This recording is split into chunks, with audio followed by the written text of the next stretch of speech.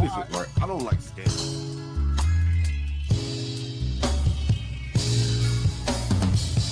I think the only thing that has been a scandal. Stanley doesn't state the obvious, like what the he is talking points. Yes, he does. The nature of American culture, it's a white people problem. I literally said they need to understand. Like that. If they want to be witches, it's called Stanley versus the world. Just assume their character by stereotype? I think people do that every day. Okay, I didn't ask you. What do I think is okay?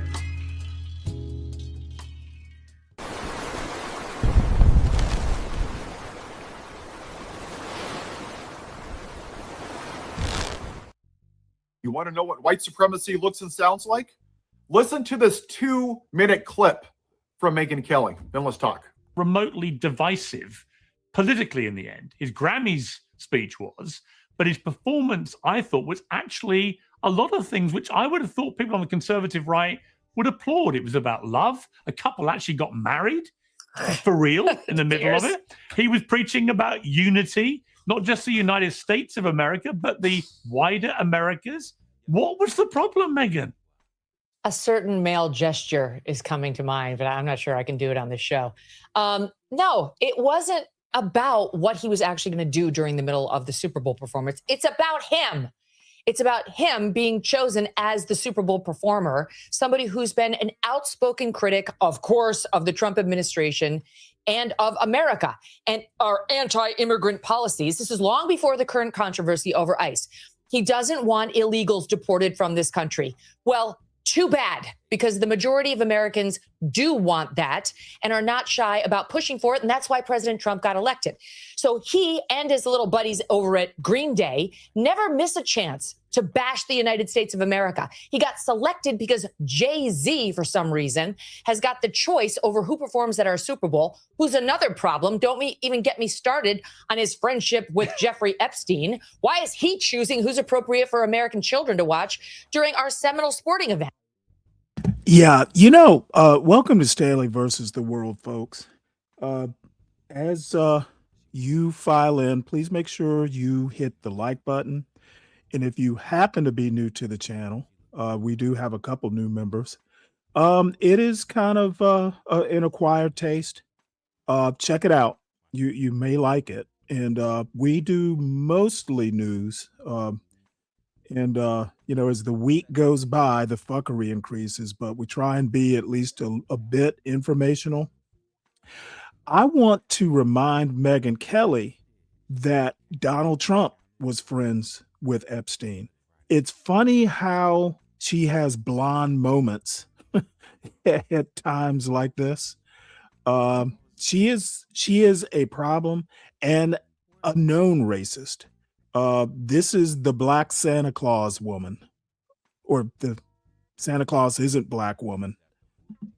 And I'm sorry, Piers, but to get up there and perform the whole show in Spanish. Oh, and then the other thing, those of us who remember that one Republican presidential primary debate where Trump just fucking humiliated her. It doesn't matter. Apparently, she has no pride in herself. She has a selective memory. And this is what happens when these MAGA women have blonde moments. They forget that Epstein was like Trump's best friend for quite some time. Spanish is a middle finger to the rest of America. Who gives a damn that we have 40 million Spanish speakers in the United States? We have 310 million who don't speak a lick of Spanish. This is supposed to be a unifying event for the country, not for the Latinos, not for one small group. Listen to this. It's who says that the Super Bowl is supposed to be a unifying event? Where is that law? And of course, she's just gonna bash Latinos just because she's racist. but for the country. We don't need a black national anthem. We don't need a Spanish-speaking, non-English performer, and we don't need an ICE or American. All we need is love, white love. America hater featured as our primetime entertainment. Went under Wikipedia, Megyn Kelly, and I looked under white trash, and your picture was there. Did your husband give you permission to do this interview? When you went out with your friends last weekend, did you have to text your husband, hey, daddy, God wants me to submit to you. Is it okay if I see my friends? I'll be back by 9:59. I promise I'll be late, and I'll iron your underwear, and I'll wash your dishes and make your dinner. Is that okay, daddy? You're a disgrace to women. You truly are. Let's just break down your stupidity. First, you're like, well, he's about the illegals. You voted for a fucking felon, a convicted felon, an adjudicated rapist, a pedophile, a man who caused an insurrection, who cheats on every wife. And you're like, hey, he's white. I don't give a shit. But how dare Bad Bunny not speak English? That's a bridge too far. You don't want the black national anthem? Why? Oh, because it jeopardizes your whiteness. Anything that goes against the lie of American exceptionalism. You wanted the Kid Rock performer, right, that has lyrics that talk about going after underage girls. Literally, like he's talking like he's a pedophile. You're like, but you know what? Kid Rock has flags and bald eagles because I'm a dumbass. I believe that America's great of the great. Let me just educate you, Karen. America has only been great for white people, and you don't want to hear it because you don't want your privilege to go away. You want to put your head up your ass and wave your fucking whatever Catholic bullshit religion you have while you demonize brown people while you vote for a convicted felon and a rapist. Wow. What a great Christian, Megyn Kelly. Everybody, give it up for Megyn Kelly, who buys into the white male patriarchy. Come on, Megyn Kelly. This country was founded on cruelty and treating black people like shit. We stole black people on the Middle Passage. 1.6 million of them fucking died. And then we threw them in the ocean and were eaten by sharks. Then we segregated them. They couldn't worship in a church. They couldn't work in the same businesses. They couldn't drink from the same fucking water fountain. And then your ancestors from the Daughters of the Confederacy hung them from fucking trees and took pictures in front of a church and said, our God is an awesome God. Aren't we a great country? God bless America because we have flags and bald eagles and I'm a dumbass. Yeah, the best of the best. You want to talk about the Native Americans? You want to talk about Wounded Knee or white people but just murdered innocent women and children for no reason? How about the Trail of Tears where 16,000 Native Americans died because Andrew Jackson, may he rot in hell, broke all the treaties and told them to walk and they just died. And then we just threw them in the fucking ground and we put some white guy with the cowboy hat, an American flag, and a bald eagle and said, God bless America, we're the best of the best of the best. I don't know why we just are, because we're stupid. And people like you buy into that bullshit of American exceptionalism. It's been great for one demographic, white men. And the fact that you don't even realize that makes you a dumbass. You didn't even have the right to fucking vote until the 1900s. And right now you're like, oh, let me kiss up to the white man. Let me buy into the patriarchy because I have no confidence. It's embarrassing watching women like you that have such a big platform and all you care about is being the white victim because you know that your white supremacist, racist, inbred, six-teeth, dumbass concepts of brains, ignorant MAGA, make America white again, is going to watch your shit and go, yeah, she said America. She said freedom. Oh, look, there's the bald eagle. Oh, yeah, guns and flags, freedom. I'm a dumbass. Because you're a fucking horde of capitalism. That's all you are. You're an embarrassment to what white people should be doing right now. You're the reason I do this. And all you are is a grifter. You make people pissed off. And the guy that you worship, Charlie Kirk, said dead Americans was worth the cost of the Second Amendment. He asked for the execution of Joe Biden. And you're like, I can't vote for Harris because I can't say because she's not black. Let me find a bullshit reason. I'm pro-life. Yeah, I'm against abortion. But I'm going to vote for a rapist. I'm going to vote for a man who caused an insurrection. I'm going to vote for a man that assaulted 25 women. I'm going to vote for a man that was on the Epstein files 30,000 times, but I'm pro-life. That's what you are, Megan. You're not complicated. You ever see a pile of dog crap on the ground and you walk by and you see flies on it? That's you, Megyn Kelly. You're attracted to white supremacy, and you know that it's a profitable business.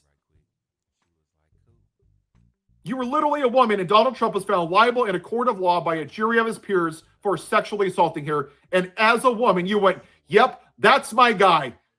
But somehow, Bad Bunny singing a song in Spanish is just a bridge too fucking far for your little white supremacist brain.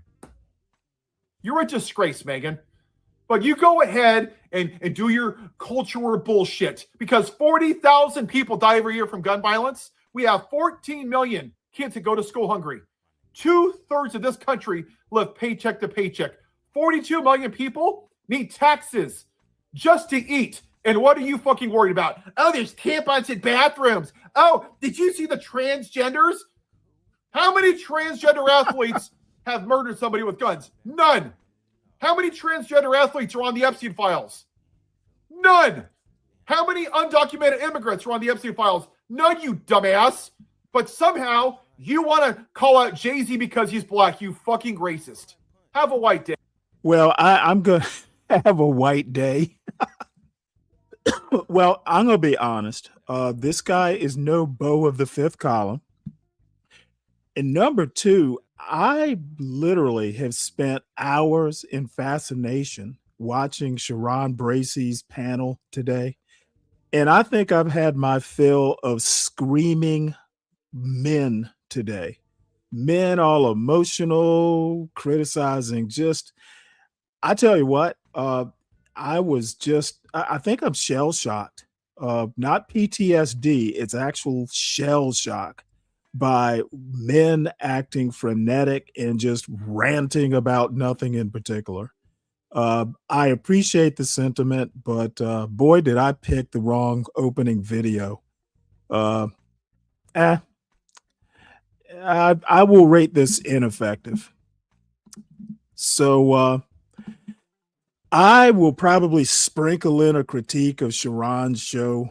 And I honestly have to say, it wasn't Sharon this time. It was, and I often say this, oftentimes it's not the host that's the problem. It's the guests on the panel that are the problem.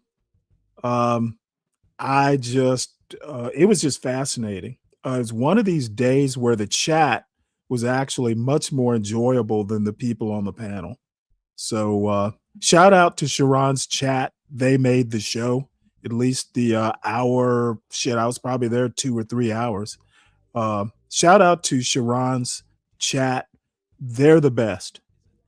The panel, not so much. So let us move on.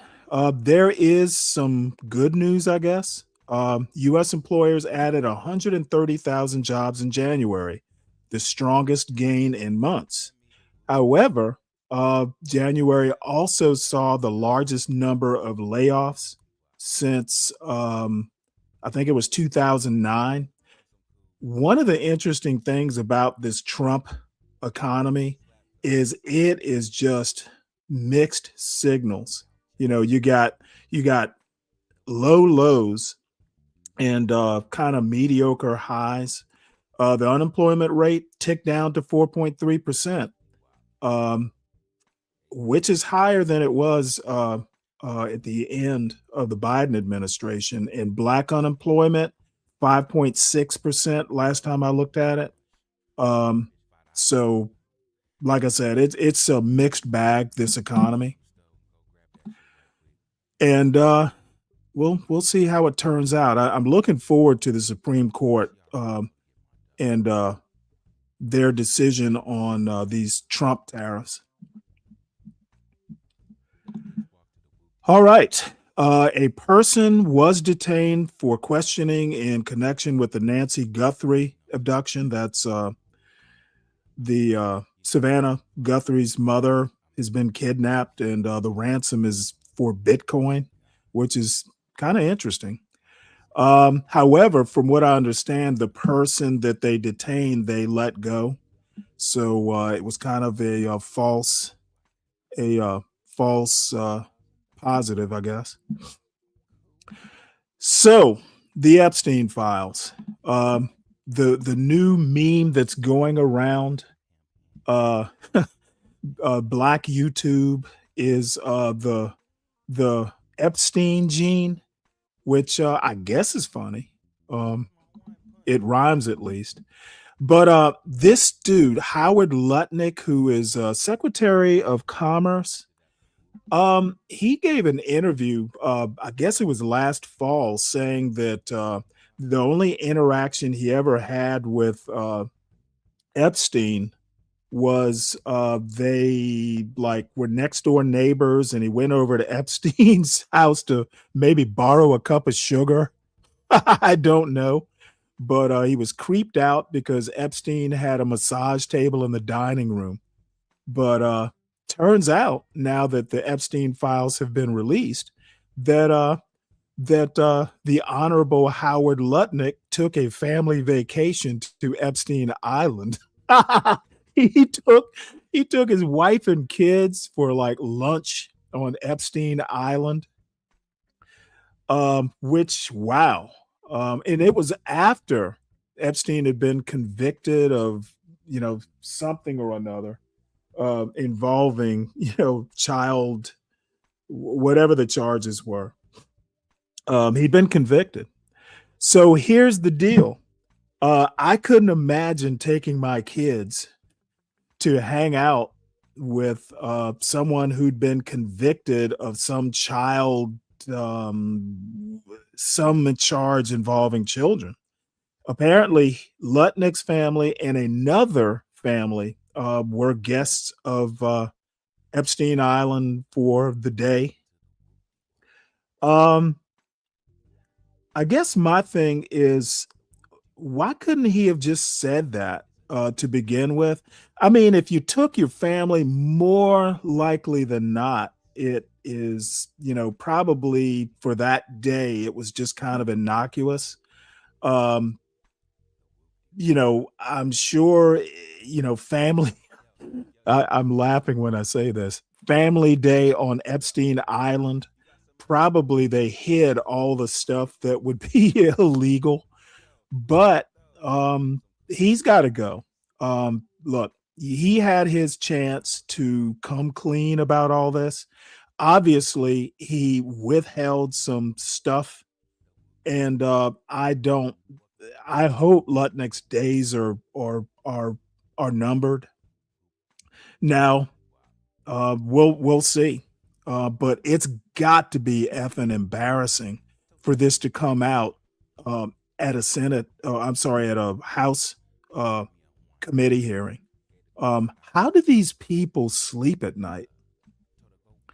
But you know what? At least his wife was there. It's not like he was hiding anything from his wife. So we go. And this is my favorite female historian, Heather Cox Richardson, talking about Lutnick.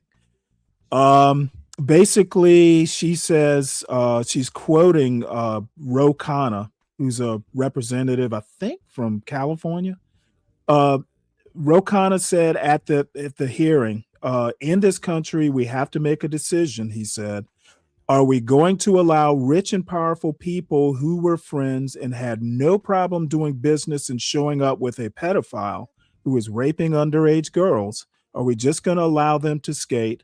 Or like other countries, are we going to have accountability for the people who did that? And the point is in Europe, a lot of these people who had dealings with Epstein are either being fired or they're resigning, and that doesn't seem to be happening in the United States and in the Trump administration in particular. So I'm going to play this short clip, and I got to go clear in a microwave alarm. I'm, believe this or not, baking bread. So be right back. Commerce Secretary Howard Lutnick faced tough questions on Capitol Hill. not about trade or the economy, but about his name appearing on the Jeffrey Epstein files. I looked through the millions of documents for my name, just like everybody else. Lutnick confirmed he met with Epstein and visited his private island in 2012. I did have lunch with him as I was on a boat going across on a family vacation. Maryland Democratic Senator Chris Van Hollen pressed for details. When you visited the private island, did you see anything inappropriate during that visit? The only thing I saw with my wife and my children and the other couple and their children was staff who worked for Mr. Epstein on that island. The White House brushing off calls for the secretary's resignation. Secretary Lutnick remains a very important member of President Trump's team, and the president fully supports the secretary. The testimony comes as Democrats turn their focus to survivors. Standing alongside survivors and the family of Virginia Giuffre, Senate Democratic leader Chuck Schumer unveiled Virginia's law. The survivors of Jeffrey Epstein have waited long enough. The bill would eliminate statutes of limitation that could prevent sex abuse survivors from seeking justice. Change must mean justice, not someday, not in speeches. The legislation honors Giuffre, an Epstein survivor who pushed for reform before her death last year. Reporting in Washington, Rashad Hudson.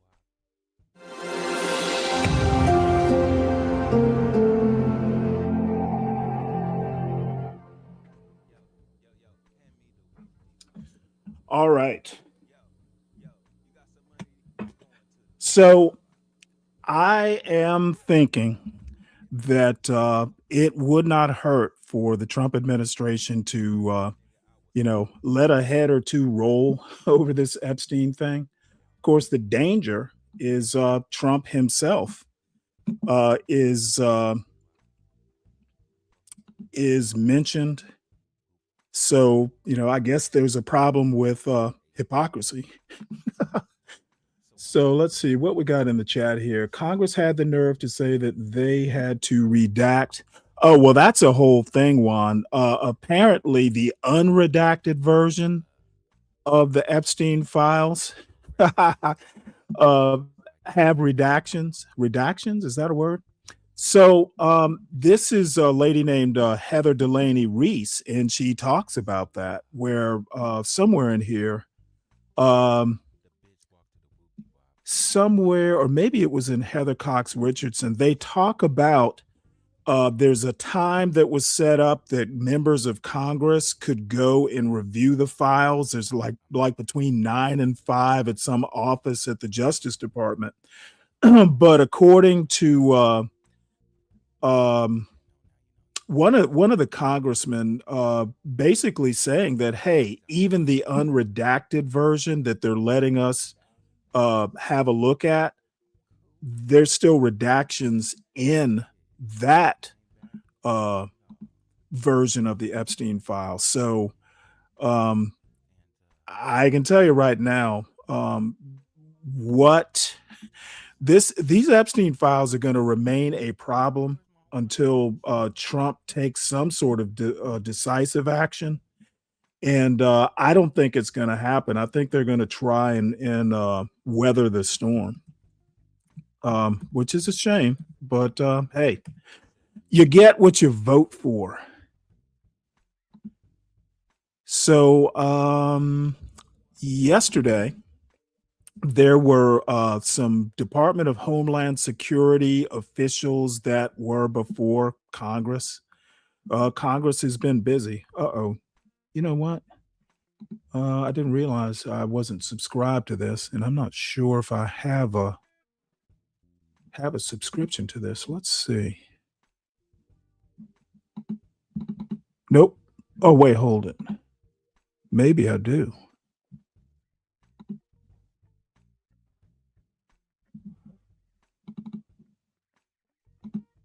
I can't remember. Oh, well, apparently I do. No, thanks. I'm done. Now I'm not going to pay for CNN. So it says here, with the Trump administration's mass deportation push under intense scrutiny, the heads of immigration and customs enforcement, customs and border protection, and U.S. citizenship and immigration services faced tough questions during a congressional committee hearing. The upshot of that is that these officials did not want to talk about what happened to Preddy and Renee Good. And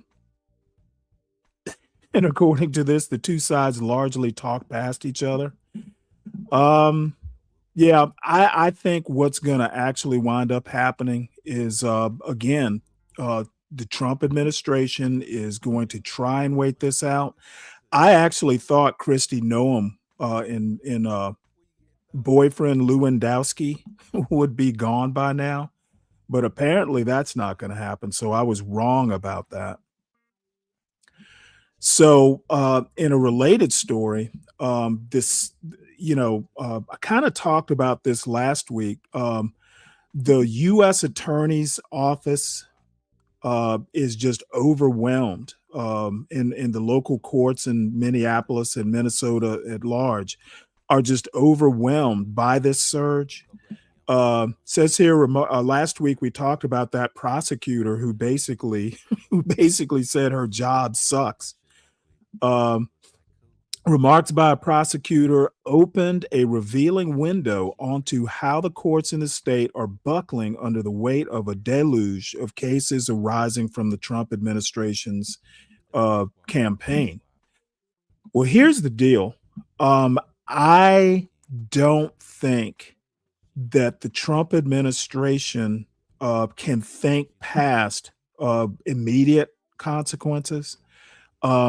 Trump, and I've said this plenty of times before, he has hired the fourth string quarterbacks to run this administration, and all they care about is breaking the eggs. They don't really care about making the omelet. Breaking the eggs is good enough.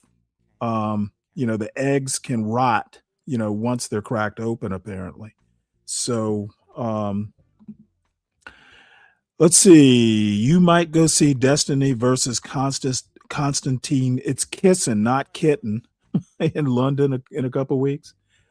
That ought to be interesting. I'm not a fan of Constantine kissing. Quite frankly, I'm not a fan of Destiny either. So let me know who wins. Hopefully they will they'll let you ask some questions. They botched a redaction and it's fairly clearly talking about Elon.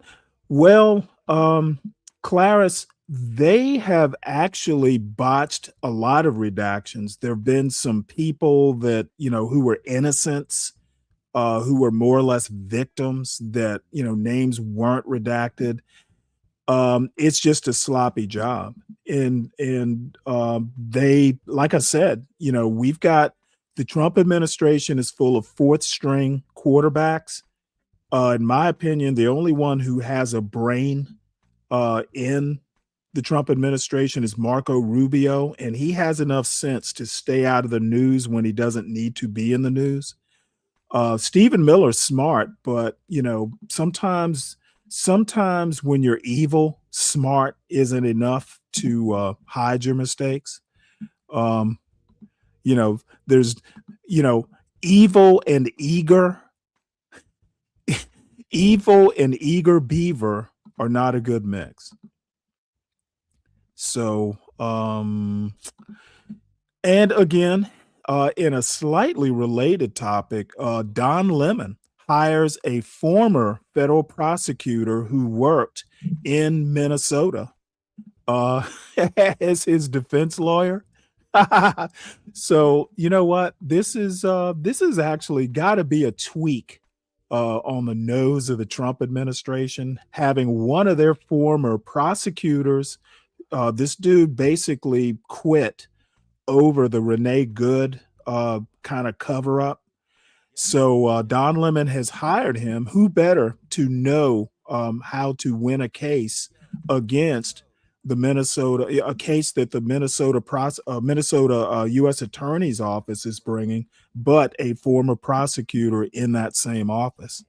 It is like a really cool double entendre. You know, he's got kind of a former insider, and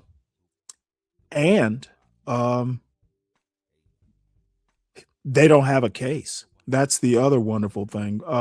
They have 0% of a case against Don Lemon. So there's going to be that embarrassment too. And speaking of the fourth string attorneys at the U.S. Attorney's Office and the Justice Department in general, grand jury rejects sedition charges against Democratic senators. They had to have known this was not going to fly. So a grand jury refused to indict Mark Kelly and Alyssa Slotkin over a video the president called seditious, delivering a blow to a prosecution Trump publicly demanded. Well, here's going to be the ramification to that. Pete Hegseth is platoon leader Hegseth is trying to basically bring a UCMJ reprimand to Mark Kelly, who's a retired 06. He's a former Navy captain. And if there's no actual like criminal charge against him, that's just one less thing that can be used in an administrative action against Mark Kelly. Even the UCMJ, they're not going to be able to reduce Mark Kelly in rank because any judge advocate general is gonna know, dude, Mark Kelly's gonna be a senator much longer than Pete Hegseth will be Secretary of Defense. And things like this boomerang. So Hegseth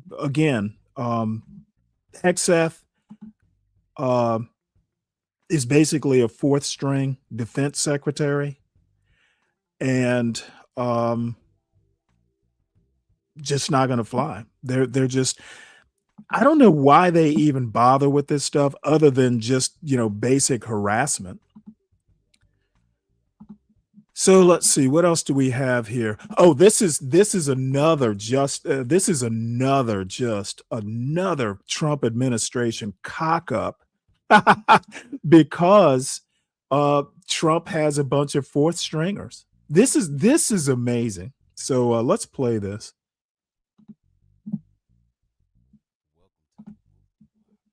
Hopefully it'll play. Or do I need to log into this too? Breaking out of El Paso, Texas, where in a rare move, is that the Audie airspace Cornish? is now closed for 10 days. The FAA is halting all flights to and from El Paso International, citing, quote, special security reasons. It's a move that even shocked flight crews when they heard. So El Paso is going to be shut down to air traffic for security reasons. Do you know if there's any exceptions for medevac status? That's a great question. There are no exceptions. It's a complete ground stop. And it's a complete ground stop. Not even medevacs are allowed to fly. Wow. The restrictions will also apply to part of southern New Mexico. It's a rare move. Experts say the U.S. hasn't closed airspace for security since the 9/11 terror attacks. Joining me now to discuss is Mary Schiavo, CNN aviation analyst. Okay, let me halt it right here. They have since opened up the El Paso airport. Here is why they shut it down. A Pentagon plan to use high energy counter drone laser without having coordinated with the FAA about potential risks to civilian flights prompted Wednesday's unprecedented airspace shutdown over El Paso, Texas. So the Defense Department wants to deploy high energy lasers, but doesn't tell the FAA. So they're just fucking testing lasers with civilian aircraft. Civilian aircraft flying around. Like, lasers and civilian airplanes do not get along. They will shut down airspace when people are just shooting lasers everywhere. So this is literally the Trump administration can't even coordinate within their own administration. Again, fourth string quarterbacks. The Defense Department is being run by a fourth string administration. The Donald Trump administration is full of fourth string quarterbacks. And you know what? You get what you vote for, folks. And more Trump administration cock-ups. So Democratic governors threaten to boycott Trump dinner over exclusions. So the president left some governors, including Maryland's Wes Moore, off the guest list for an event that has traditionally been bipartisan. I did talk about that, but I want to jump ahead to a particular story that's related to this. So apparently for the 2026 elections, Republicans so far have a cash edge over the Democrats for the midterms. But here's the deal. The cash will be used for advertisements and, various things. But the Democrats aren't going to need cash because every day the Trump administration is providing them with fodder for advertisements. Okay. Democrats boycotting a governor's dinner because they were intentionally cut out over an organization that's bipartisan in nature. Wes Moore, for instance, is the vice chair of the National Governors Association. That's free advertising for the Democrats. And Democrats need to make the most of this. Who needs cash when you're getting free when you're getting free advertising courtesy of the Trump administration? Hope that dinner tastes good. In more concerning news from the Trump administration. So Trump instructs spy agencies to provide intelligence to his Stop the Steal lawyer.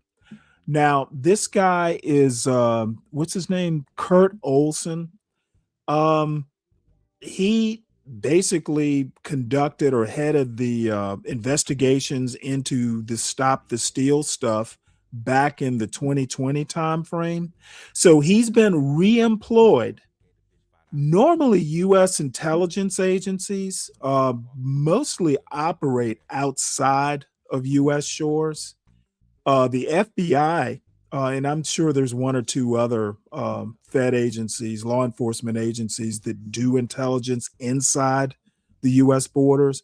But by and large, intel operations are not for domestic use. But of course, Trump is going to, mishandle this sort of stuff. So, President Trump has instructed the CIA, which their mission is always been outside the U.S. borders, and other spy agencies to provide intelligence about the 2020 election to a former campaign lawyer who led efforts to try to overturn that year's election. So he's basically rehashing 2020, all this stuff that's been debunked 5 years ago.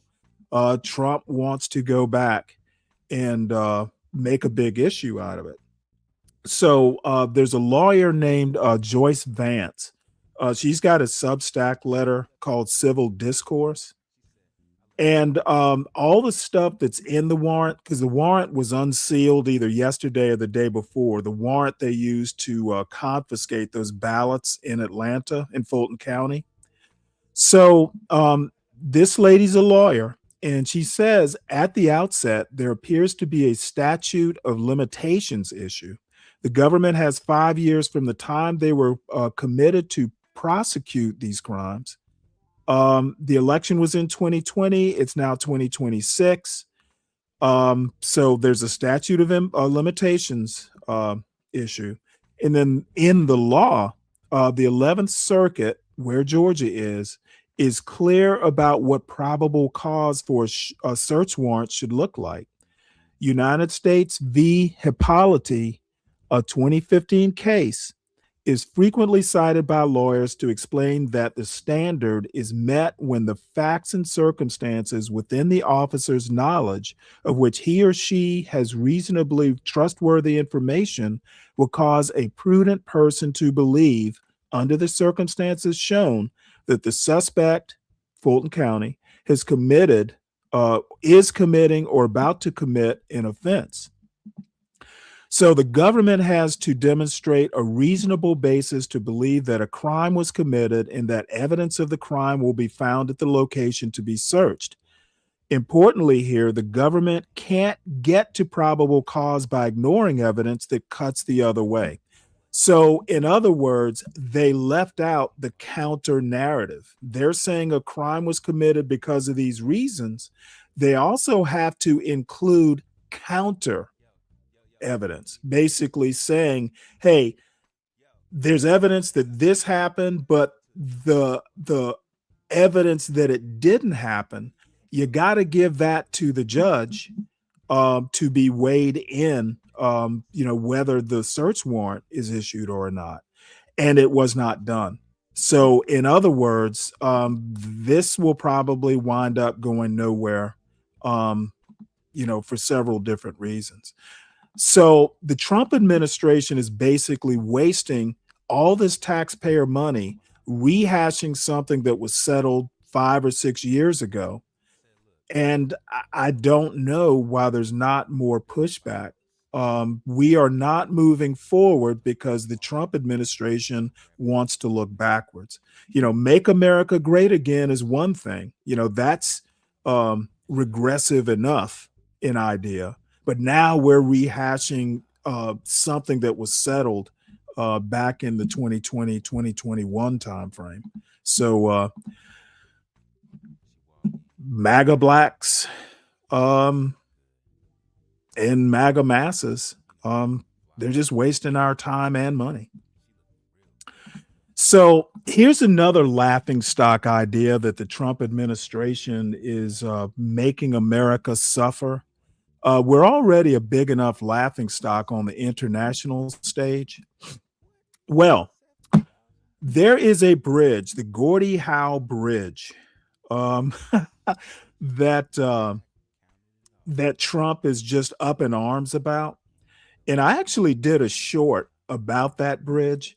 Essentially, this new Gordie Howe Bridge, it's a 6-lane bridge between Detroit and I think it's Windsor, Ontario. Well, Canada built the bridge and paid for the bridge. So, my joke is, well, hell, we got a free bridge out of it, but Trump wants half of the bridge. And it turns out, and I'm not from the area, so I didn't know this, there's already a bridge there. And there's a Detroit billionaire who owns that bridge and has been fighting the new bridge tooth and nail. And all of a sudden, Trump has come in on this billionaire side. So much for MAGA being a people's movement. Trump's administration is an oligarchy.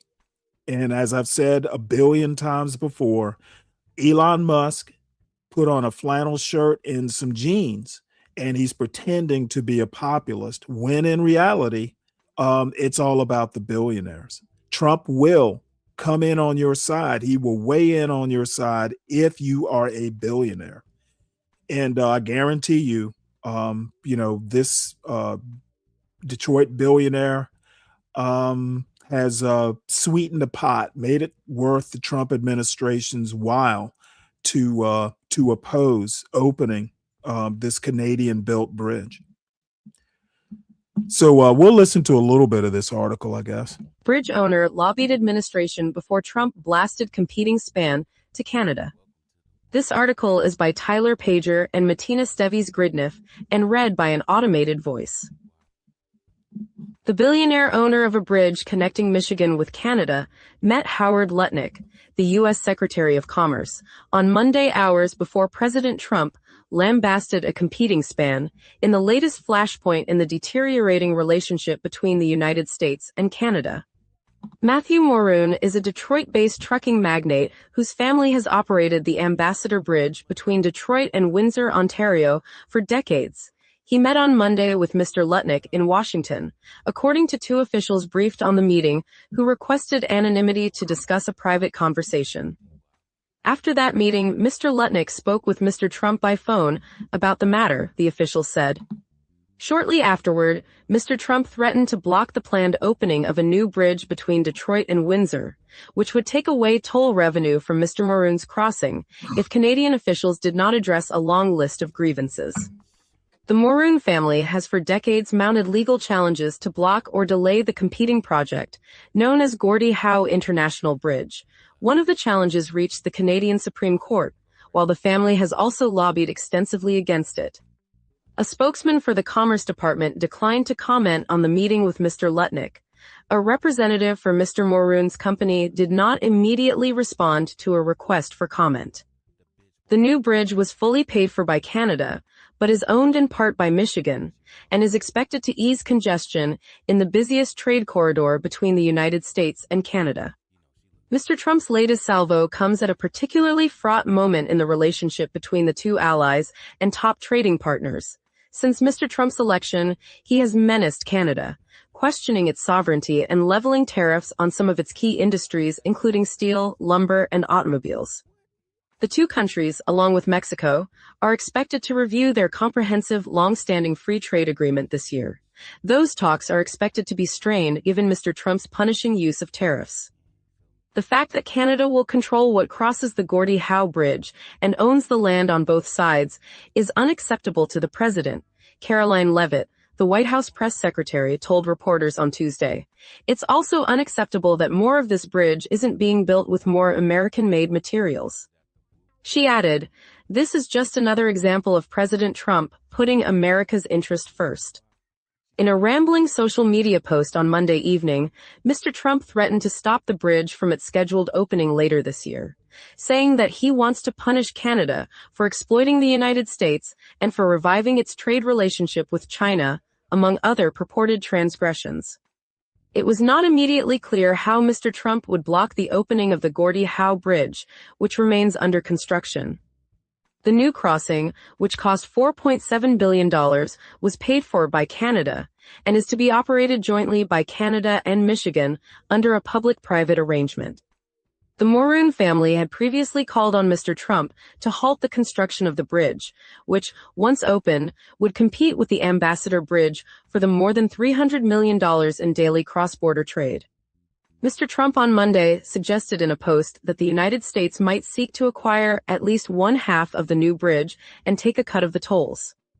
In his first term, Mr. Trump had promoted the Gordie Howe Bridge in a joint statement with Canadian officials as a symbol of the country's deep ties and as a vital economic link between our two countries.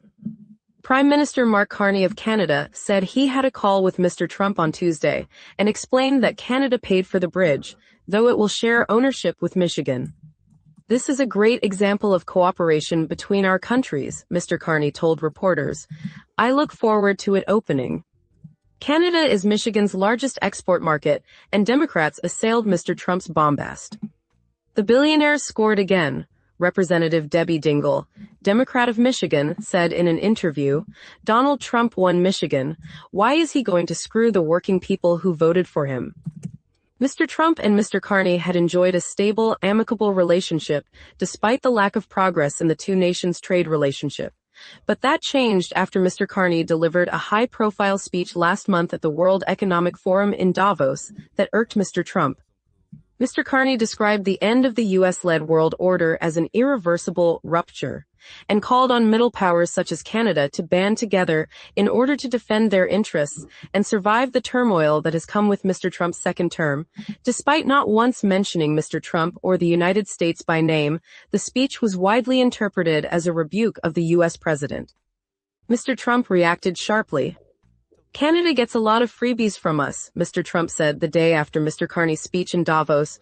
By the way, they should be grateful also, but they're not.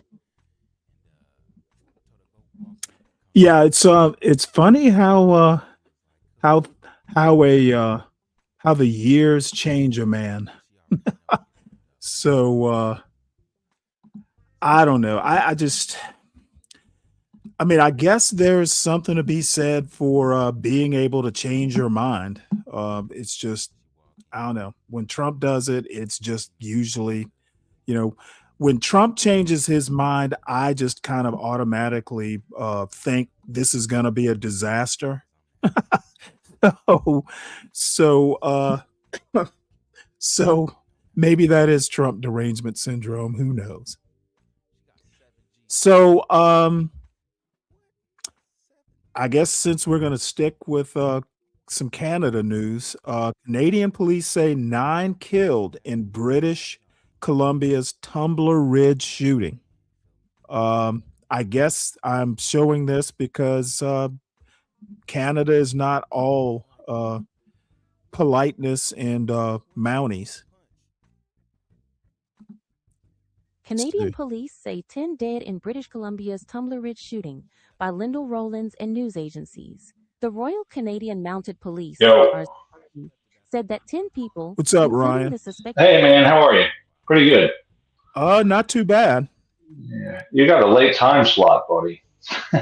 Well, the thing is, yesterday they said Stanley's looking for you. I'm like, I haven't seen him in a while. I said he's going in like late in the day. Like I got to make dinner by the time you're going.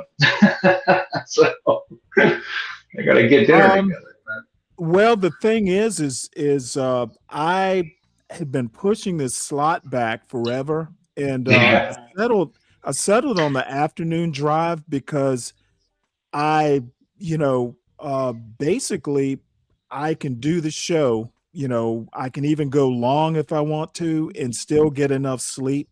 The problem with doing it in the mornings is I tend to be a night owl, and I was always tired doing the show. And the thing is there's no competing time slots. And I actually think that more people actually, especially towards the late afternoon and into the evening, I catch a lot of people coming back from work. Yeah, drive home. So well, it works for you. It works for you, right? So yeah. But I'm usually closing out the day and then I got to get dinner on. So I'm just, I've been busy too. I've been busy as shit lately. So. Yeah, well, I mean, I understand. I mean, people have things to do, but we still do the Saturday show, in an occasional Sunday show. Somebody was I was in a chat the other day and they were like, I don't know who the hell it was with. They were like, Stanley was asking about you. I said, I got to go up on that. I haven't seen him forever. Yeah, it was Sin 7 Sin. That's right. Yeah, that's right. And I said I got to pull up on him. So. I was actually somehow or another, I thought about you. I don't know whether someone brought you up, and I was like, well, gee, I haven't seen him in a while. I hope he's still in good health. So, that was that's been a pain in the ass, but I'm doing okay. That's been good. Just a saga. So it's so many things related to that, and right. The healthcare system is really good if you can afford it. I'll just say that much. So if you can put the time into it, you got to be your own advocate for sure. So Well, yeah. And fight them when they say no, because they like to deny coverage. Oh yeah. You got to fight them. So, but Yeah, they want to, they want to. You basically got to have your doctor on your side, and they got to have the reasons why you got to spend all this extra money. Why they got to spend extra money. So, Well, and I'm gonna have to shout out, the United States, I guess. I honestly never, um, for years, I was, my father kept telling me for damn near 20 years, probably, Stanley, you need to get into the VA system. And, yeah, I'm like, nah, I got civilian doctors, et cetera, et cetera. And I got really sick, like really sick. And, yeah, I was so sick, my parents had to come up and, help out with my son and everything. My sister and brother came up too. It was a time. So, finally, I got into the VA system, and I tell you what, I never have to worry about the advocacy part. yeah, Now it may take, for certain types of specialized care, it may take a while to get an appointment, especially orthopedic, but that's for obvious reasons. The Afghanistan and Iraq war had a lot of people, a lot of like amputees and that sort of thing. yeah. That's right. That kind of That's right. stresses the orthopedic clinic because all those prosthetics and stuff like that come under the orthopedic clinic. But Yeah. anyway, I have to say, hey, the VA system, the U.S. actually gets that part right. I've Yeah. literally Well, I'll tell you this much, okay? And Trump is involved in it. So with it, when he talks about these pharmaceuticals, the Europeans are, and I take a drug that's about 16 grand a month. Okay, right. That's insane. Now, it's not approved in Europe. The one drug is from Europe, right? It's literally a French drug. They don't approve it because it's nationalized healthcare, and they go, well, we're going to wait. So the U.S. approves it, Right. and then all the U.S. insurance companies get hosed 16 grand a month. And once the drug manufacturer, once the patent's almost out, and they recoup all their money, the drug manufacturer will start selling it into Europe at a deep, deep, deep discount. So we do have a very big gripe in that Europe and Canada and these other places need to help us offset the cost because our insurance companies are getting robbed, right? And they just let us pay all the R&D basically and recoup the money, and then they go, okay, we'll let our citizenry have it. This is an interferon, is what it is, right?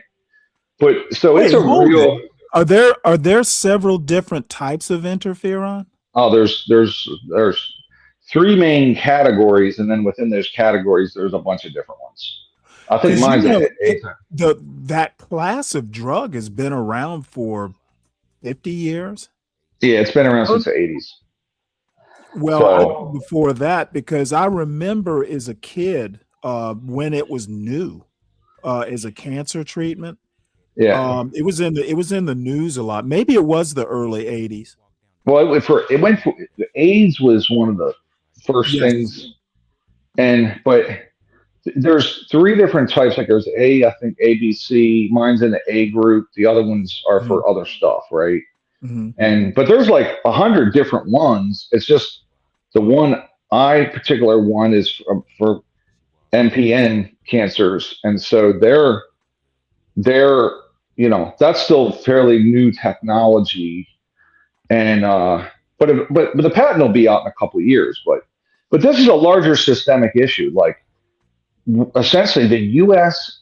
insurance companies pay all the R&D for the pharmaceutical companies, and then they sell them overseas at a deep, deep discount once they recoup. And wait, hold it. I mean, what about the like Pfizer isn't a U.S. company? Is the U.S. paying for their research too?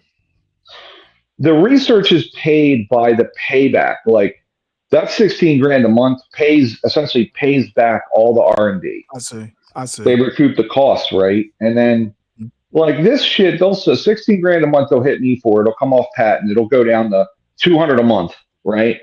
And then they'll sell it to the Europeans for 200 a month or 400 a month or whatever. So it's really broken and we're getting abused. Like Trump ain't wrong on that, even though I think he's executing it wrong like normal. And it's the same with NATO. Like his gripe with Canada, they've been abusing us in terms of trade.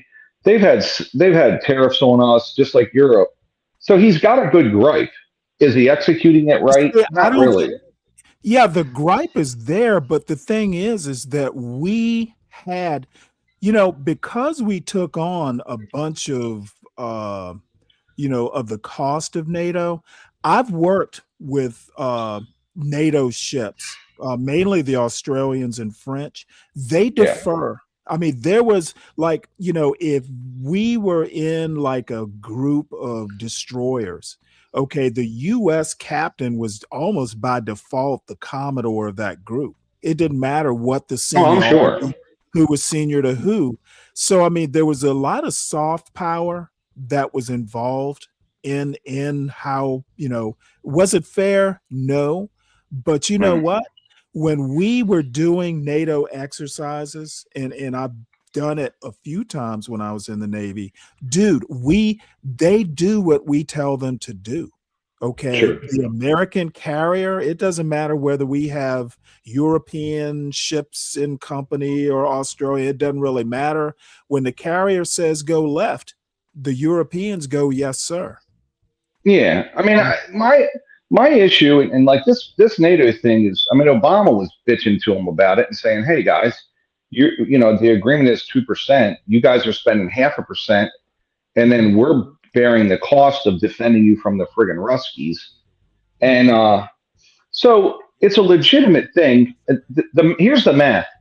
Over the last 50 years or more, we've spent 22 trillion more dollars. That's the number, right? More than all of NATO combined. So like, I mean, they're not really spending any money, and then they have free college and free healthcare, right? Like for all this stuff for their citizens. And then meanwhile, we don't have free college over here. I mean, we're paying through the teeth for it.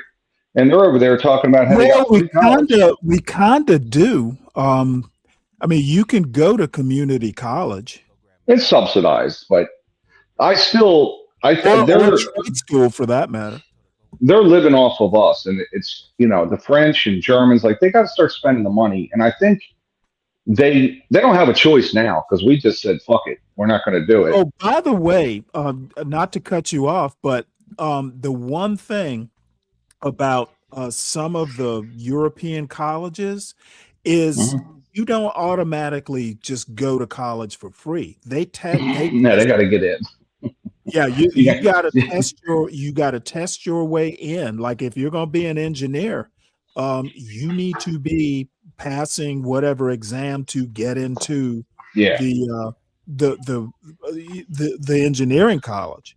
So it's free, but the people that are going there have a higher chance of graduating. If you don't test in, then hey, you're SOL. You got to find something else to do. That's right. So there's not a whole lot of wasted money.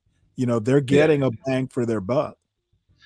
Yeah, I mean, I've argued. I was in Australia arguing with them because they're like, you guys don't take care of your people, and we have free healthcare, and we're and I'm like, well, we defend you fuckers. Australia would be in the hands of China if it wasn't for the U.S. So, enjoy it. You should be thanking us, not bragging about, you're. Wait, hold it. Where's this thanking thing? That's another thing that annoys me. Why should Australia be thanking us? Because our taxpayers eat most of the cost to defend them and their island. So what? I mean, I think. No, seriously, so what? What if we just said, you know what, China, you can have Australia? What would we get out of that? Why should they be thankful? Because Australia, especially, you remember during World War II, having a base, like a friendly English-speaking country who had a similar, heritage, Australia is a strategic asset. Yeah, it is. I mean, If we I'm have with you. to pay, the Five Eyes, have you ever heard of that program? I mean, we're basically in China's backyard. Yeah, we are. We are. So, I mean, I mean, I don't know that they should be thanking us. Now, they shouldn't be shitting on us, but thanking, I don't I know. think that's the consensus I have. I guess that to me, talking to people from Europe and being in Australia, of course, we were giving each other a hard time, but it's like, Right. like Vantu comes up talking about how great Europe is and, all their socialized medicine and all this shit. And I'm like, yeah, well, you got, hey, England's down to 4 submarines. Okay. They're down to 4. We got like 50, So, if are they going to help us with Taiwan if the Chinese go in on Taiwan? Probably not, So, and now they're worried about Russia, and Russia's going to be down for a while after Ukraine, but they better worry. I mean, Estonia, Latvia, Lithuania, right there on the border. They got Belarus, which is a Russian ally. I mean, geopolitically, Europe better get their shit together. So, anyway, Trump's not wrong on some of the stuff. Is he executing it right? I don't believe he is. He's gone about it in this Trump way, which is confront everyone, make them defensive, and then attack them. In the media and otherwise. So it's typical poor execution, but he's not wrong. And I don't think we're going to reverse. Biden didn't reverse a lot of the stuff.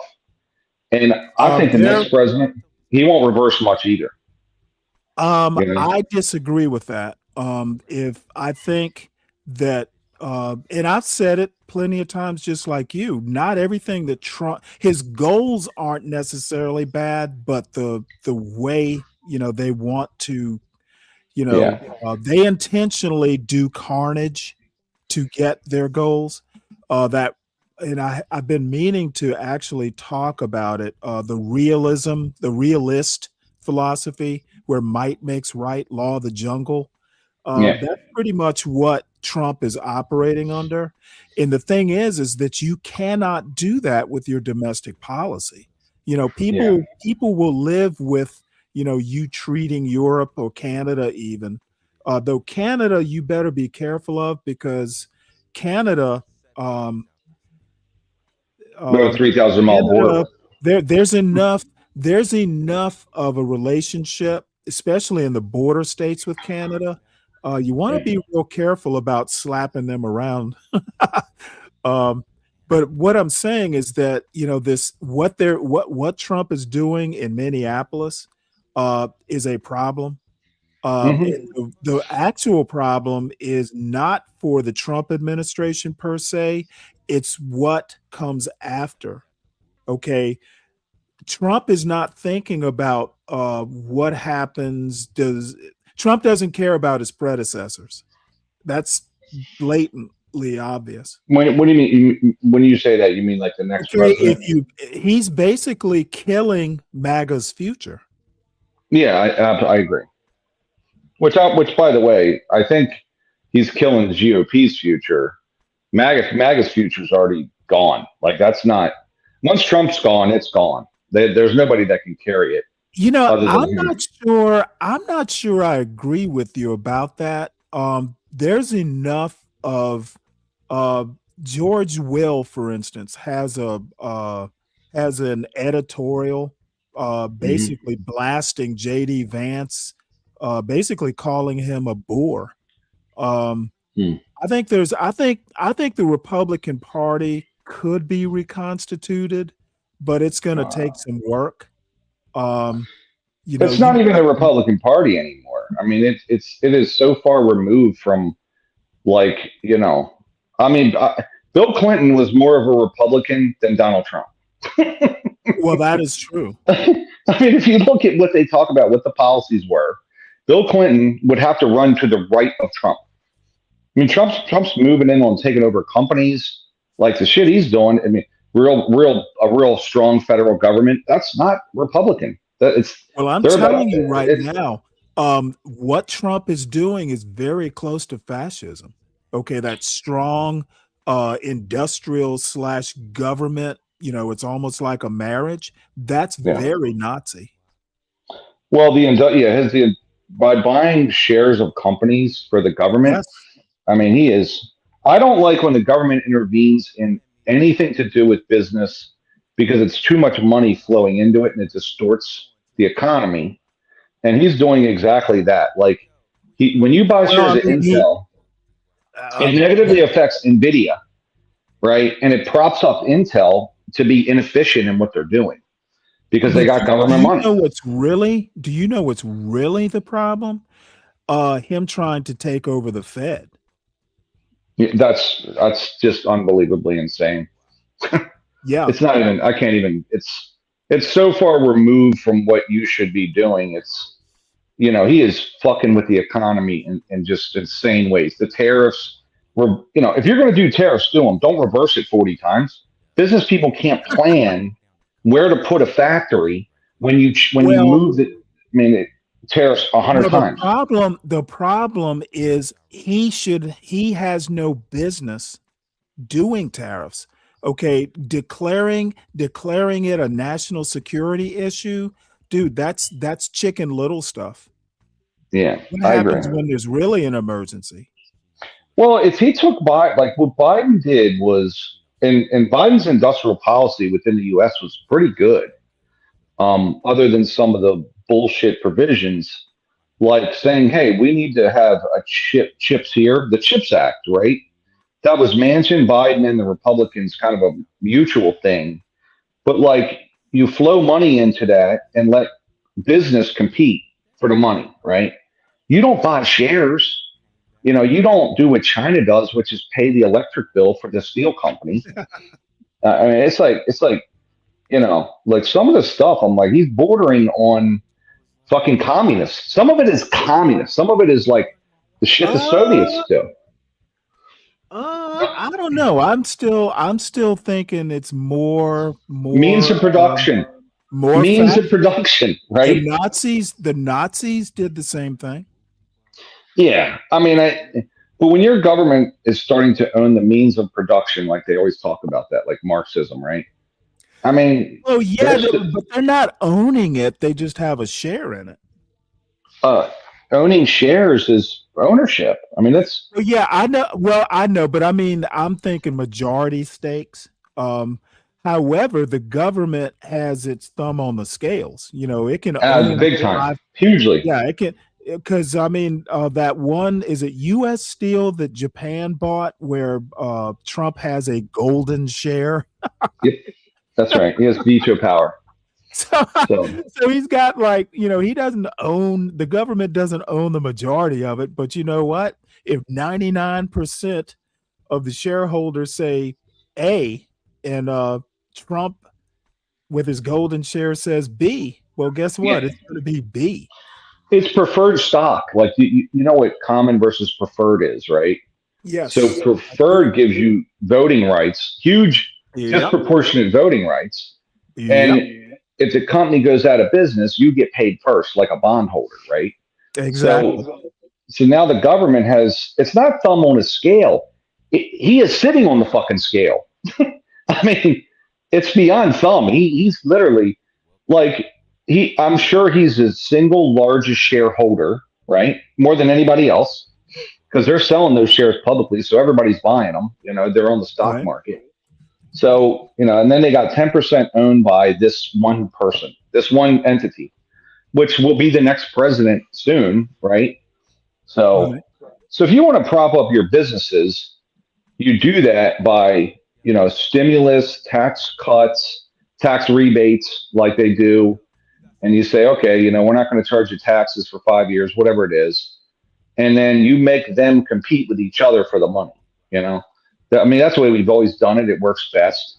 And instead, he's like, well, we're going to start investing in domestic companies. It's nuts. So, I don't know. It's another poor execution. We do need to bolster, because the Chinese, literally, that's the name of the game. Like, their whole EV industry is taking over the world, and it's truly funded by the CCP.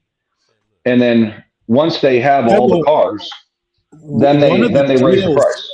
One of the deals that Canada made with China involves EVs. Yep, 50. They're allowed 50,000 EVs this year. Each year, they're going to take on 50,000 EVs, which I think, and a lot of Canadians think it's a terrible idea because it's going to hurt their auto industry. And they traded it to sell more wait, canola do they oil. have do they have an EV industry? They don't have a Canadian-made car. I mean, Ford. I know Ford has facilities. I mean, is there that big an EV market in Canada? I don't know anything about it. There's the parts market, and then Canada has a strong auto market in general. But once all the cars in the country become EV, the Canadians, the Canadian Prime Minister thinks that the Chinese are going to set up shop in Canada and let the Canadians make BYD EVs, and they're not going to do that. The Chinese do not want. The Chinese don't produce in anywhere other than China. So, well, yeah, but some of this is Trump's fault. You mean pissing off? I get the impression that Carney, a lot of this is, hey, you know what, Trump, you're an asshole. We're going to go to China. They got into it. Kind of the same thing with India. Canada made some deal with India. Things that I think it's a direct tweak of Trump's nose. That's Carney. It is, and the problem is, here's the problem. Okay, so Carney is saying, "Hey, fuck you, Trump," right? Like, "Hey, Trump, go fuck yourself." I like that he's doing that, like he's standing up to him. The problem is he's full of shit because, 75% of Canada's trade or more is the U.S., right? Like, you can't decouple from us, and we're the neighbor. Like, each individual province in Canada, like let's say Alberta, they trade more with the United States than they do with their neighboring Canadian provinces. So they are so interlinked, and 5% of their trade is China. Trump is doing everything he can to antagonize. So Canada builds a bridge, lock, stock, and barrel, and gives some ownership to Michigan, and Trump wants to get involved because a rival billionaire bridge owner goes to Trump and says, "Hey, what the hell?" I think that's bullshit. I don't know if that's. Trump should have nothing to do with it. It sounds like this was a deal between Canada and Michigan. Yeah, it's actually under Obama administration. So Canada said, we want to sell stuff into your country, and we need a better way to do it. And Obama said, okay, well, we're not paying for a fucking bridge. You pay for the bridge. So the bridge is fully funded by Canada. And this was 15 years ago, which I think is a good idea because trade is good with Canada, but Trump's stopping it for leverage because he's saying, hey, well, you know what? If you're going to get in bed with China, then fuck you. A fucking free bridge wasn't enough. The thing is Canada, it's just stupid. And the truth is it's a very, very good ally of ours, and so is Mexico, by the way. But Canada does make dumb moves. They're basically like Trump Jr. Like Carney's getting it. Carney's all emotional, goes over to meet with Xi, and he's getting in bed with the devil. You might as well meet with Putin. You know what I mean? Right. So he gets emotional and goes over there to try to leverage Trump. I'm like, listen, Trump is an idiot, but he's not an idiot. Like, you can't, like, 75% of their trade is us. Canada's 5%. He's obviously bluffing. Like, there's too much money flowing from the United States to Canada for him to bluff. He just needs to go, listen, I'm going to wait it out, wait for this guy to leave office, and then regroup. Like, that's what he should have done. But, they're both ratcheting up the bullshit back and forth. So, Trump's like, we're going to take Alberta and Saskatchewan because we're more closely aligned, right? And Trump's saying they're going to become part of the U.S. I'm like, what the fuck is wrong with you, man? He's just digging at Carney. Now Carney's got to retaliate. It's like no one's mature. Carney's just almost as immature as Trump is. Seriously, he's almost as Yeah, immature but I as Trump. mean, he's more accomplished, and I'm guessing he's more respected. You know, as a world leader. Well, he gave a speech at Davos, which you probably heard. That was very well regarded. Yeah, I covered it, but let me put it to you this way. Okay, Trump has been. Remember, Carney won an election based on Trump being an asshole. That's right. Poilier would have won that. Trump has been the cause of Carney even being there. That's the funniest thing. Is like there'd be 15 more conservatives that are world leaders if Trump didn't act like such a fucking idiot. Yep. Like Canada was going to Poilier, the other guy. They were done with Trudeau. And Trudeau did a kind of a shitty job too, right? And so Trump just puts his own foot in his mouth. Well, Trump just got mad because I think Melania smiled at him or something. I'm with you. It was something as silly. It was very petty. But I will tell you that, it's almost like children between Carney and Trump. And I've been watching it because there's some Canadian podcasters that I watch, and they're sitting back watching it too. Like, this is pathetic. Both sides are just so stupid. You imagine, FDR and Churchill and Stalin. Like, do you think they were pulling this kind of stupid bullshit? Oh, absolutely, they were. Absolutely, they were. Yeah, come on, you really think that they're acting like children? Read about it. It's been a while since I've read that history, but yeah, they were like children too. Especially Stalin. Especially Stalin on the Stalin part. Like where they met, was it Malta, wherever the hell they met? There was some squabble about where they were going to meet. I don't remember the exact history, but yeah, these world leaders. It's always been that way, huh? They've been squabbling forever. Wow. It's like children, man. It is. And then Trump gets up there and just, calls these people names. I'm like, dude, you look like an idiot. Some of his thoughts are actually good. Some of his ideas, policy-wise, I'm like, that makes sense. But execution sucks. And then he always looks like an idiot at the end because, he calls somebody names or some stupid shit, Well, one day Trump is going to be the subject of an after-school special. I agree. And it'll be more along the lines, you catch more flies with honey than you do with vinegar. Or like we've squandered they've squandered after, I would say that since the Soviet Union fell, the United States has made many, many, many terrible decisions to give away massive parts of industry to just the bullshit. I mean, terrible strategy after 1990. And, but this move to decouple from China and more isolationism, it's not going away. Like, it is, we're moving away from globalization pretty rapidly, and it's not going to change. And I don't think it's Trump.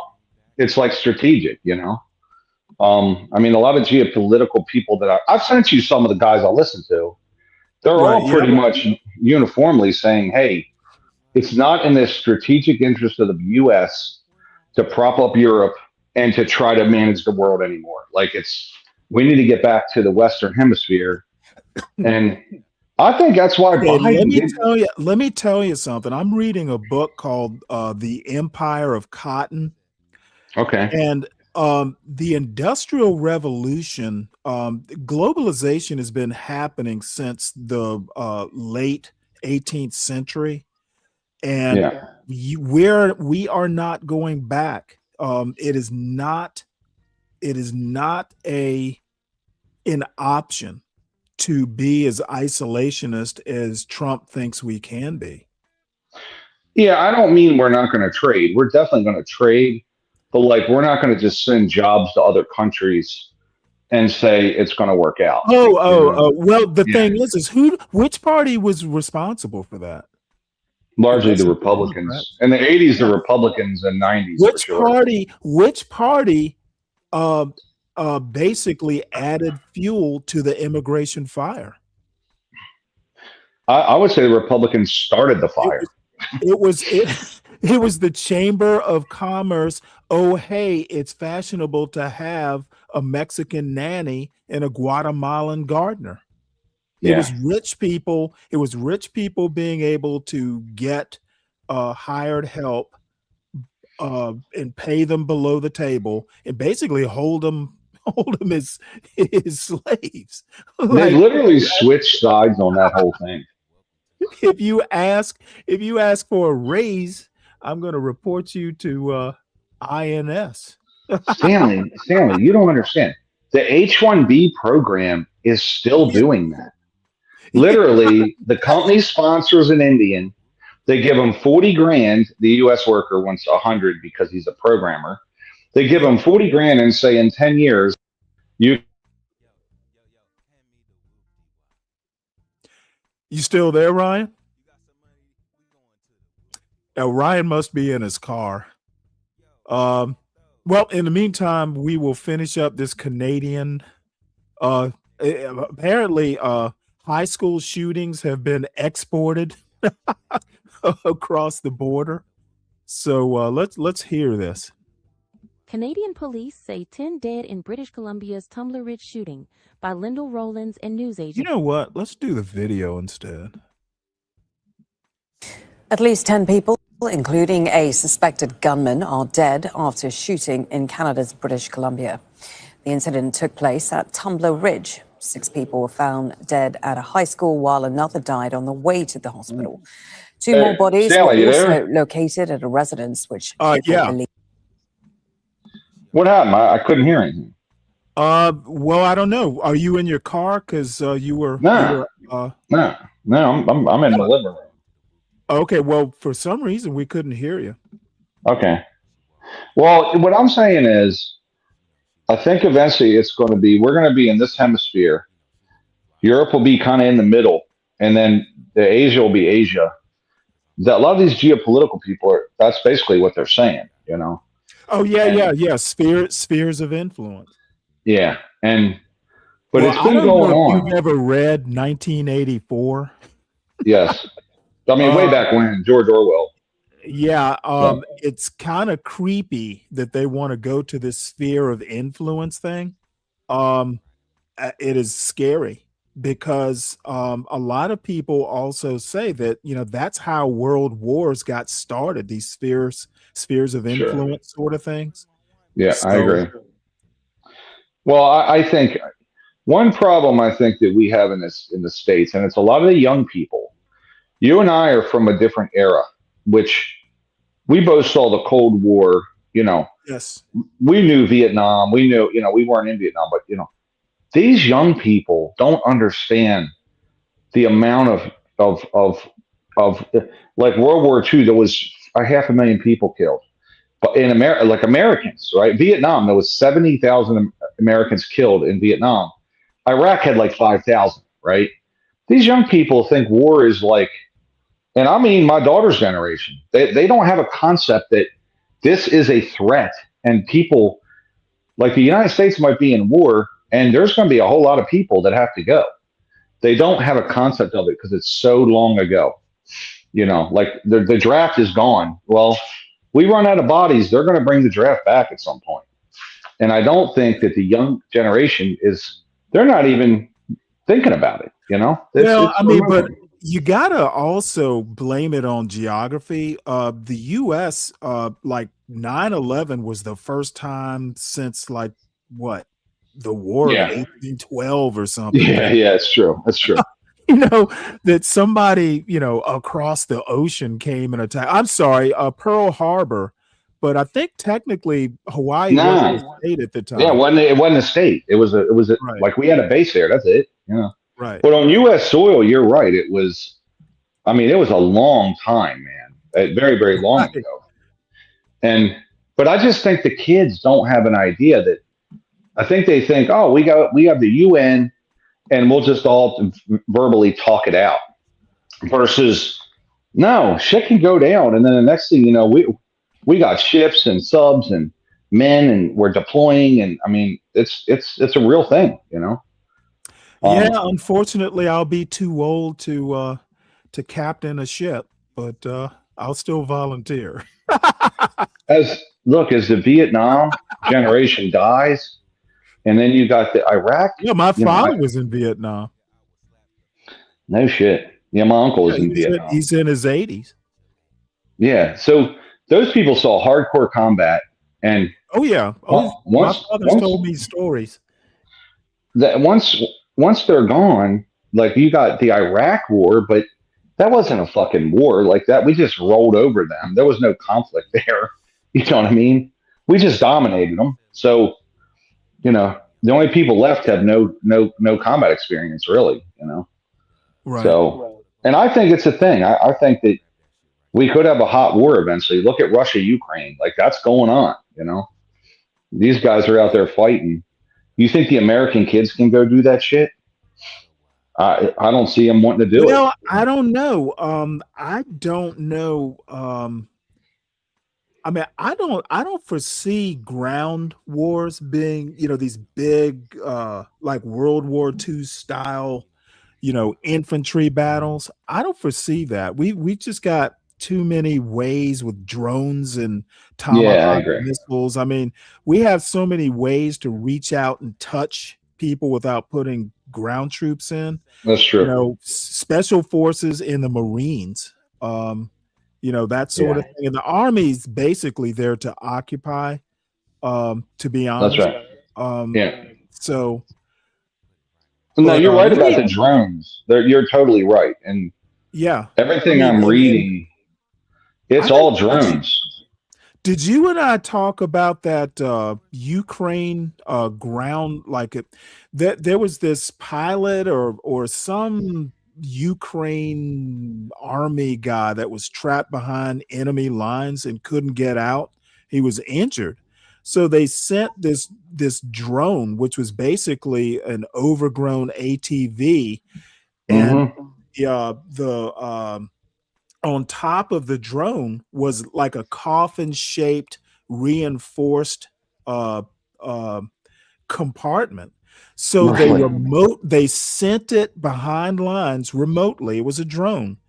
Located the soldier climbed in and locked himself in, and they brought him all the way back in a reinforced ATV and basically saved his life because he had like a life-threatening injury or something. And that's incredible. I'm like, holy cow. Well, listen, everything I'm reading, the Ukrainians literally are at the very forefront of drones, right? They know drones. They've had to learn them. And they're the top technology in the world now, battle tested. And Trump's like, yeah, we're not going to fund you anymore. Like, we should be learning from them right now, but we're like, nah, we won't fund you. We're not going to fund you. That's so fucking stupid. Like, they're at the tip of the spear in terms of you know, what the next phase of war is going to be. And instead, we're like, nah, we'll pull back. It's just stupid. You know, Deacon we should Dave be learning from them. Deacon Dave is buying RC planes. Can you imagine what Ukraine could do with on a Deacon Dave budget? Dude, listen, man. A bunch of RC planes. They're largely on a Deacon Dave budget, bud. They're taking fucking Barbie cars and shit and turning them into bombs. That's right. They be taking over small countries on a Deacon Dave budget. These guys, I'm telling you, man, like they're taking. Look, they made like this. They got like these field robots that are going out and detonating mines, like they're mine sweepers. They're doing everything. They have a full drone industry they've built, and you know, just by battle tested. No one else is but them. And I mean, the Russians are behind it. The Iranians are supplying the Russians. Their shit is not functional. Meanwhile, Ukraine's doing it on a shoestring budget. So, but we've walked away from that. So we're not going to learn anything from them, which is so dumb. Well, what So do you dumb. think of Trump and this? Some atomic treaty expired, so Trump is talking about refurbishing and doing nuclear testing, and apparently Russia's kind of in that. Like, really, y'all are? We got like drones out the ass, and y'all are worried about Cold Yeah. War style nuclear. I mean, I guess you He's kind going to of. go out to the atolls and do some nuclear testing. So we have to pay them like last time. We got to pay them forever Man, because we're that's going to blow crazy. up shit. That's It's just, crazy. it's dumb. I don't, this is what he should be doing. The only words out of his mouth, nuclear, are going to be the small nuclear reactors that we should be building now that he's not. He hasn't even, we don't have the energy for AI, which is what he wants to be in. We should be in. And we have no small scale nuclear power generation that he has put forth for some ungodly, I don't know why.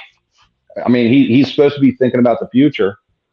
That's the only nuclear conversations he should be having. And he's not. So, what are we going to power the AI revolution with coal? I mean, come on. So, Trump should be Well, talking nuclear, small now reactors. I'm not. I'm not that kind of military expert. I've been out of the military forever, but I just don't know what the subs and the drones and the planes that are drones. I don't understand why we even need ICBMs anymore. We I mean, probably don't. you Really. can deploy a tactical nuke from practically anywhere on Earth. True. I don't know why we need them. We have all these bunkers out in, Idaho Well, and all I these. thought they had decommissioned a bunch of them. They have, yeah, they have, but they still have some, obviously, mid country. And I mean, literally, it's like How to take those missile silos and turn them into housing. listen, Stanley, I saw a special. They sold a bunch of them off, and there's like a dude and his wife, and apparently people are living in them. Like they make them into houses, and they're underground. And I'm like it is pretty wild, man. Like he was doing a tour, and but there's no light that comes in because they're underground, So, but yeah, you'd think they turn them into something good.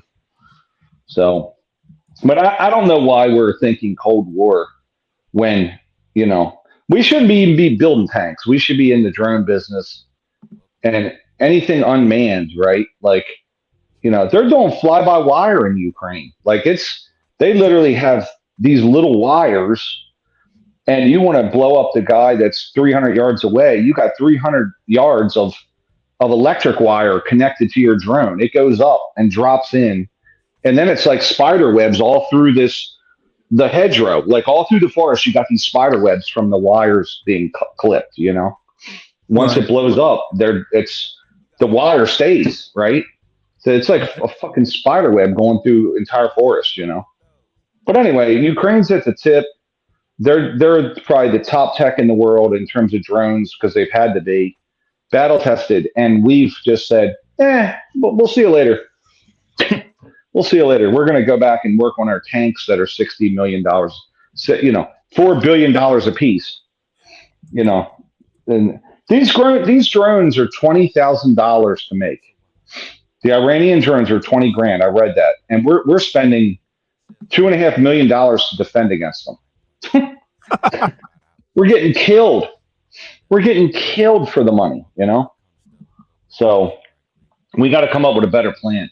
Now, listen, Stanley. The Israelis have lasers that we want to get, and which I think that's part of the reason we were funding them. They have laser technology that can knock a bunch of drones out of the sky at once.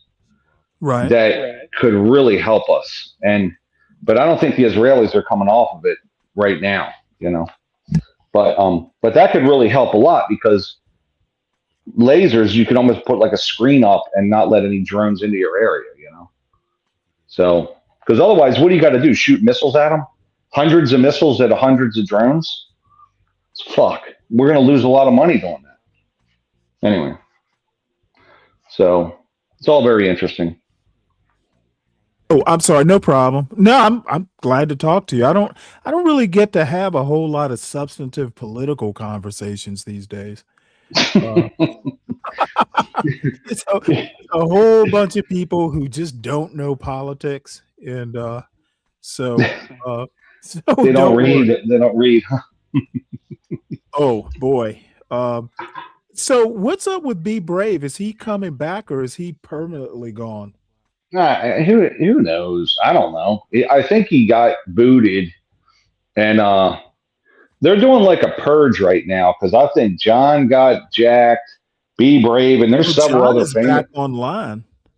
He is. I don't know. I don't know what Be Brave's doing, but I know that there's also some national, like some big time people that have been booted. So I think they're doing like a purge right now. And Well, I mean, but let me tell you something. These people seem to think that if you get strikes, they don't mean anything. they do. Yeah. SCT, So, he's been struck many times, and they take his money. yes. Like it ain't free, you know. Well, see, the thing is that CT at least has enough sense to take them seriously. Yeah, he does.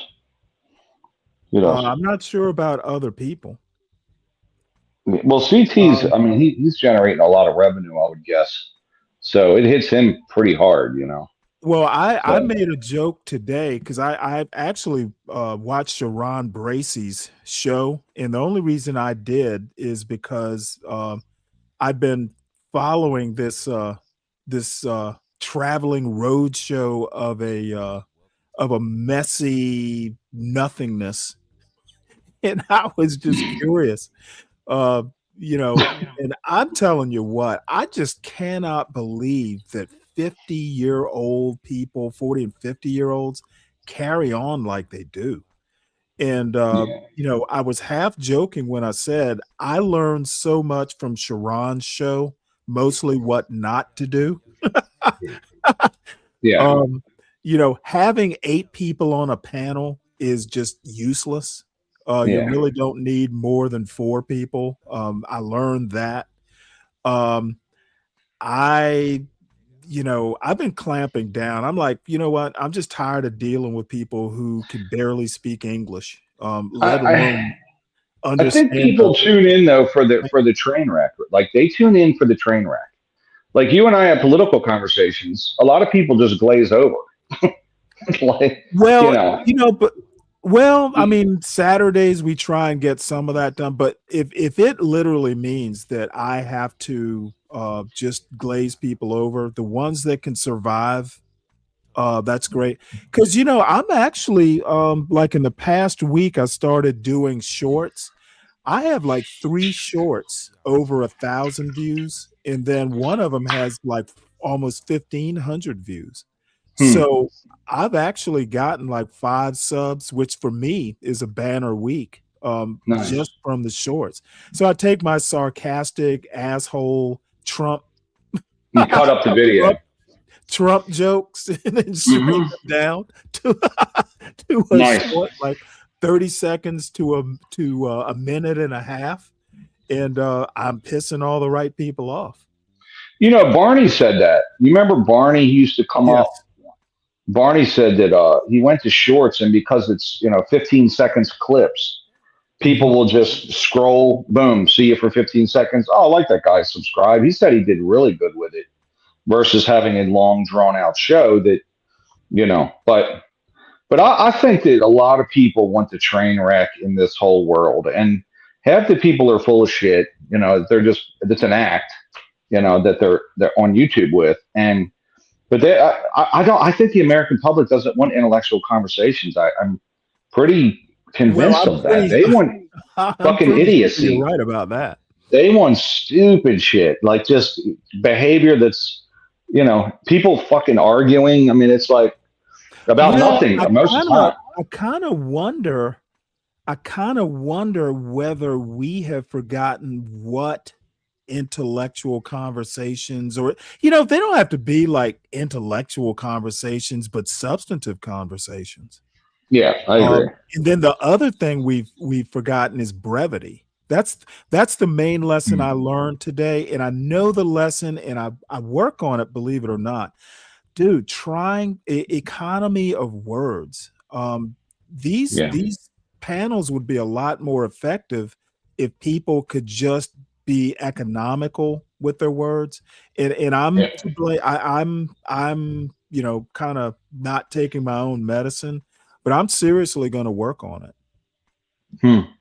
Because being more to the conversations point. can be so much better. And then at the end, go, hey, did you get my point? And then if the point is not taken, then you expand on it. Now the other problem is a lot of times I find, Stanley, I find that a lack of general knowledge. Yes. Like Absolutely. someone started talking about the oil business and the U.S. imports and exports and China, and I'm like, everyone imports and exports because there's different types of oil. There's different fucking content. But they talk about this shit read about it. There's different grades of fucking oil. Okay, different refineries. There's sludge, and then there's light sweet crude. It all works differently. Nobody. But these people get on here and they say, "Oh, the U.S. is a net exporter or they're an importer," and they're doing both. So's everyone. But let me ask you a question, though. Now it just so happens that I was kind of raised to be that way. I'm more or less interested in everything, to a certain extent.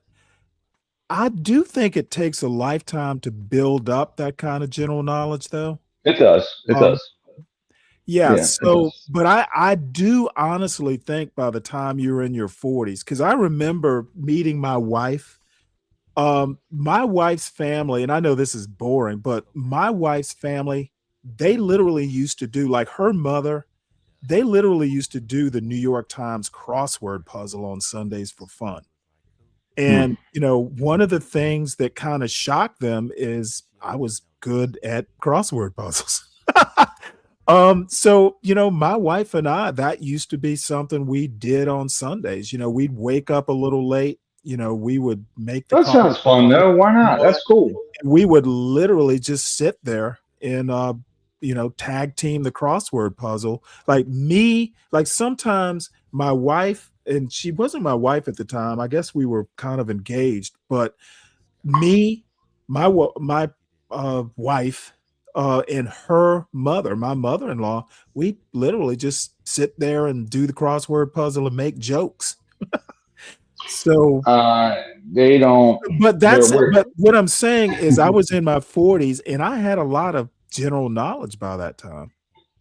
Yeah, you don't do crossword puzzles if you don't have general knowledge. That's right. It does take a while. I didn't know. You don't know as much as you do. Once you get about 40, you start to understand the world mostly. Yes. Or some, but I hear people in their 20s, like my daughter's fiance, and he's like, with the U.S., we hardly export anything anymore. China, this and that. And I'm like, listen, we're the number 2 exporter in the world. But I think I remember thinking the same when I was his age, right? Like, oh, we're getting our ass kicked. But then I found out, we actually export, we're number 2. So we're doing pretty good. But, but once you get older and you kind of read a thing or two, you kind of learn, oh, shit, we're actually pretty good, So it does take a while to accumulate that much knowledge, though, of the world, for sure. You're absolutely right. So, absolutely right. I'm looking at this article, which I'm not going to play. Trump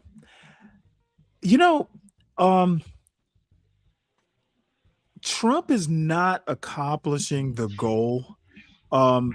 This thing, what a new Gallup poll shows about the depth of Americans' gloom.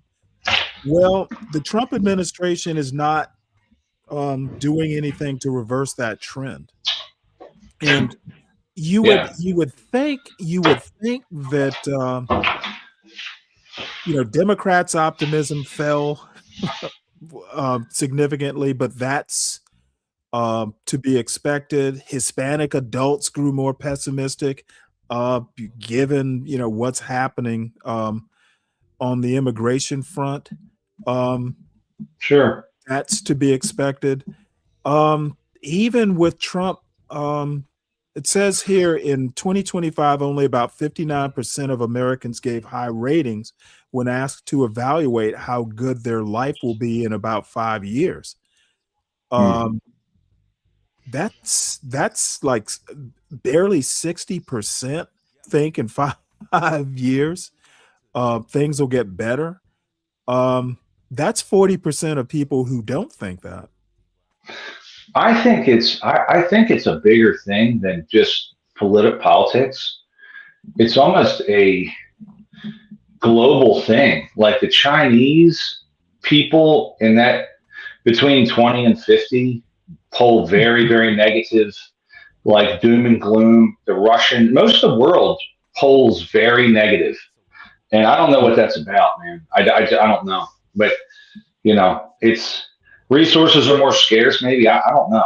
But I'm sure here, like Trump's not really getting anything done that he said. And by and large, no one is.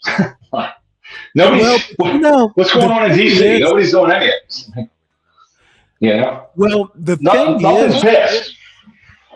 So nothing's passed. Well, the thing is, Trump really squandered a golden opportunity. And I think it's mainly Stephen Miller who ruined it. I actually think he could have remained that agenda for getting immigrants, undocumented immigrants out. I really think that could have been a winner.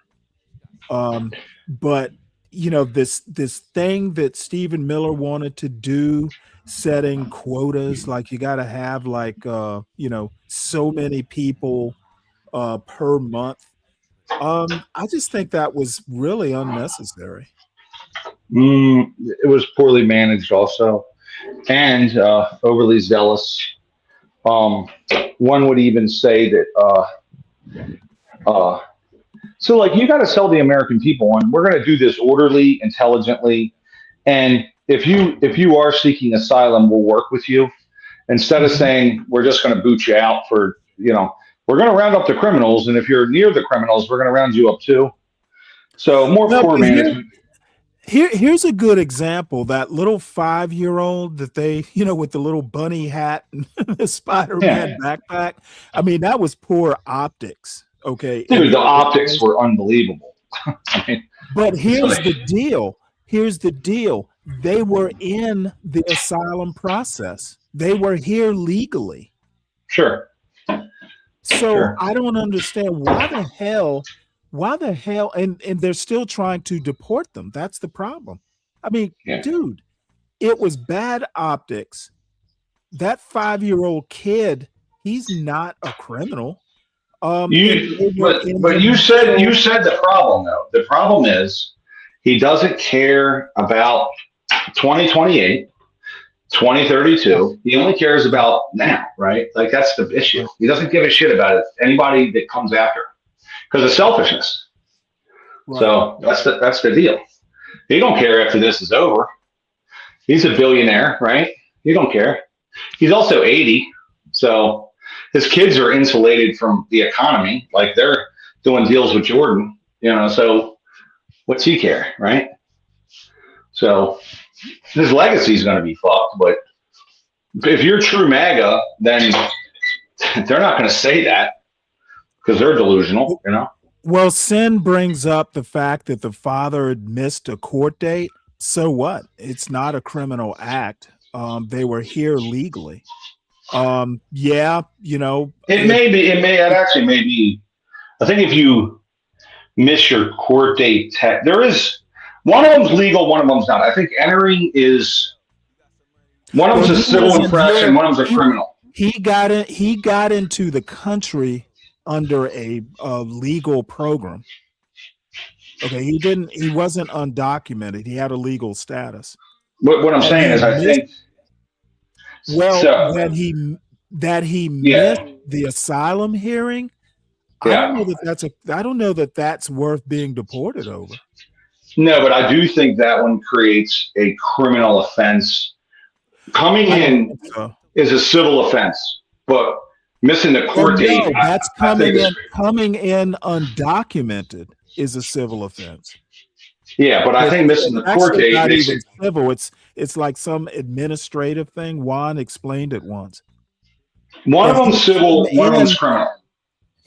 No, you're conflating the two. He came here legally. He didn't cross the border illegally. He had a status. Okay. Both he and the son, from what I understand. Now, he missed a court date, but if you have a legal status and you miss a court date, I don't know that that's any sort of like criminal or even civil offense. When I say criminal, I don't mean like hardened criminal. I mean, like, I think one's a misdemeanor and one's a, one is a civil offense and one is it's actually a crime. I don't know which one's which. Right. I don't know which one's which. Or maybe not, maybe if there's a demand to deport you and you don't deport, then I think that may be criminal. It's something. I know Juan explained it to me before too. I don't remember what it was, so maybe he's listening. Who knows? He was actually here earlier, but he's probably left the building, so I'm not going to belabor it. I do want to point out, and this I did not know until today, National Guard troops were quietly withdrawn from some U.S. cities, L.A., Chicago, and Portland. They have been withdrawn. And that could be time. That could be a time elapse thing, though. Right? Well, it could be that you pull them and put them back. The thing is it wasn't announced. That's the thing that kind of shocked me. You would think that it would have made the news before now. What do you think about Minneapolis? I think that Trump literally allowed Kristi Noem and Bovino. I think he just said, "Hey, look, sounds good," and they botched it. Yeah, but you don't think that Waltz and you don't think that they were. No, Waltz had nothing to do with that surge. Well, no, I know the surge, but do you think that his reaction of both Fry and Waltz, I think, in my opinion, were also like Trump was wrong, easy, right? That's an easy one. But I think Waltz handled it. What would you expect him to do? You expect them to go along with it? I think that not having your law enforcement, my own cops involved, right, and executing federal law to a degree is definitely a dangerous proposition. No. I don't know, man. Local law enforcement is not obligated to enforce federal law. I get that part, which I think that should operate. If you know what, all of let's put it this way. Tennessee. Hold on before you go on. Okay, why is Tom Homan able to go into Minnesota and strike a deal? Yeah, I don't know what that's. I don't know what changed. I suspect Kristi Noem and Lewandowski and Bovino went in there with cowboy diplomacy and pissed the locals off. Why is Homan able to go in there? All of a sudden, Homan is able to go into the jails in Minneapolis and deal with illegals who are in custody. Why is he able to do it and the others weren't? Well, that's the question. So I agree. Why is he able to do it? But my question is, why did Fry change positions that quickly? Like Homan ain't no friend. Maybe Homan wasn't an asshole. Whether he's an asshole or not, what's to say before they went in, they couldn't sit down and negotiate? Well, they should have done that. I'm sure they didn't, but I don't think my impression, and I don't know the ins and outs. Who knows? Maybe they did. But what I heard was, we're going to surge 3,000 troops or 3,000 agents. Dude, you could have sat down and said, hey, look, this is why not go in and negotiate and advertise that? Okay, if you go in good faith, you negotiate or you ask for this, that, and the other, and you have Fry and Waltz on the record documented that they won't cooperate, well, then you've won that PR war. Okay, we went Well, I would in, agree. we tried to negotiate, and Waltz is on the record saying, hell no, we're not going to do it. Well, you win that PR war. Okay, but they didn't do that. Trump went in with the shock and awe, and I suspect it was Miller, Noam, Lewandowski, and Bovino who went in there with that shock and awe mentality, and they fucked it up. Because you want to know why? Because I made the comment at the beginning of the show, the Trump administration is full of fourth string quarterbacks. They're practice squad quarterbacks. They're not smart. They're not good at their jobs. And they think, as Stephen Miller said, might makes right. And these are U.S. states, not foreign powers. If you go and you look at the Constitution, there's nothing in there that says local law enforcement has to enforce federal law or even cooperate. I mean, listen, I'm with you. I don't disagree that nothing says that. But when the Democrats are in office and the red states literally do the same, but on other issues like education or some other shit, and there's money flowing to the red states, and they say, hey, man, we're not going to do this, this, and this, I see a problem with that too. You know, like it's supposed to be working together. And I think that Waltz and Fry should also go, hold on, we do have criminals here. We do have people that have broken serious laws in Minnesota, and we want them out because we don't want our citizen harmed. And I think they just politicized it. And there truly is some hardcore criminals that were there. And it's like, well, why the fuck don't you want them out? I mean, Okay. so you're as a citizen of Minnesota. Okay, there is nothing. Look, let's use another example. Okay, Freddie, license to carry, fully legal. I heard a whole lot of, well, you know, you shouldn't take a weapon to a protest. Actually, it's against the law. That's against the law. Absolutely, it's not against the law. It is against the law. It is No, not. it's not Okay, against the goddamn law. it, I don't fucking want to hear you, 12. In my state, it is. In my state, it's against the law. It is not against the law to carry a firearm when you are exercising your First Amendment right. At a protest. There is no way a state can legislate against the Second Amendment. It does not work that way. Well, you better tell Wes Moore, because in Maryland, Okay, I don't it's give a against the fuck law. about Wes Moore. We're talking Minnesota. I'm confident it's against the law there too. I don't am think you can have confident firearms. that it's not. I'm not only confident, I know I'm right. So you're not allowed to have a firearm loaded and multiple clips at a protest. I can't. You better look it up. I'm sorry. You can. I don't think so. Well, Okay. Well, Stanley, Maryland law is not Minnesota law. Yeah. I mean, you might be right. Believe me, if it were against the law, Trump would have taken full advantage of it. Now, where I was going with this is that should you carry a firearm to a place that you know is going to be hot or potentially hot? No, I wouldn't do it. However, you can do it. It is a Second Amendment right to do it. That's right. You can't legislate common sense, but the bottom line is whether he should do it or not, that Second Amendment is supposed to be respected, and it was obvious those agents were in the wrong. He didn't even go for his weapon. Okay, but look, we're talking about Waltz right now, so I'm with you on that. I don't know. I'm talking about Waltz. There is nothing that forces Waltz to cooperate. Should he? Well, let me ask you a question. Should he cooperate? Hold on. Should he cooperate? Yes. But you know what? He doesn't have to. And you know what? It's obvious that Trump was carrying out a political vendetta. That's the other problem with this Trump administration. I think Fry and Waltz were too, though, man. Like Who gives a fuck? Who gives a fuck? It's Trump as the president. Maybe he needs to be the bigger man.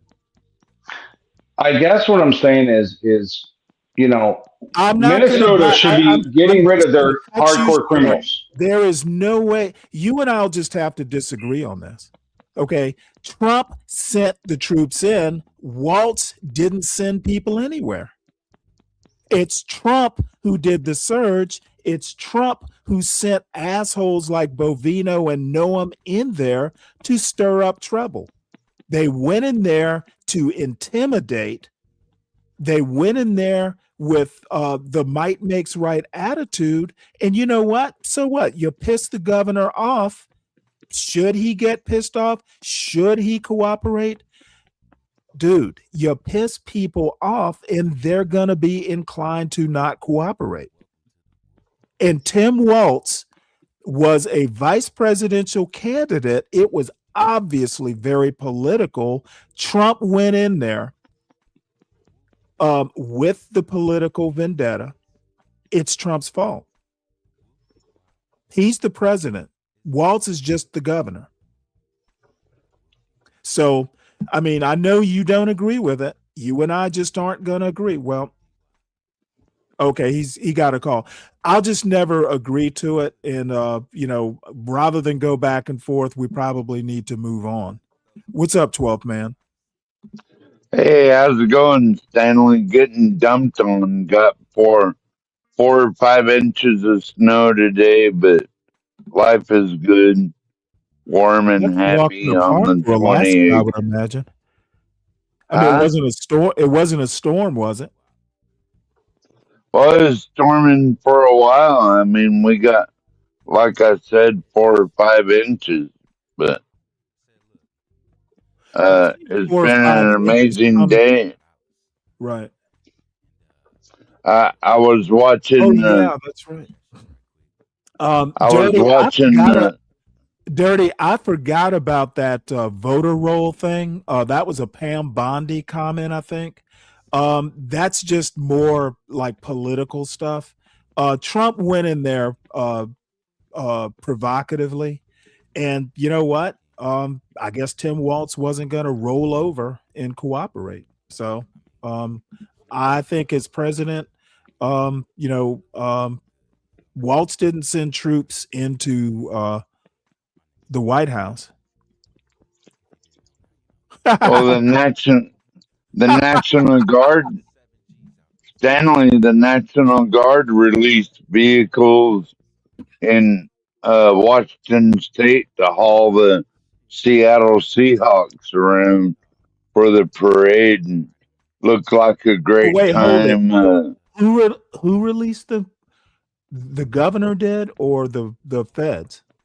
Somebody did. They were probably. I mean, the National Guard is under the governor's umbrella. Yeah, probably the governor, unless they get federalized. Yeah, and then they were all parading around in the streets. There were over 1 million 12th men there, and it was quite the time. You should have seen it, man. What a parade! And the Seattle school district finally let school out today so the kids could go to the parade, because parades were made for kids. And I guess.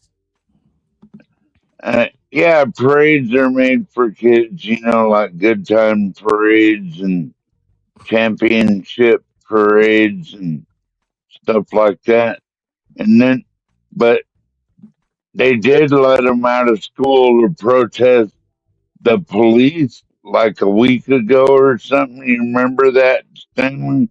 When they let all the kids out of school to protest ICE or whatever. But then they didn't want to let the kids out for the Seattle Seahawks parade, right? Well, I wouldn't have. But then they finally did, because I think the teachers wanted to go too. Right. Sorry, Stanley. Thanks for letting But me no, go. I was actually saying I wouldn't have let him out. I'm like, damn it, football. I don't care if we won the Super Bowl. Your education is more important. Yeah. But you know Well, what? team spirit is a part of education too, being a part of Oh, a team and if you say so. work So towards goals. I'm gonna probably gloss over this, but this is Kevin Cruz, another historian who has some sort of blog, and he's saying the obvious: the Trump administration is at its core a white nationalist project, which I thoroughly believe. But I'm not going to go through this. I was going to read it all, but I'm not going to.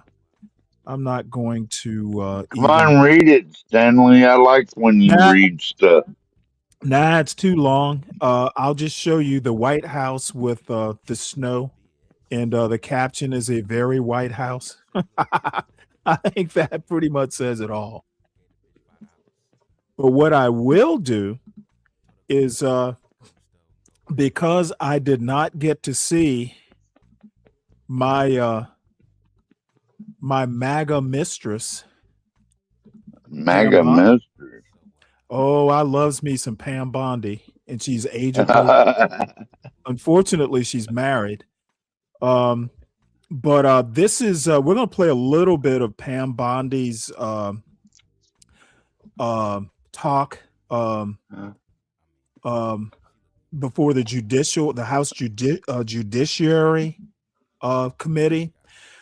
Some of what she talked about, they're trying to resurrect the cases against Letitia James and James Comey and Adam Schiff.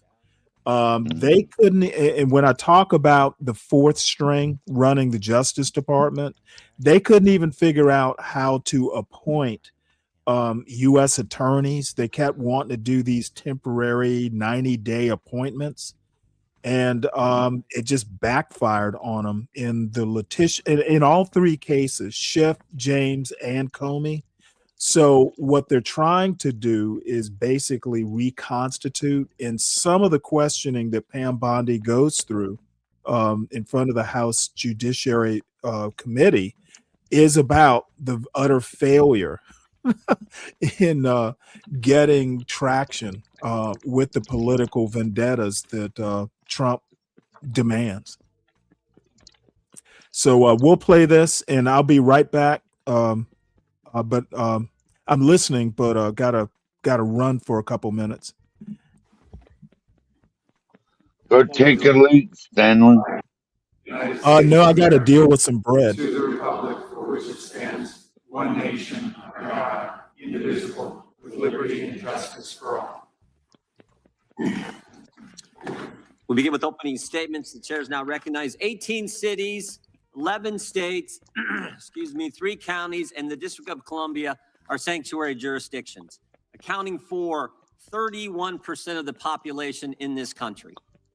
31% of the American people, almost 1/3 of the American people, live in a city, county, or state where the left-wing leadership tells local law enforcement not to work with federal law enforcement. Now, what does that mean in practice? Let's look at Abraham Gonzalez, who on September 20th, 2023, was arrested by Border Patrol for illegally entering the United States. And of course, the Biden administration released him into the country.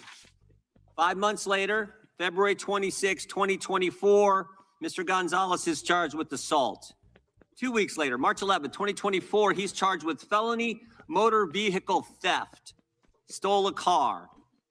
And on March 20th, 2024, 9 days later, he's arrested by the Denver police and placed in the Denver Justice Center. 6 days later, March 22nd, 2024, ICE sends a detainer notice to the Denver Justice Center saying this: if you're going to release Mr. Gonzalez, can you give us a heads up? Can you let us know maybe? Oh, by the way, while I'm thinking about this clown show, everybody please make sure you hit the like button. If you are new, and we actually have some new people who've joined the outfit today, make sure you share out the wealth. We're a good little channel. We're the little channel that could. And we are we are an acquired taste as well. We try and avoid some of the fuckery, but it comes upon us. We don't avoid it when it happens. Well, I'm sorry, we don't dodge it when it happens, but we try to avoid it in the first place. It is Wednesday, hump day, though I hate that term. The Sovereign Beer Why Fund. do you hate hump day as a term? Well, no, I just hate that. It just sounds weird. Wednesday's good enough. Support the show by supporting a host. This is about the time that the Sovereign Beer Fund gets the coffers are a little low with the Sovereign Beer Fund. We need to get things going for the weekend.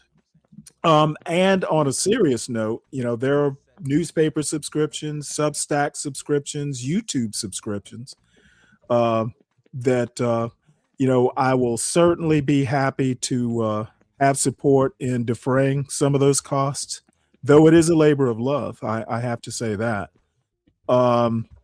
So with that being said, you know what? I actually have 2 regular loaves of bread, sandwich bread, Rick. And then I have sourdough that's doing a cold ferment, which I'm going to do after this sandwich bread is done. I pray. I made a joke with my sister. I think I told it yesterday that this sourdough journey has broken my spirit. So I had to make I had to make regular bread just to make sure that my bread baking ability wasn't cursed. It's like, dude, sourdough has humbled me. Yes, Stanley, sourdough can be a journey as far as making it. And oh yeah, well, preserving it. I've only made like maybe 1 loaf that was even near close to being okay, and it wasn't. The last one, the last sourdough I did, I thought I was going to be fancy because I had to use the oven for something. So I put the sourdough, because it's usually cold in here, and cold temperatures make it harder to make bread. So I figured I'm going to put it on this little warm stove for a while. The next morning I got up, that fucking thing had liquefied because the heat. Shit. Yeah, it literally was like pudding. There was no way I was going to be able to shape it. However, what you can do is make focaccia with it. So I poured it into a Corningware dish and basically made focaccia. But even the focaccia, it was over fermented. That's why it liquefied. And luckily, I made like a bean and sausage stew. So I had the sourdough focaccia with bean and sausage stew on top of it. So the food didn't go to waste. I detest wasting food. Like I just cannot waste food.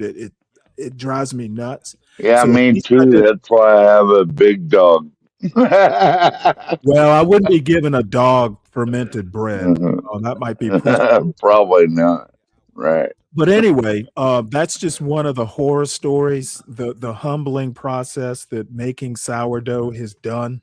It has made me a more humble individual. So that is that. Be Brave wouldn't be consulting with me on a new channel, Slick. That's for sure. So anyway, let us get back to this wonderful hero of a man talking about whatever he talks about. 48 hours before you're going to release this guy so we can come apprehend him there at the jail. And remember, a detainer is a final order of removal from a court where this individual's committed some removable offense. But on February 28th, 2025, Abraham Gonzalez is released to the streets. In fact, we can put that up. I think you can see this. Released, we got the form from the Denver Justice Center. What kind of inmate was Mr. Gonzalez for those 345 days that he was in the Denver Justice Center? We have that too. Violent to the staff, keep separate. You know, both sides do this. I just really, this cherry picking that these people do, it's just so fucking annoying. So this guy was so bad, you had to keep him away from other inmates. He'd already assaulted some staff member, but Denver released this guy to the streets and instead of turning him over to ICE agents who would have come to the jail and arrested him there. And of course, we all know what happens. When the officers did apprehend Mr. Gonzalez out on the street, he assaulted one of the officers. This is what happens when you have a sanctuary jurisdiction. Right now in Minnesota, there are 1,360 detainer notices for violent offenders. Governor Walz and others have released 470 criminal illegal aliens back to the streets. In New York State, it's 7,000. Nationwide, it's over 17,000 that we know of. Where a detainer was filed, since President Trump's been in office, over 17,000 times a detainer was filed, and those individuals were released to the streets instead of turned over to federal law enforcement. 17,864 times. Illegals who've been charged with the crime have been released to the streets, and thereby jeopardizing the safety of the public, the safety of law enforcement, and of course the migrant themselves. And frankly, helping create the environment that results in the tragic deaths like we saw with Miss Good and Mr. Preddy. A few years ago, Governor Sarah Huckabee Sanders said this in response to the State of the Union address. She said, "The divide in America today is normal versus crazy." And it's true, because it's crazy not to have a border, which is what we had under the previous administration. It's crazy to abolish ICE, and it's crazy to release bad guys who are here illegally to the streets when with one phone call, federal law enforcement will come to the jail and pick them up. The mindset that says it's okay to release these guys is the same left-wing mindset that thinks it's okay to weaponize government against your political opponents. And that is exactly what we had in the previous Justice Department. The Biden-Harris Department of Justice called parents domestic terrorists. The Biden-Harris Justice Department used FBI SWAT teams to arrest pro-life advocates. The Biden-Harris DOJ targeted traditional Catholics. See, the problem is these guys, even at the nadir of their popularity, they still think that being divisive is going to win them elections. And, you know, it might have worked a year ago, but the polls are not with them. Okay, this divisiveness that Jim Jordan is doing here is going to lose the House and possibly the Senate. These guys don't understand the mood of the American people. The Biden-Harris DOJ pressured social media companies to censor Americans, and the Biden-Harris Justice Department launched not one, but 2 investigations into President Trump, spending over $35 million to try to bring down their political opponent. To further this effort, they sought the phone. They are still obsessing over the recent past. Okay, dude, you're not going to win the House going over still talking about the Biden administration. This administration has been in office for over a year. Time to wean yourselves off of Joe Biden's mistakes. Time to take off the Biden training wheels and be an adult administration that can walk on its own 2 feet. Records of over a dozen Republican members of Congress. Even the Democrats said this was wrong. They got bank records for scores of White House officials. They even paid at least one confidential human source $20,000 for information on President Trump. And of course, while doing all this, they couldn't tell us who planted the Dobbs opinion and who put cocaine in the White House. But thank goodness the American people saw through it all. Americans were tired of being targeted for their beliefs, tired of the lawfare, tired of the rampant crime throughout this country, and that's why they overwhelmingly elected President Trump. And what a difference a year makes. They overwhelmingly. Dude, they're acting like Trump won like more than 50% or more of the vote. Dude, these guys are still on that fucking 2020 shit. Under Attorney General Bondi, the DOJ has returned to its core missions, upholding the rule of law, going after the bad guys, and keeping Americans safe. The Trump Justice Department has restored the rule of law. Murders are down nationwide by 20%. In D.C., violent crime is down by 28%. The federal surge in D.C. resulted in 8,000 arrests, the seizure of 800 illegal guns, and the recovery of 16 missing kids.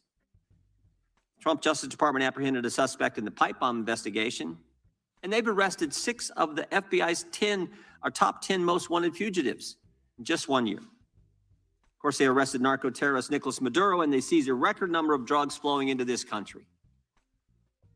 Trump Justice Department put an end to targeting Americans for their beliefs. Attorney General Bondi rescinded Attorney General Garland's anti-parent memorandum. Department of Justice ended the practices of using the FACE Act to target pro-life Americans. They've refused to tolerate attacks on places of worship and investigations of traditional Catholics that we saw in the previous administration. On her first day, Attorney General Bondi disbanded the Foreign Influence Task Force that was pressuring social media companies to censor Americans. And the Trump Justice Department has ended lawfare. Under Attorney General Bondi, along with Director Patel, they've worked to expose the political nature of Arctic Frost and the Jack Smith investigations. They've turned over hundreds of pages of documents to Congress, and that's why we know, for example, that Mr. Smith paid at least $20,000 to some confidential human source. That's why we know that Jack Smith knew it was unconstitutional to seek to toll records from members. But since the litigation risk was low, and because members would never find out about the subpoena until years later, they charged ahead and violated the Constitution. The Trump Justice Department has changed DOJ policy to require prosecutors to tell judges. Oh boy, no, that is funny. I'm gonna have to use that. I'd have to use that as a show title. Bonjour, Stanley. Listening in from the clouds. Already like what I hear. Nadir. Make words great again. Oh yeah, I love it. I love it. If NDOs relate to members of the separate and equal branch of government, the Congress. And to top it all off, the Trump Justice Department opened an investigation into the conspiracy behind the Russia collusion hoax. Justice Department has put common sense ahead of politics. They sued to keep boys out of girls' sports. They secured deals with universities to stop race-based admissions and anti-Semitic practices. And after discovering rampant fraud in Minnesota, the Justice Department, under the leadership of Attorney General Bondi, has established a new national fraud division. In fact, I met with Colin McDonald, who will head that division last week. I think he's going to do a great job. There's a lot of work to be done in that area, but I want to thank the Attorney General for her great work in the first year on the job, and I want to thank you for being here. With that, I would yield to the ranking member for an opening statement. Thank you kindly, Mr. Chairman, and welcome, Attorney General Bondi. You've got the best lawyer's job in America because your mission is justice and your clients are the American people. But to promote justice for the people, you've got to listen to the victims, like the women seated behind you today. Those are just some of the hundreds of survivors of Jeffrey Epstein's global sex trafficking ring who are demanding that the truth be told and are demanding accountability for the abusers who trafficked and raped them. You still haven't met with these survivors. So with their permission, let me introduce to you the survivors and late survivors' family members who are present today. There's Teresa Helm, there's Jess Michaels, Laura Bloom McGee, Danny Bensky, Liz Stein, Marina Lacerda, Sky and Amanda Roberts, who are the family of the late Virginia Giuffre, Charlene Richard, and Lisa Phillips. Now, you're not showing a lot of interest in the victims, Madam Attorney General, whether it's Epstein's human trafficking ring or the homicidal governmental violence against citizens in Minneapolis. As Attorney General, you're siding with the perpetrators and you're ignoring the victims. That will be your legacy unless you act quickly to change course. You're running a massive Epstein cover-up right out of the Department of Justice. You've been ordered by subpoena and by Congress to turn over 6 million documents, photographs, and videos in the Epstein files, but you've turned over only 3 What are million. you doing, You say you're Stanley? not turning over the other 3 million because they're Well, somehow making a duplicative. banner. Thank you kindly for supporting the show, 12th man. So basically, we're gonna blame the Saturday show on all the people who contribute to the show. So you're the first person to blame for this Saturday show. Though I have All no right, you idea can what. blame me all you want, bro. I don't care. I have no Can, idea just yet what the show will be about. Which reminds me, I was supposed to call Stan Autry. That is my bad. I got busy and forgot. So can I ask you a question, Stanley? what's that? Why are you so against getting like these heathen criminals out of this country? I'm not. So you're okay with ICE? You don't want to apologize No, I'm or not okay with ICE. nothing like that. It is well, number one, if you could understand my point, I don't like the methods. I always say that some of Trump's goals are good. It's the methods. The ends don't necessarily justify the means. And I think there are better ways, less violent ways, less intrusive ways, more humane ways to get criminals out of the country. So, Like Obama did? okay, And I you don't know know, why. Okay, God damn it, dude, I will flush you. Okay, this is the Trump administration. Obama has not been president for what, 10 years? I am not going to sit here and talk about Obama or Biden when Trump is the president. It is Trump's ICE agency that is the problem right now. I'm not against ICE. I'm not against the mission of ICE. I am against the methods of ICE. Can I be any okay. clearer than that? Do you get my point? Well, can I bring something up, Okay, I Stanley? need Like, you to acknowledge. I before we can move on, I need to know if you understand it's the methods that I have a problem with. Do you understand that part? yes, I understand. Good. And Now we can move on. there wasn't near as much technology back when Obama and Bush was doing it, you know, where people could just film everything everywhere with their phone, go live or Okay, whatever. what does that have? What does that have to do with the methods that ICE is using?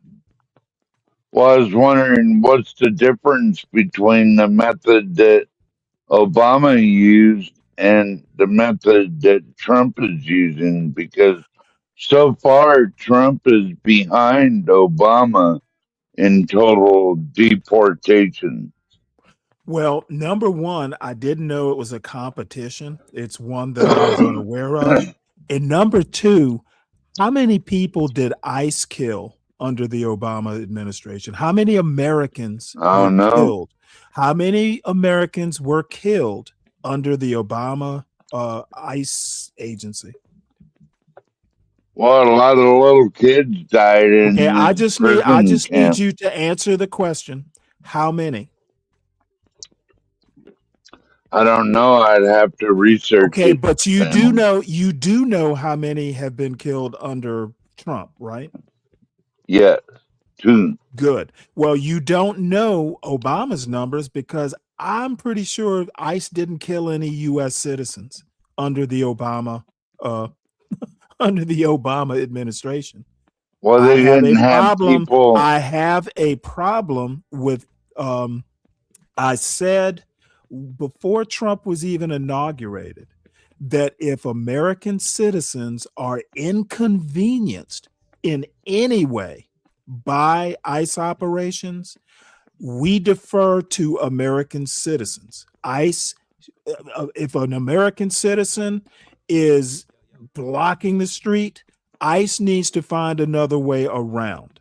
Okay, American citizens shall not be inconvenienced in this immigration sweep. And if they are, then ICE defers to the American citizen, not the other way around.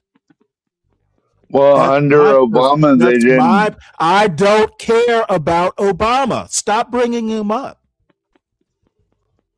I like Obama, Stanley. Okay, I don't know which parts Excellent. you can't comprehend. Obama is He not gave president. Okay, he gave Tom Homan a medal. I think we might have to just reach an impasse here because I can't get coherent answers out of you. All I need you to know is that Obama is not president. I didn't know there was a competition between the Obama administration and the Trump administration. I don't like ICE's methods. U.S. citizens shouldn't even know ICE is in the neighborhood. And I don't think Americans were being shot in the streets when Obama was president. I don't think ICE was gunning people down. It's Come on, happening under Stanley. no, it's literally what happened to Alex Preddy. He was gunned down from behind. He posed zero threat and he was gunned down. And if you can't figure that part out, if you can't figure out why one might disapprove of ICE at this point in time in the Trump administration, well, what can I say? Well, we didn't have people. I don't think American citizens exercising their First and Second Amendment rights should be killed in the manner that Alex Preddy was by federal agents. Well, I'll just leave it at this, Stanley. I'll say that it's not a good idea to follow federal law enforcement around and be getting up in their faces. Okay, the Second Amendment and the First Amendment, it doesn't legislate good decision making, but it does give people the right to be stupid. I don't care whether they should or shouldn't have been there. I do care that their rights were violated. And like harassing federal law enforcement. That Alex Preddy case, it was a violation of civil rights, of constitutional rights, and I don't care about the parallels. I want to focus on what the Trump administration is doing, and what they're doing is pretty much criminal. It was a criminal act what those ICE agents did. And why are these idiot Americans following around law enforcement? Dude, they can because they can. Okay. Well, expect more to be shot, I guess. I expect Trump's fourth string federal agencies to be sloppy like they were. So yeah. The last I checked, look around and find out. Last I checked, federal agents are held, law enforcement is held to a higher standard than your average protester. And if you and other Trump MAGA folks can't understand that there is a standard of behavior, I expect more out of an ICE agent than I do out of a VA nurse who's monitoring a protest. I simply do. Mm. ICE serves the American citizens, not vice versa. But we know so why are American citizens following them around? That part of the discussion is over. Took down the Department of Justice's prosecution memo from 2019. So it's clearly not all duplicative, but even if it were, why not release it? Just release all the duplicative stuff. In the half you did produce, you redacted the names of abusers, enablers, accomplices, and co-conspirators, apparently to spare them embarrassment and disgrace, which is the exact opposite of what the law ordered you to do. Even worse, you shockingly failed to redact many of the victims' names, which is what you were ordered to do by Congress. Some of the victims had come forward publicly, but many had not. Many had kept their torment private, even from family and friends, but you published their names, their identities, their images on thousands of pages for the world to see. So you ignored the law, and even with over 100,000 employees at your disposal, you acted with some mixture of staggering incompetence, cold indifference, and jaded cruelty towards more than 1,000 victims raped, abused, and trafficked. This performance screams cover-up. Convicted sex trafficker and groomer Ghislaine Maxwell opened the gates of hell to Virginia Giuffre and hundreds of other victims, as Virginia recorded in her remarkable book, Nobody's Girl. But when Maxwell was subpoenaed to come testify before Congress, you and Todd Blanche quickly moved her from a higher security prison to a minimum security camp in Texas, where she's enjoyed 5-star treatment, including catered meals, private gym time, and access to a therapy puppy. Damn. All because Todd Blanche, who's utterly failed to investigate the monstrous crimes of Epstein and Maxwell's co-conspirators, spent 9 hours with Maxwell and satisfied himself that she would have nothing untoward to say. You know, I about have Donald to Trump, which is I have to say that it sounds like Ghislaine Maxwell is living a better life than me. Somebody get me a damn therapy puppy, please. your only real interest in the matter, based on institutional I performance. think you do need a dog, Stanley. And coddling perpetrators is what you do No, best. unfortunately, I When don't FBI have opened a criminal investigation don't have the into time to brutal properly killing take care in of one. Minneapolis of Renee Good, a poet and 37-year-old mother of 3, by Trump's masked paramilitary ICE agents. You shut it down. You claim you're investigating the cold-blooded murder of Alex Preddy, an ICU nurse at the VA. But how can we trust the administration when the president and Kristi Noem called Preddy a domestic terrorist and Stephen Miller called him a would-be assassin? Not only do you refuse to share evidence with the state and local investigators and prosecutors in Minnesota, you have blocked their access to the crime scene and the evidence. How are you seeking justice for Marimar Martinez, the Montessori school teacher in Chicago who was shot 5 times by a Border Patrol agent who bragged about it on text? Or the family of Keith Porter, a father of 2 shot and killed by an off-duty ICE agent in LA? Or the family of Silverio Villegas Gonzalez, shot and killed in Illinois minutes after he dropped his kids off at school? There's no sign of any movement Cartel. at the Department of Justice. You even launched a criminal investigation into Renee Good's grieving widow. How sick is that? But it's even worse. You've turned the People's Department of Justice into Trump's instrument of revenge.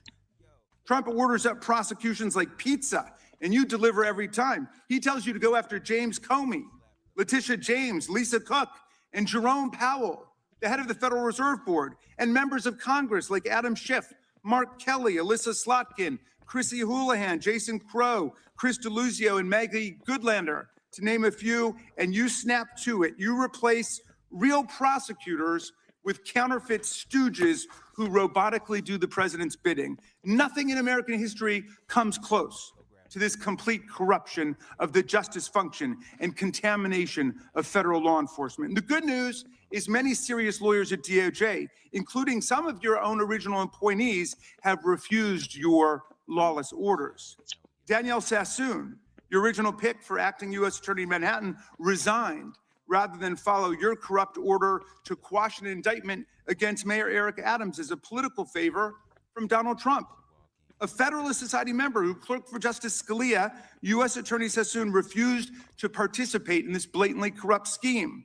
Her top assistant, Hagan Scotton, an Iraqi war vet and 2-time Bronze Star recipient who clerked for Chief Justice Roberts and then Judge Kavanaugh, promptly resigned too, writing to your office, quote, "I expect you will eventually find someone who is enough of a fool or enough of a coward to file your motion, but it was never going to be me."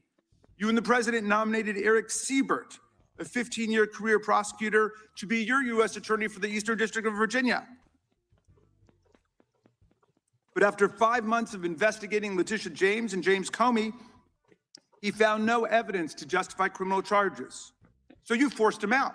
You replaced Lindsay Halligan, Trump's personal lawyer from the Mar-a-Lago documents case, who had zero prosecutorial experience and no qualifications. And then you were humiliated when a federal judge found that this corrupt appointment was blatantly unlawful and threw out Halligan's indictments entirely. And grand juries of American citizens have repeatedly rejected your vendettas and baseless indictments brought by the hacks left at DOJ now, with 2 different grand juries in Virginia voting down indictments against Letitia James in a single week. And just yesterday, another grand jury shut down your vendetta factory by rejecting indictments against the 6 members of Congress who had spoken out to remind all service members that they have a duty to refuse illegal orders.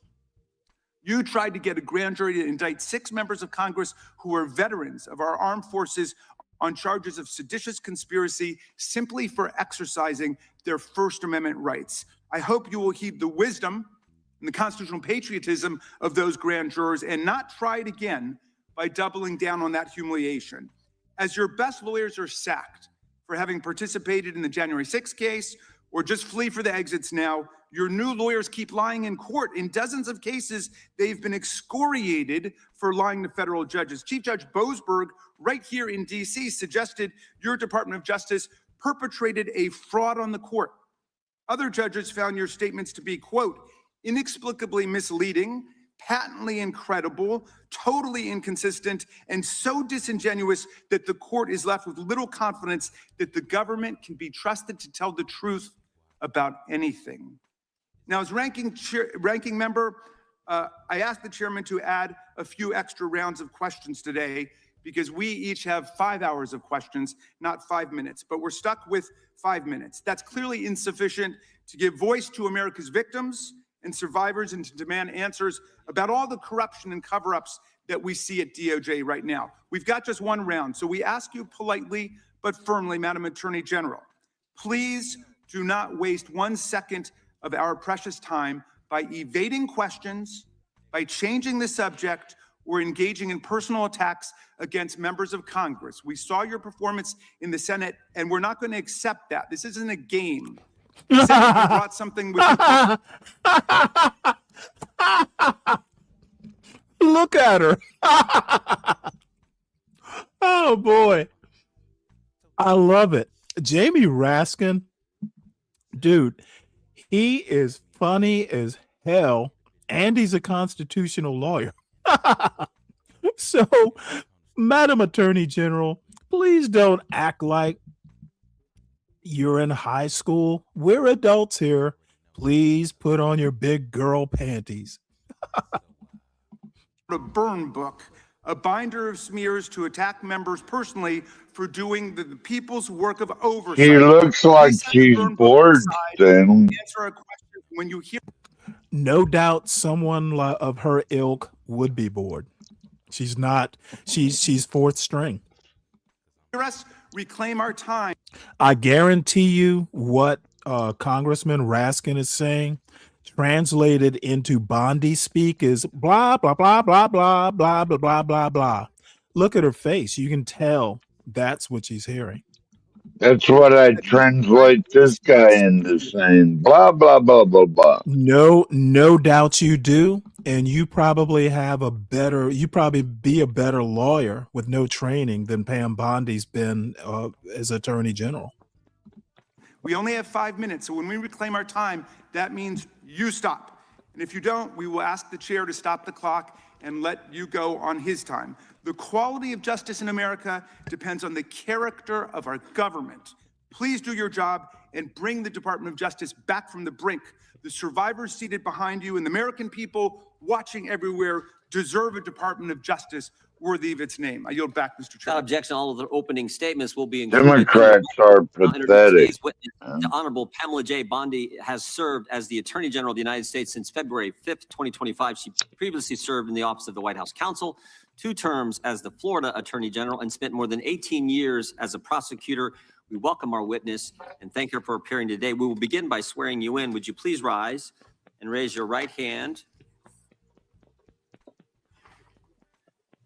Do you swear or affirm under penalty of perjury that the testimony you're about to give is true and correct to the best of your knowledge, information, and belief, so help you God? I do. Let the record show that the witness has answered in the affirmative. Thank you. You can be seated. And please know that your written testimony will be entered into the record in its entirety. Accordingly, we ask that you summarize your testimony. Madam Attorney General, you may begin. Thank you. Thank you, We Chairman. protect federal law, but we're not going to change it. What a bunch of losers. Here today, I'm grateful for the opportunity to answer your questions, highlight the work of our department, and discuss the most important topic of all, keeping the American people safe.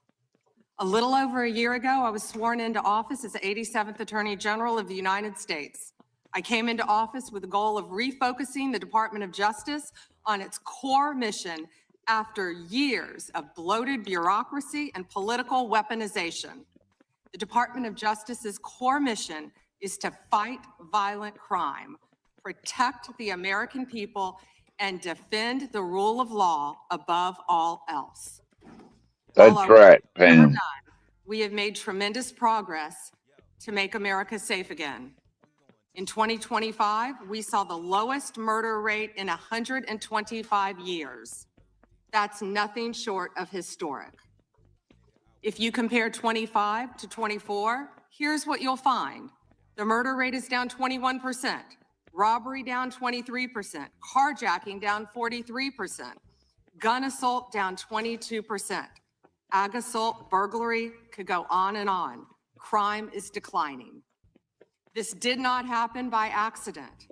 The numbers tell an important yet straightforward story. President Trump has given us the resources, the support, and the leadership to protect the American people. President Trump's policies have You go, girl. I cannot think of a policy outcome more important than protecting the lives of American citizens. Can you? This trend has been especially clear in Washington, D.C. and in Memphis. These are two iconic American cities that spent years in the grip of horrific violent crime. The Department of Justice surged law enforcement resources, and the results came quickly. Crime plummeted in both cities. And I want to make one point loud and clear. We achieved those results by working with Democratic mayors. Public safety does not have a party registration. When your constituents call 911, they don't ask for political views of the responding officer. They ask for help. I have federal agents in each and every one of your districts. They're here to help, and I am here to help.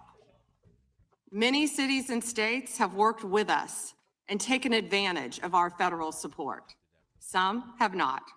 Meanwhile, a few elected officials have declared that they are, quote, at war with the federal government and encouraged widespread obstruction of law enforcement. This has resulted in avoidable clashes on the streets, as you've all seen. We've seen rioters storming a Christian church. Citizens and law enforcement officers have both been endangered by reckless rhetoric.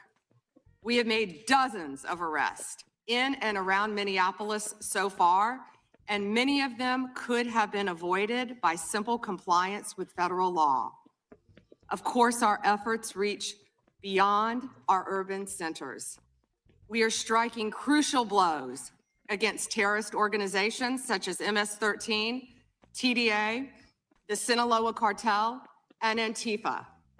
And as we sit here, I think you've seen the... Let me interrupt this screed for some breaking news. Apparently, What happened, Stanley? Apparently, Donald Trump has decided to allow Democratic governors at the White House meeting after initial snub. Look, I'm glad that he came to his senses, but what does it look like where, you know, presidents make a decision and then 24 hours later reverse that decision? You know, this dude is erratic. And I suspect it has something to do with his Bidenitis. This thing about, Bidenitis. What the hell is that, Stanley? His mental health is declining. No one's really sure who's making the decisions right now. Oh, you mean like under Joe Biden? Did I not use the term Bidenitis? Do you recall me using that word? I'm or have you forgotten surprised you already? didn't say Trumpinitis. So this is what I'm thinking. And let me put on my tinfoil conspiracy hat. Somebody other than Trump made the decision to not invite Democratic governors. And somehow or another, news got back to the president. And he's like, what? Of course we need to invite the Democrat governors here. What on earth? Who made that decision? Change that decision. So it got back to Donald Trump, and Donald Trump reversed whoever made that bad decision in the first place. That's my tinfoil hat conspiracy theory. And I'm going to go ahead and take off my tinfoil hat now so I can return to normal to normal programming. The news this morning, the news is reporting that cartel drones are being shot down by our military. That's what we all should care about right now, protecting America. As we seek to dismantle these drug trafficking networks that poison Americans, in 2025, our DEA agents seized more than 47 million fentanyl pills and more than 9,800 total kilos of fentanyl. That represents 369 million potentially deadly doses that can kill Americans. Meanwhile, our attorneys are fighting for President Trump's agenda in courtrooms across this country. This administration has been sued 620. If you don't mention President Trump at least twice in every paragraph, you stand to lose your job. That a lot of people don't know that. Hey, by the way, Stanley, Kristi Noem is still in office, bro. Yeah, I messed that up. She apparently has been given another chance. She'll fuck up again. Of course, by the way, have you noticed who's in charge of Minnesota now? Not Kristi Noem. He sent in an It ain't actual... Waltz either. Okay, again, you noticed Kristi Noem is no longer the face of what's going on in Minnesota. Tom Homan is. Yeah, Tom Homan got a medal by Obama. Who cares? Obama's not president. Noem is not there. So she might still be Secretary of Homeland Security, but in Minnesota, she's not. Stop flood of bad faith. Well, Tom Homan is the czar. Liberal activist judges across this country. America has never seen this level of coordinated judicial opposition towards a presidential administration. It is not only an unlawful attack on the executive branch's authority, but a serious attack on the democratic process. In spite of this unprecedented judicial activism, we've attained 24 favorable rulings at the U.S. Supreme Court. Their emergency docket, even more to come.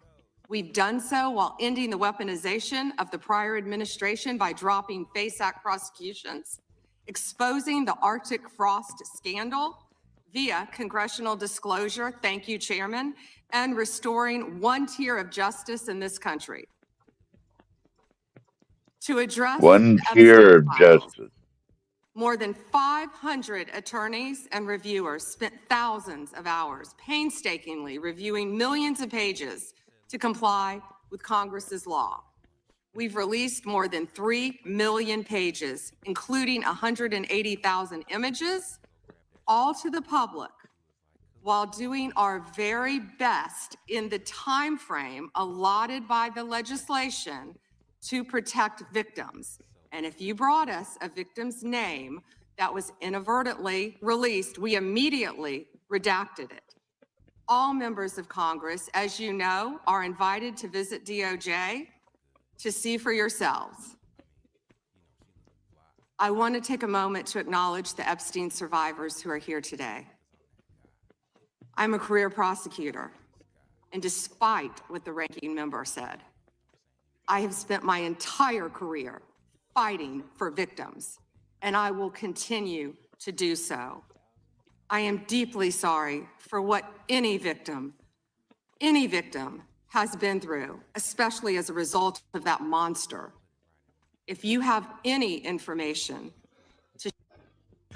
You know, when my sister and I were younger, like in high school, my You have a sister, Stanley? yes. So sometimes you know how teenage girls can get a little pouty, and they just kind of, come in and they're just, just all dramatic. And my mother used to tell my sister to stop flouncing around. Now, I have no idea where the word comes from, but when I'm hearing Attorney General Bondi reading like in this pouty high school girl voice, I just want to tell her, Attorney General Bondi, stop flouncing around and get to the point. She sounds like a high Well, school you said girl. you don't know what flouncing means. So I know it's not I know it's not a compliment. share with law enforcement about anyone who has hurt I you wonder or what Grok abused would you. say. The FBI is waiting to hear from you. I want you to know that any accusations of criminal wrongdoing will be taken seriously and investigated. The Department of Justice is committed to holding criminals accountable to the fullest extent of the law. In 2025, the FBI Right, get arrested 'em, over girl. 1,700 child predators, a 10% increase from 2024. We also located 2,700 victims of child exploitation and shut down 3.8 million You against dark that, web Stanley? pedophile accounts. I'm sorry, against what? 3.8 million. Again, So shutting down the have information pedophiles and that needs to be investigated. arresting the predators. I think she's not doing anything of the sort. What they're doing is basically fucking up and, not redacting the right names. So they're doing as much damage to the victims of pedophilia as You should get anyone out else. more, man. I don't need to get out to know that this administration is full of fourth string players. Contact Yeah. the FBI. You want open borders I look again. forward That's to what you discussing want. further. Yeah, it is too easy to bat down those silly comments. I've already said there's nothing wrong with shutting down the border. You just don't have to kill Americans to do it. Shared obligation. Yeah, well, if they follow the federal American law enforcement around, they're gonna fuck around and find out. Safe. Yeah, and you sound like a cruel motherfucker, just like this administration is chock full of. People getting Why would you killed. follow Okay, police do not around? interrupt. No. I'm going to finish what I'm saying, even if I have to put you in the back. Americans should not be killed for exercising their rights, even if they are reckless in following those rights. Law enforcement, especially federal law enforcement, should and is held to a higher standard. They're to protect the American citizens and serve them, not the other way around. A closed border is great. It's laudable. But if Americans have to be killed to close that border, I'm against that. Thank you. Well, if you had to put yourself in, This is not. Hold on. in- You think this is some debate? Okay. This is not a debate. if You you put don't. yourself in Okay, I front of do not. law I will enforcement, not put myself in place of a goddamn federal agent. It's not my job. It's their job, and I that's expect their them. job. I expect them to perform at the highest possible level. Okay, I don't know why you think this is some sort of back and forth. I've said what I said. I'm ready to go back to Miss Flouncy here. End of the 5-minute rule. The chair recognizes the gentleman from California for 5 minutes. Thank you, Mr. Chairman. Madam General, thank you for your extensive remarks, particularly on your Thank continuing God we have investigation Ted of Bundy. those responsible over the years in the Epstein debacle. Obviously, Let me tell you something. If you happen to run into an ICE agent, you're going to need God. You better pray they don't shoot your ass. have an Yeah, amazingly right. full docket Propaganda. between civil rights, Oh, between dude. criminal, between Tell that to Alex Preddy and his family. so-called white-collar crime. And doing Just so, stay as the away chairman from said, at a police. time That's in all which you both got to you and the do. president Not are that under hard. attack. Okay, I That's what I do. understand as a MAGA cult member, you have been brainwashed into fearing the police. I'm sorry. No, I just stay out of their face, Stanley. Goddamn. American citizens should not fear law enforcement. So They should not go out and get in their face either. Guess what? If it's legal and it's constitutional, whether they should or No, shouldn't, it is not legal to interfere with an. it is literally within their rights to question law enforcement. Alex Preddy was not impeding law enforcement. Keep cherry picking bullshit, and I will keep stomping you rhetorically. Okay, take that fucking fifth rate intellect over to CT's channel or somewhere that appreciates your quote wit. Here, we literally say Americans exercising their rights shall not be inconvenienced by Trump's immigration policies. Okay? Whether they should be doing it has nothing to do with if they choose to do it. It's their right as an American citizen, 12th man. We are not motherfucking MAGA sheep like you. And this is not a debate. And our Yeah, ICE it is agents, a debate, FBI, and others are under evidently. attack when they try to enforce the law. Okay, I personally motherfucker. want You know to what? apologize. I think I'm tired of this disrespect for my panel. I say it's not a debate. If you want to debate, go over to Bob's channel or somewhere where this bullshit rhetoric is welcome. Okay, we are not a MAGA channel.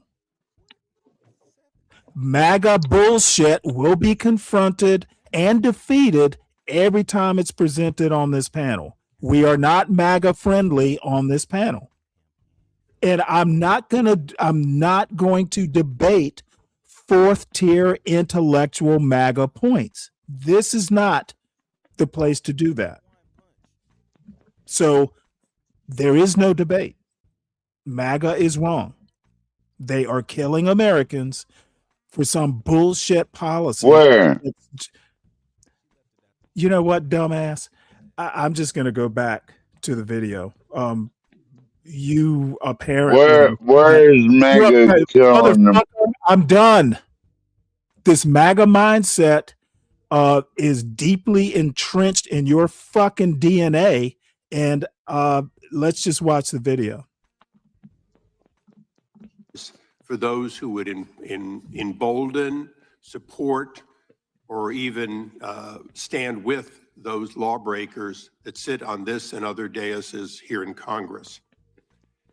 My job generally is to talk about patents and trademarks as the chairman of that subcommittee. I'll forego that today because one of my other jobs is the creation and maintenance of Article 3 judges. And I work with the Chief Justice on that, and we're trying to expand the court. But currently, there are only 677 district court judges. They have very full dockets as well.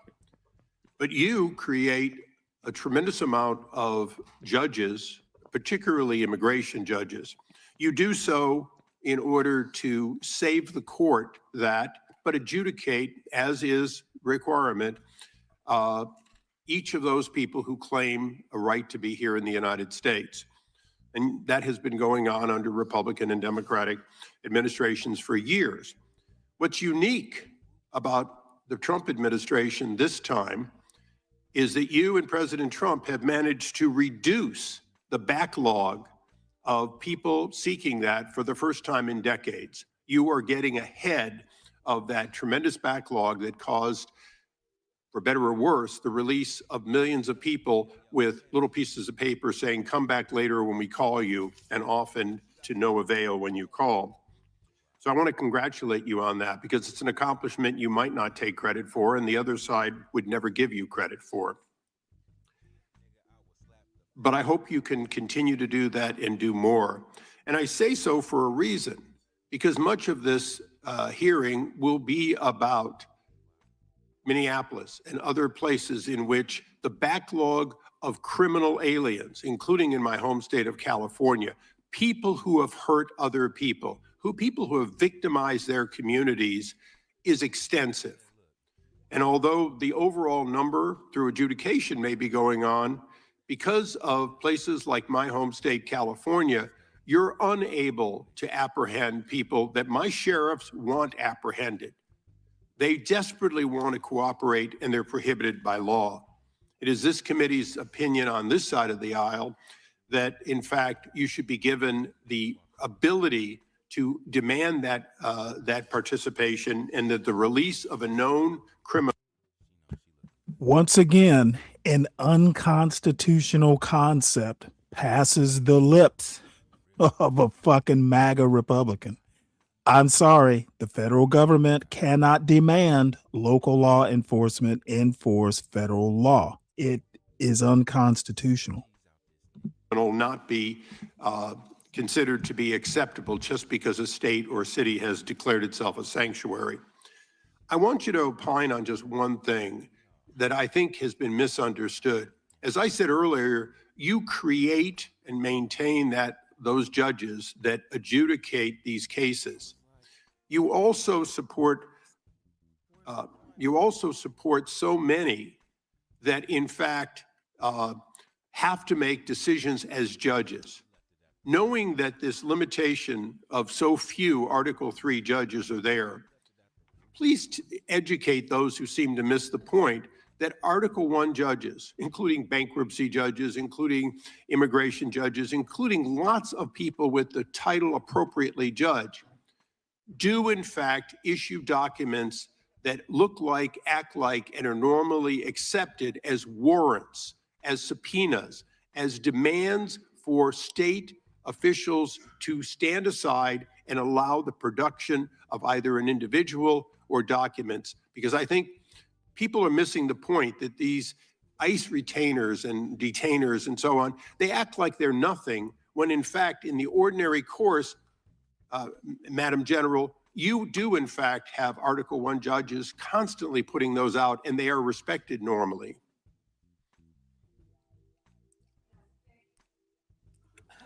Thank you, Congressman, for talking about all the great judges. And if I could add one thing to that, we are always recruiting and looking for judges. So please reach out to our office for these judges who are handling all these very important matters. We've even added some JAG officers as immigration judges. Thank you. And so we're continuing to do that, but we're always seeking qualified lawyers as well to be part of that. And thank you for highlighting that, Congressman. Thank you. I yield back. Gentleman yields back. The gentlelady from Washington. So this session is essentially the Home Depot parking lot for immigration judges and Department of Justice lawyers. Dude. So are they going to put out classified ads for DOJ lawyers? 12th man, who knows? You might be qualified to be an immigration judge. Recognized. Thank you, Mr. Chairman. Good morning, Attorney General Bondi, right here. We are joined in this room by some of the thousands of survivors from Jeffrey Epstein's horrific sex trafficking ring. They have shown such incredible courage in speaking out, in demanding accountability to bring the predators and pedophiles to justice. The Epstein Files Transparency Act required your Department of Justice to disclose the perpetrators connected with Epstein's criminal activities and to redact the information of survivors to protect their identities. Let me show you what actually happened. First, in violation of the law, your department has shown a pattern of redacting the names of powerful predators. Here behind me is one example of an email from Epstein to a man whose name was redacted. The email reads, quote, "Where are you? Are you okay? I loved the torture video." Only after members of Congress demanded that we see the unredacted files did the world learn the name of this individual, Sultan Ahmed bin Sulayman, the chairman and CEO of a company that had financial ties to President Trump's business and personal ties to Trump's advisor, Steve Bannon. Second, the survivors were not similarly protected, also in violation of the law. Wow. Here I is love another the torture email video. titled Epstein Victim List. We have blurred the names of the survivors for their protection, but your Department of Justice initially released this list of 32 survivors' names with only one name redacted, along with numerous Whoa. Holy cow.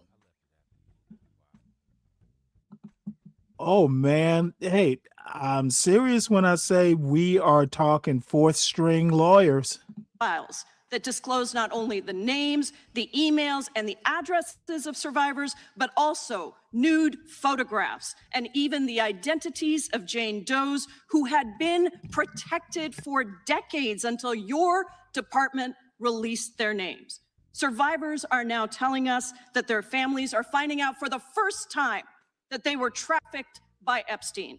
In their words, quote, "This release does not provide closure. It feels like a deliberate attempt to intimidate survivors, punish those who came forward, and reinforce the same culture of secrecy that allowed Epstein's crimes to continue for decades." To the survivors in the room, if you are willing, please stand. And if you are willing, please Well, this raise is your not- hands if you have still Wow, this is not a good look. not been able to meet with this Department of Justice. Ooh. Please know for the record that every single survivor has raised their hand. Ooh. Attorney General Bondi, you apologized to the survivors in your opening statement for what they went through at the hands of Jeffrey Epstein. Will you turn to them now and apologize for what your Department of Justice has put them through with the absolutely unacceptable release of the Epstein files and their information?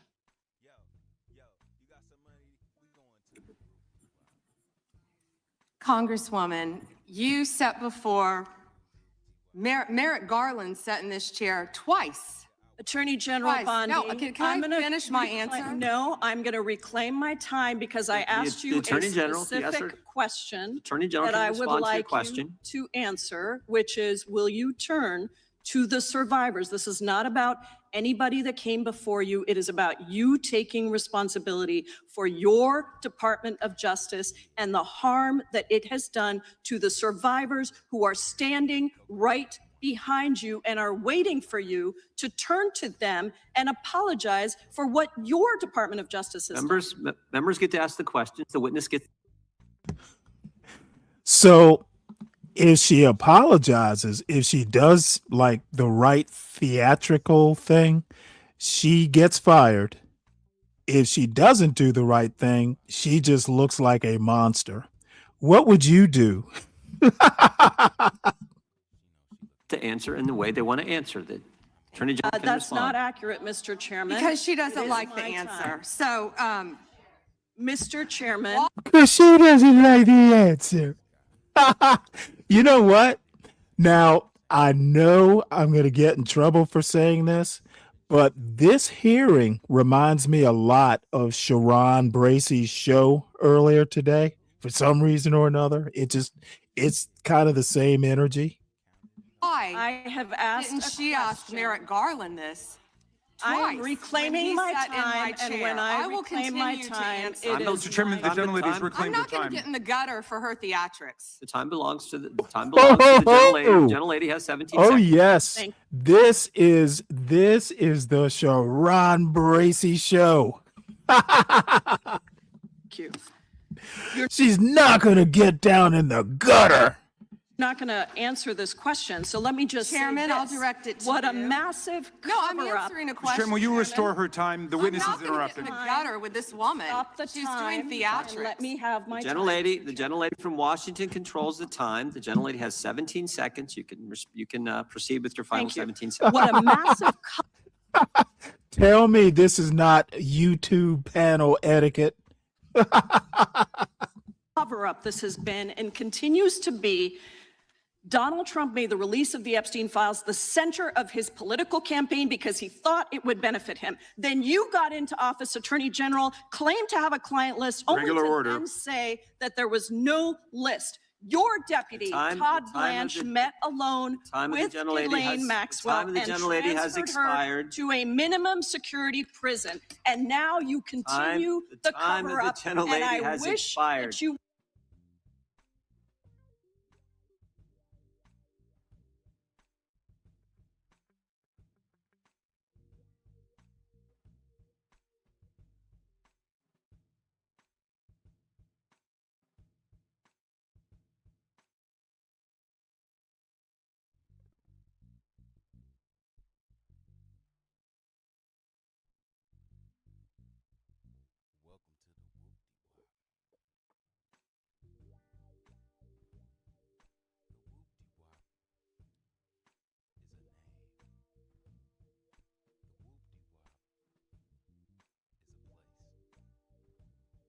would turn around to the survivors who are standing right behind you and on a human level. Chairman. Oh, was I muted?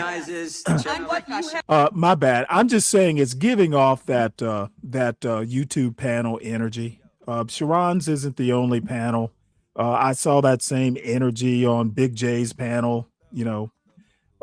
Several panels. I'm done.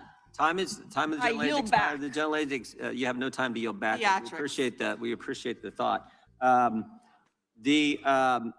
I would argue the central issue in the last election, the presidential election, was securing the border. The gentleman from Arizona who knows something about securing the border is up for 5 minutes. Thank you, Mr. Chairman, and thank you, Attorney General Bondi, for being here today. In 2022, Lafarge, which is a French cement company. In just a show note here, we're at 3 hours and 22 minutes. Probably go till 4 hours, unless something interesting happens. I do believe, and I don't know what time, Savage wants to review a Sharon Bracey panel. So I don't think it's today's though. So he asked me if I wanted to review it. So I guess I will. I don't generally watch Sharon's show. I subscribe to it, but I don't generally watch it unless the topic is something that interests me.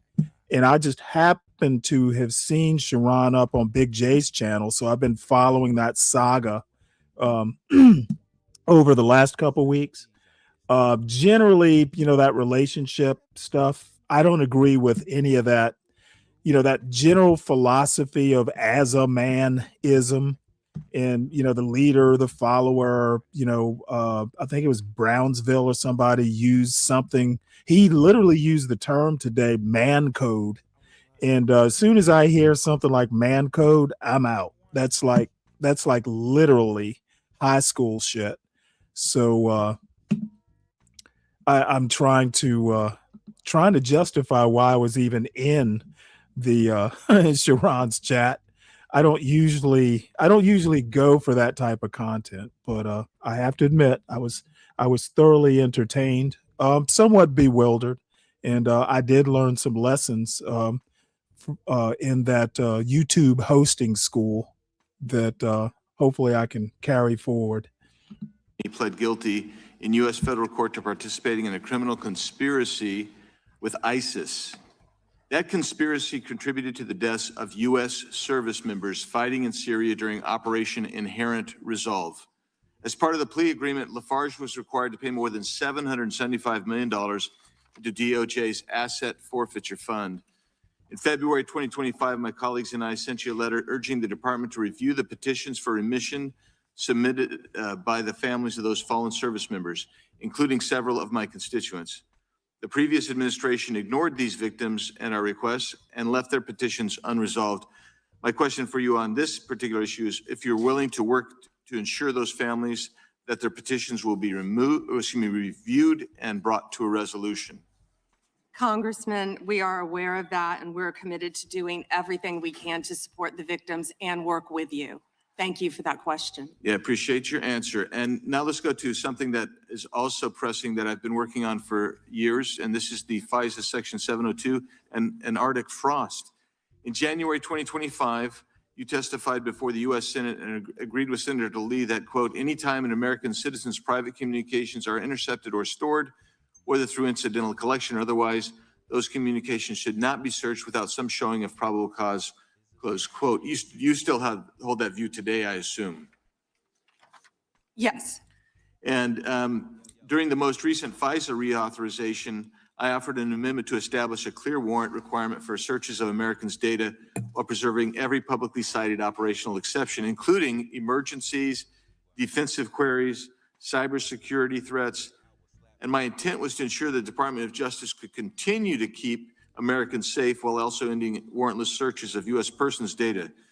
Are there any additional circumstances or exceptions that you believe must be included to ensure DOJ can continue to operate effectively while still protecting American citizens' data and privacy? Yeah, Congressman, we are committed to working with Congress to uncover weaponization and other misconduct by Jack Smith, by others, Arctic frost, everything that happened under the past administration. And we are committed to working with you on that. And we are working with Chairman Jordan, with the House Intel, with all of our my fellow cabinet members on resolving that issue. Well, thank you. And I'm glad you brought up Arctic frost because Section 702 was used in the Arctic frost investigation. It was. And information derived was used by Special Counsel Jack Smith. And my question has always been, and no one's been able to answer this, is what was the legal predicate for using a foreign intelligence authority in the Arctic frost investigation? Have you been able to ascertain any legal predicate? Congressman, what I can tell you today is that has been referred to my office. I can't discuss anything regarding that because it is very active and ongoing. And you probably can't answer this one either, but I really want to know if Section 702 queries related to that matter involved members of Congress, which we know at some level it did, congressional staff, which we know at some level did. We've heard that journalists or other U.S. persons not suspected of acting as foreign agents were also caught up in that. Can you answer that question and say whether queries did cover all those groups I just identified? It is a very active pending investigation within my office. However, I believe many members of Congress have stated that their phones were part of Arctic frost. We are well aware of that, and we are taking this very seriously, and this is a very active investigation. And I would keep going and say, if any member of the Democrat Party, if any of them, if that had happened to them, we would take that just as serious as we do. And they should be jumping up and down, screaming, supporting you and what you want to do, because this should be a bipartisan issue. Well, I hope it is a bipartisan issue. You know, I'll just leave with these last couple of questions, which I'm sure fall into the same investigation privilege. But that's this: how many such queries were actually conducted overall? This is outside Arctic Frost in the prior year by the FBI or other intelligence community, and particularly, we really need to know what were the legal standards applied. Did they use probable cause? Did they use reasonable articulable suspicion? Or did they have no individualized suspicion and just were gathering up information? And that's beyond the investigation regarding Arctic Frost. I don't expect you to have that information today, but if you can help get that information so we can understand the extensive nature of this continued misuse of Smh Too, it would be very particularly helpful. And it was extensive. Yes, Congressman. Thank you. Time of the gentleman has expired. I have a UC, Mr. Chairman. And that is the gentlelady from Texas. I ask unanimous consent to enter into the record. El Paso airspace reopened after FAA quickly rescinds 10-day flights restriction. This was published by the Texas Tribune on February 11th, 2026. And it says it was because of an impasse with the DOD over the use of unmanned military aircraft and not triggered by Mexican cartel drones. Without objection. Point of order, Mr. Chairman. I didn't hear back about the second round of questions. I assume that's not happening. I just want to be able to assure the members, certainly on my side, if not both sides. That's not a point of order. No, that every member will get 5 minutes with the witness. Will there be 5 minutes for each? Yeah, you get 5 minutes. Yeah. With the witness. Okay, very good. Yeah. Okay. And are you up next? Gentleman from New York is recognized. Mr. Chairman, I want to begin by acknowledging the survivors of Jeffrey Epstein's horrific abuse who are in the room with us today. I want to thank all of you for your bravery in speaking out. I want to say that you and the other survivors of these heinous crimes deserve better from this Department of Justice. In particular, it is shocking that the department did not redact the names of Epstein's victims, but it did redact the names of their abusers. I don't know whether this was done out of incompetence or whether it was deliberate and malicious. But either way, it is completely unacceptable. Even more troubling, the DOJ has failed to bring any of these perpetrators to justice. Instead, it has engaged in a relentless pursuit of Donald Trump's perceived enemies. I want to focus on just one example. The Attorney General of my home state of New York, Tish James. This DOJ has been hell-bent on securing an indictment against Ms. James for something, anything, simply because she held Donald Trump's companies accountable for years of financial fraud. And indeed, the department manufactured an investigation against her for alleged, quote, mortgage fraud. But the U.S. attorney leading the investigation, Eric Siebert, a Trump appointee, refused to bring charges against Ms. James because there was simply no evidence. Unfortunately, I just want to do a quick disclaimer here. I know this is not super exciting, but I have been able to watch stuff like this with popcorn and a beer. I could literally watch all 2.5 hours of this and be on the edge of my seat. I apologize to those who want things a little bit more spicy or, that sort of thing. But I think this sort of thing is actually important and, to some of us actually entertaining. So that's my disclaimer. I understand if there are more exciting things to watch, but I'm having a ball. Unfortunately, a prosecutor who refuses to do Trump's bidding has no place in this DOJ, so Mr. Siebert was forced out. Trump could not contain his fury that he expressed to you in a social media post addressed to you by name. I'm sure you've seen it. Quote, I fired him and there is a great case, he wrote to you about, Mr. Siebert. Then we moved down. We can't delay any longer. It's killing our reputation and credibility. They impeached me twice and indicted me 5 times. over nothing. Justice must be served now. And obviously, you followed that order. Lindsay Halligan, Trump's former defense lawyer who had never prosecuted a case in her life, was installed to replace Mr. Siebert, and it was clear that part of her mandate was to go after Ms. James. Halligan immediately sought an indictment, which the court dismissed because Halligan was illegally put into the role. But your department was undeterred. And not once, but twice, it tried to indict Attorney General James in separate courts. Both grand juries rejected you and refused to indict her. It is practically unheard of for a grand jury to refuse an indictment. In 2016, it happened in just 6 cases out of over 150,000 offenses. And you had it happen twice in the same week, in 2 different courts. That must have been humiliating. And now there are reports you are continuing to investigate her. The amount of resources that have gone into targeting Attorney General James, months of investigations, multiple failed indictments, is astounding. Since your own prosecutors told you that there is not enough evidence to support a conviction, it's clear that you were going after her simply because she held President Trump accountable and he wants to punish her. And she is just one name on a long list of Trump political enemies that DOJ is reportedly targeting. From Jerome Powell and Lisa Cook at the Federal Reserve to James Comey, numerous Democratic members of Congress, John Brennan, Jack Smith, Democratic officials in Minnesota, Chris Krebs, Miles Taylors, and more. And those are just the ones we know about. In contrast to these politically motivated investigations, grasping at something they can charge their enemies with, we now have concrete evidence of disgusting criminality revealed in the Epstein files. So I really have just one question for you. How many of Epstein's co-conspirators have you indicted? How many perpetrators are you even investigating?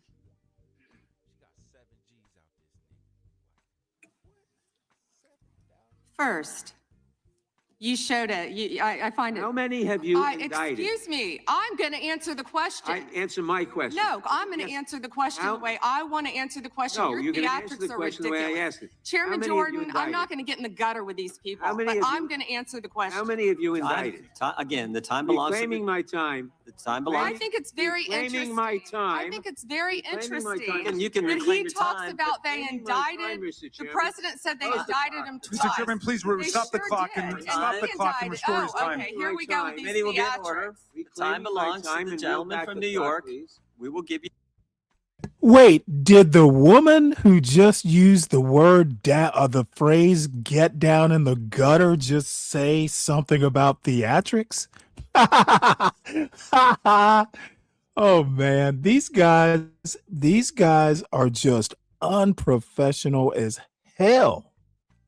A few more seconds. We will do that. But when you ask a question, the witness gets to answer. You may not like the answer, but she gets to The answer. question was, how many of Epstein's... They don't like the answer, Reclaiming Chairman, my time. because it's honest. Reclaiming So he asked a Reclaiming my 4-minute question. Restore 45 and seconds, I am Mr. Nadler, going please, to Mr. Chairman. answer. I mean, you can let her filibuster all day long, but not on our watch. Reclaiming- Not on our time. No way. And I told you about that, Attorney General, before you started. You don't tell me. Yeah, I anything, did tell you because we washed saw up what you did in the loser Senate. Lawyer, not even a lawyer. Committee will be in order. Time, and I should get back at least 45 seconds. We will give you a You don't tell me. Oh yeah, this is YouTube panel. This is YouTube panel. few more seconds. I Not a said that few more, already. 45 seconds. Okay, I'm timing right now, Mr. Nadler. Go All ahead. right. My time. The answer to my question, how many of Epstein's co-conspirators has she indicted, is 0. You have been the Attorney General for a whole year, and your DOJ fired the lead prosecutor of this case, sat on evidence this entire time, and claimed falsely last July that there were no more leads. It took an act of Congress for you to finally release part of the Epstein files, and when you did, you included personal information about the victims while protecting the names of abusers. Time of the gentleman None of has the perpetrators have been expired. brought to justice, but enormous resources Time of the dedicated to gentleman has pursuing Trump's expired, and It's obviously clear there that was- under your leadership, the Department of Justice there no was longer no works for question American in there. people. It works Order for Donald respond to. Trump. I yield back. The gentleman yields back. May I answer?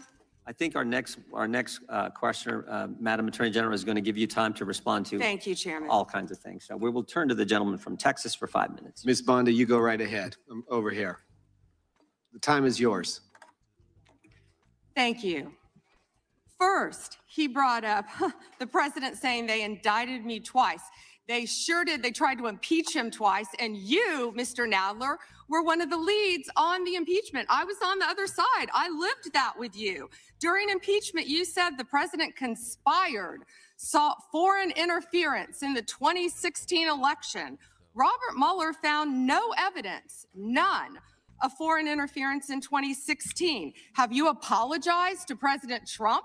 Have you apologized to President Trump? Have you apologized to President Trump?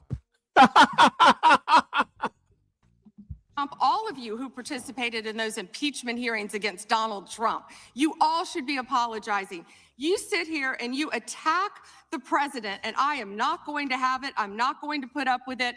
You know, all they want to do, all the American people need to know this. They are talking about Epstein. This is literally unprofessional. And wrestling coach Jordan is letting this circus get out of hand. This is exactly why they are going to lose the House. Fucking bullshit like this. This is a waste.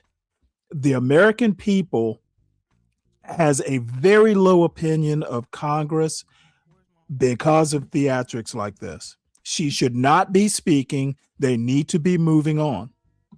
Today, this has been around since the Obama administration. This administration. What is it with these MAGA people? They cannot talk about the present. They got to talk about Obama. They got to talk about Biden. Dude, Obama was about 8 times better a president than Donald Trump, and he didn't kill Americans to do it. Damn. Released over 3 million pages of documents, over 3 million, and Donald Trump signed that law to release all of those documents. He is the most transparent president in the nation's history. And none of them asked Merrick Garland over the last 4 years one word. Dude, it's all about the past administrations. I have to ask, is the Trump administration responsible for anything?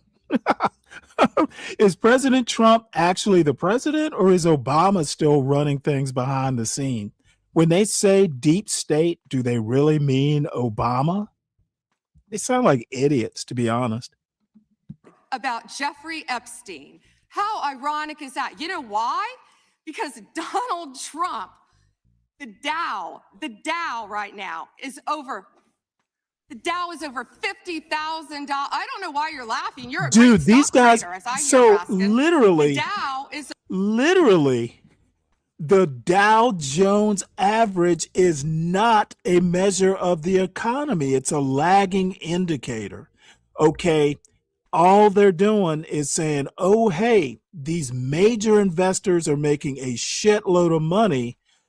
How high or low the Dow is does not affect grocery store or gas prices. They've got to get off of this bullshit.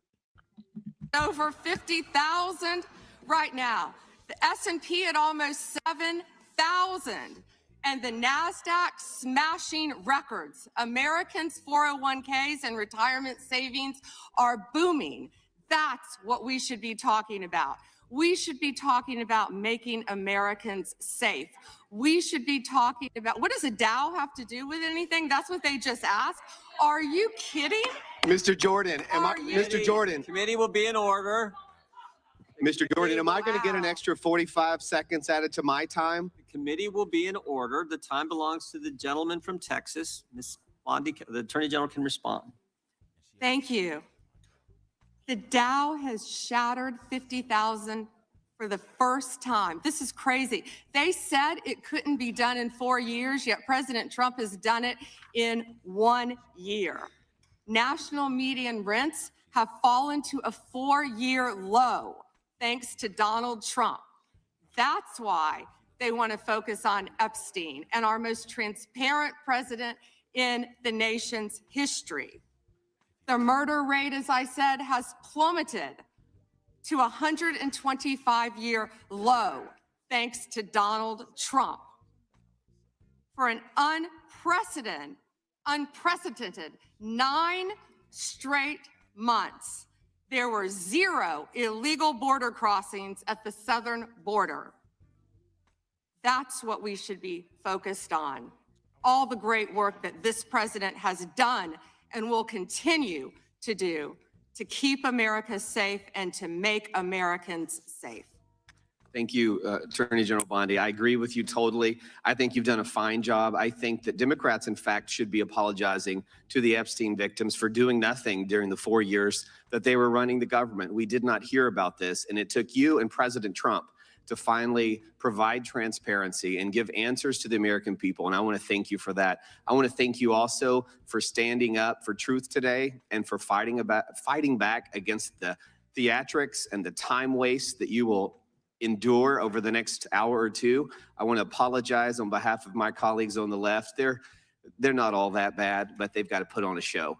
And I'm sorry that you have to go through that. And I would like to yield the last, I'd say 40, even 40 is 80 seconds. The clock says 40, but I've got 80 seconds since I was so rudely interrupted, and I'll give all 80 seconds to Chairman Jordan. And I would just yield to the Attorney General if she has anything to add. I'm fine to continue. Thank you, Chairman. All right, the chair now recognizes, the gentleman yields back. The chair recognizes the gentlelady from California.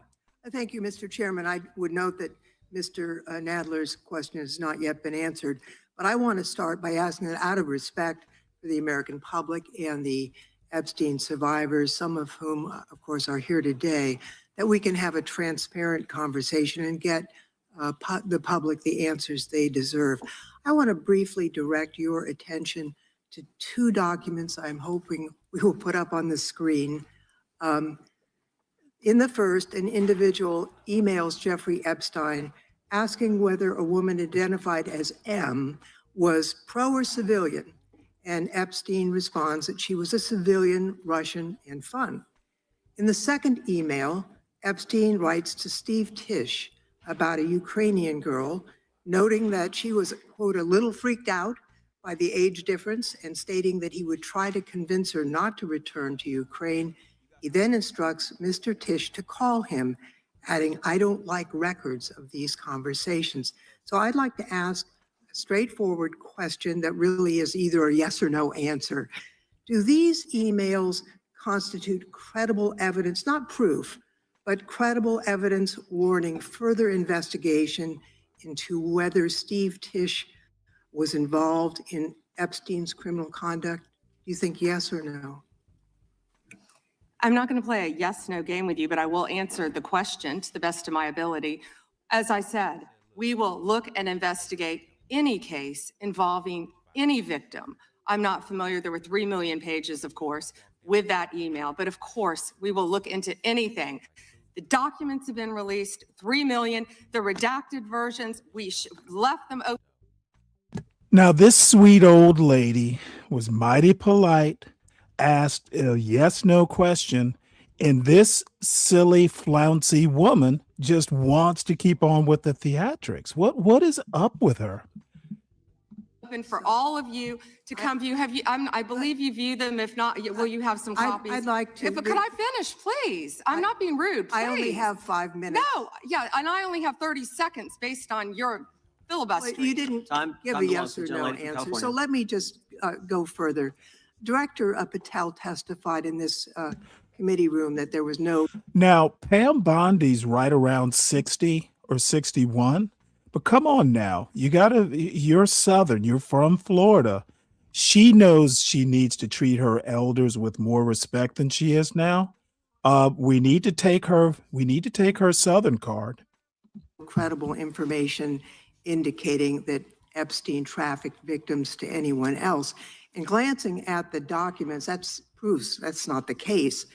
In July, your department issued a memo stating that it had conducted an exhaustive review of the Epstein files and concluded that no additional individuals would be charged. So I did go over to the Department of Justice yesterday. I would note that 400 and all our 35 members are in the House, and there's 4 computers.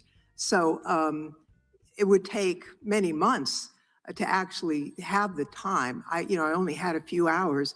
I think the transparency argument is really kind of a sham because it's not really. Whoa. Did you have to wait to get a computer? It is not possible Hang on. to really go in.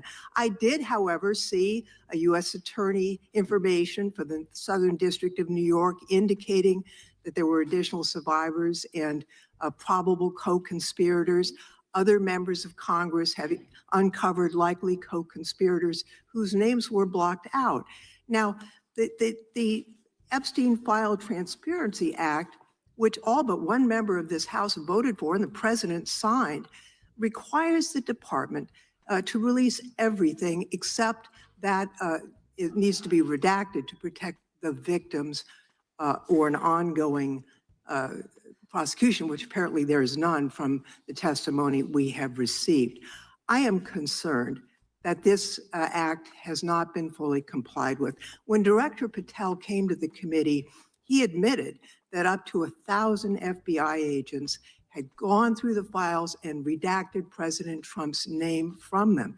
And it's pretty clear that what has been transmitted from the FBI continues to redact President Trump's name, even though he is mentioned thousands of times in these files. So I think the credibility of the department in terms of complying with the act has been damaged. And I think the department's credibility has been damaged in other ways. I think we all saw the horrible video of American citizens being killed by ICE agents in Minneapolis. And I think how the department has handled these cases raises a lot of doubt about the department. State and local police in Minnesota got a court order to get access to the crime scene to be sure evidence would be properly preserved by federal agents. But they took the agents defied the court order, and in a departure from general policy, the DOJ is not collaborating with state and local law enforcement on these homicides. So I really think that is a disgraceful approach to the homicides of American citizens, and really does nothing to bring credit to your department. And Mr. Chairman, I would yield back. Gentleman yields back. May I answer? Attorney General can respond. I find it interesting that she keeps going after President Trump, the greatest president in American history. And if they could maintain Oh my their God, composure, no, this she isn't didn't. A circus. This is a Oh, wow. Oh, I got to hear that again. This is some, oh my God, talk about sycophantic. And Mr. Chairman, I would yield back. Gentleman yields back. May I answer? Attorney General can respond. I find it interesting that she keeps going after President Trump, the greatest president in American history. And if they could maintain their composure, this isn't a circus, this is a hearing. I find it interesting she keeps going after Donald Trump. She doesn't say how much money she took from Reid Hoffman, did you? And nor did Mr. she Chairman, post regular anything. order, please. She Regular posted order. nothing on her X account, on her Twitter account during the Biden years. Gentlelady. Yet now, There all was of no a sudden, question she's asked. going after Committee will be in point of order. There was no Committee will question be in asked order. of the Attorney General. She doesn't just get to speak. Committee will be in order. I have a point of order, Mr. Chairman. Committee will be in order. Point of order, Mr. Chairman. Gentlelady can state her point of order. When a witness attacks. Not a valid point of order. You got to state. She hasn't completed her point of order yet. Please let her speak, Mr. Chairman. Let's have some regular order here. Regular order is you got to state the rule. And I am trying to make a point of order that the witness, what rule are you referring to? without responding to a question, has attacked me personally. I think it's pathetic that she can't answer the questions and First instead time is that attacking is not even close members to a of the point of committee. order. The gentleman from Wisconsin is recognized. In August of last year, I sent a letter to the Department of Justice asking for assistance in seeking compensation for the town of Lac du Flambeau. Town of Lac du Flambeau is in my district, and your office replied that it was an ongoing matter and unable to comment on it, which I understand is just fine. I want to set this up just as a reminder. So 3 years ago, it was at this time of year that 4 roads were blockaded in the town of Lac du Flambeau, and the temperature was 25 below zero. People had to park their cars at a neighbor's place, take the snowmobile across the lake to get their car, and then be able to drive into town. There were people 80 and 90 years old that could not, were very concerned that they'd be able to get emergency medical services. And the perpetrators of this, the tribe out there, they demanded compensation from the town. I would call it extortion. They ultimately got $600,000 from the town of Lac du Flambeau. The unfortunate part, Mr. Chairman, is that the Biden administration took the side of the perpetrators who closed those roads off, and the Biden administration made it clear to the town of Lac du Flambeau that we are not on your side in regards to this. Well, fortunately, there was a federal judge that said, no, this is wrong, what happened, and these roads should be left open. They should continue to be left open. My question to you is, are you willing to work with my office and with the town of Lac du Flambeau to further investigate this matter and seek compensation from the tribal government after their extortion of $600,000 from this little town in northern Wisconsin? Congressman, you do a great job representing your district. And yes, we would more than welcome working with you, and we are familiar with that investigation. Mr. Chairman, I would just add, we're highlighting these miscarriages of justice in the previous administration.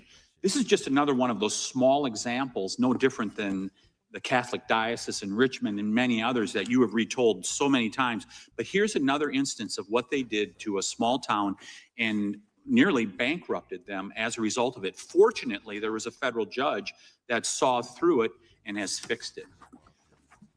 I want to move on to fraud enforcement. You've established a National Fraud Enforcement Division. Is that correct, Madam Attorney General? Yes, Congressman. Has this new division begun any investigations and getting after those individuals that have committed the rampant fraud we've seen, like in Minnesota? Well, it's not only rampant in Minnesota, it's rampant throughout this country. Much of it is in California, as you know, and other places. Yes, we are working on it actively. Our criminal fraud division has been working on it.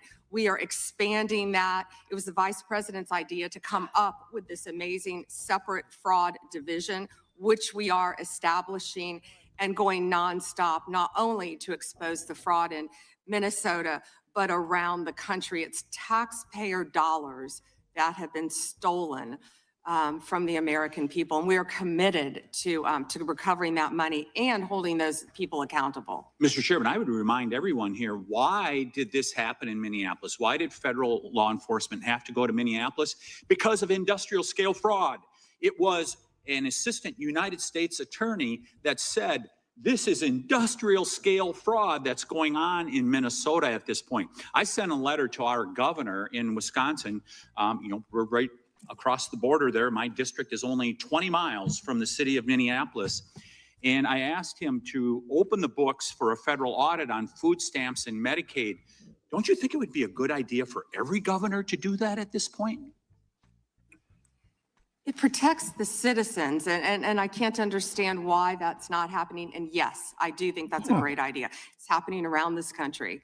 And when our new division with Colin McDonald is established, it's established. When Colin is confirmed, he's amazing. I think you've met with him, you said, Chairman.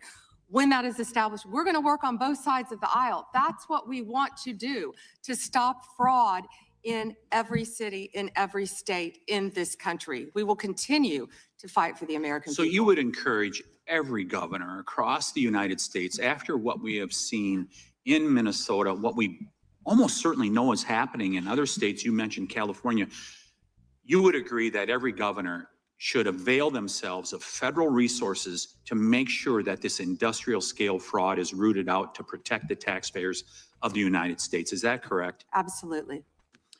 Mr. Chairman, I yield back. Gentleman yields back. The gentleman from Tennessee is recognized. Thank you, Mr. Chair. First, I'd like to thank you for holding this hearing and holding it in a proper fashion as you have.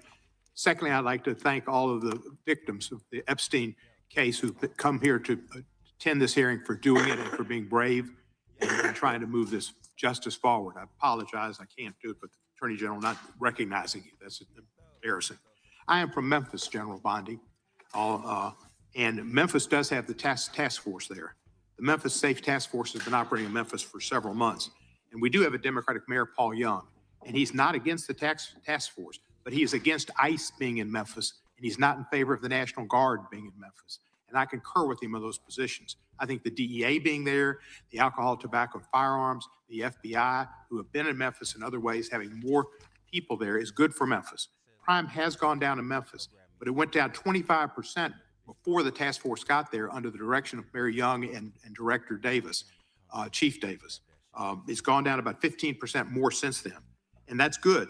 But I would like to comment that Mexico City's homicide rate has gone down 40% during the same time when Memphis has only gone down 25%. And that's not necessarily because of the task force, although the mayor says he thinks it's helped. So I thank you for that. You would agree, I presume, that violent crime in communities across our country is critically important, and that's why the task force is there. Is that not true? Yes, and if I can just add to that, I think the surge, the FBI, our FBI under the leadership of Director Patel came in and did a surge in Memphis. Earlier. Prior to the task force. And thank you for saying that about Mayor Young. He's been great to work with, and thank you. He's a good guy. He's a very good guy. One problem I've got with where we are in priorities here. A recent Department of Justice, National Institute of Justice report based on arrest records in Texas and in California found that undocumented immigrants were less than half as likely as U.S.-born Americans to be arrested for homicide. And this pattern holds for assault, sexual assault, robbery, burglary, theft, and arson. Half as likely to be arrested for drug offenses. So I ask you, and I've written to you about this, there are TV ads that run that say to local law enforcement, specifically, says, are you tired of having your hands handcuffed because you can't do the things you wanted to do when you joined? And if you want to do something different, join ICE and you'll get a $50,000 bonus and we'll pay off your debts, student debts, and we'll help you with pensions, et cetera, et cetera, et cetera. So they're encouraging local law enforcement to leave local law enforcement and go to work for ICE. We need people working in the front lines of local law enforcement to protect our citizens from the worst of the worst. The worst of the worst are not the immigrants. The worst of the worst records show are native-born Americans, and they are committing crimes that hurt our citizens and our cities. And you're working against it, and thank you for that. But by trying to get our local law enforcement, where we have an undercount of officers in Memphis, to leave Memphis and go to work for ICE to deport people is a wrong priority. Why are we trying to get people, policemen who are working on the front lines, to leave the front lines, take the $50,000 and go to work for ICE and instead of working to fight the worst of the worst? Congressman, I have not yet seen that commercial, that ad. I would argue that we need strong people in both local law enforcement, state law enforcement, and all of our federal agencies working together. I've seen some of the worst violent criminals who were in this country illegally. We both know that. And in Memphis, working hand in hand, I want to stick with Memphis and your mayor and what you discussed, because there have been nearly 6,000 arrests as of February 8th. And I think you agree with this, in your district, and almost 600 gang members. What we found in Memphis, a lot of the gangs are local gangs. But 600 gang members were taken off the streets. Because I've only 40 seconds. I'm going to agree with you. Yeah. I thank you for that. And 148 missing children were recovered by all of us working together, and nearly 1,000 illegal guns were seized as a result of us working together. And I don't disagree with some of the things you said, but there are questions about those children, but it's a different thing. The fact is, ICE is running rampant, and you are not investigating them. When they killed Mr. Prete, and Miss Good, that was an execution, and you did not investigate it. And you tried to investigate Miss Good's widow, and you tried to investigate Mr. Prete. They were executed, like Kristi Noem executed her dog. And that was wrong. You should investigate those people, and you should investigate anybody.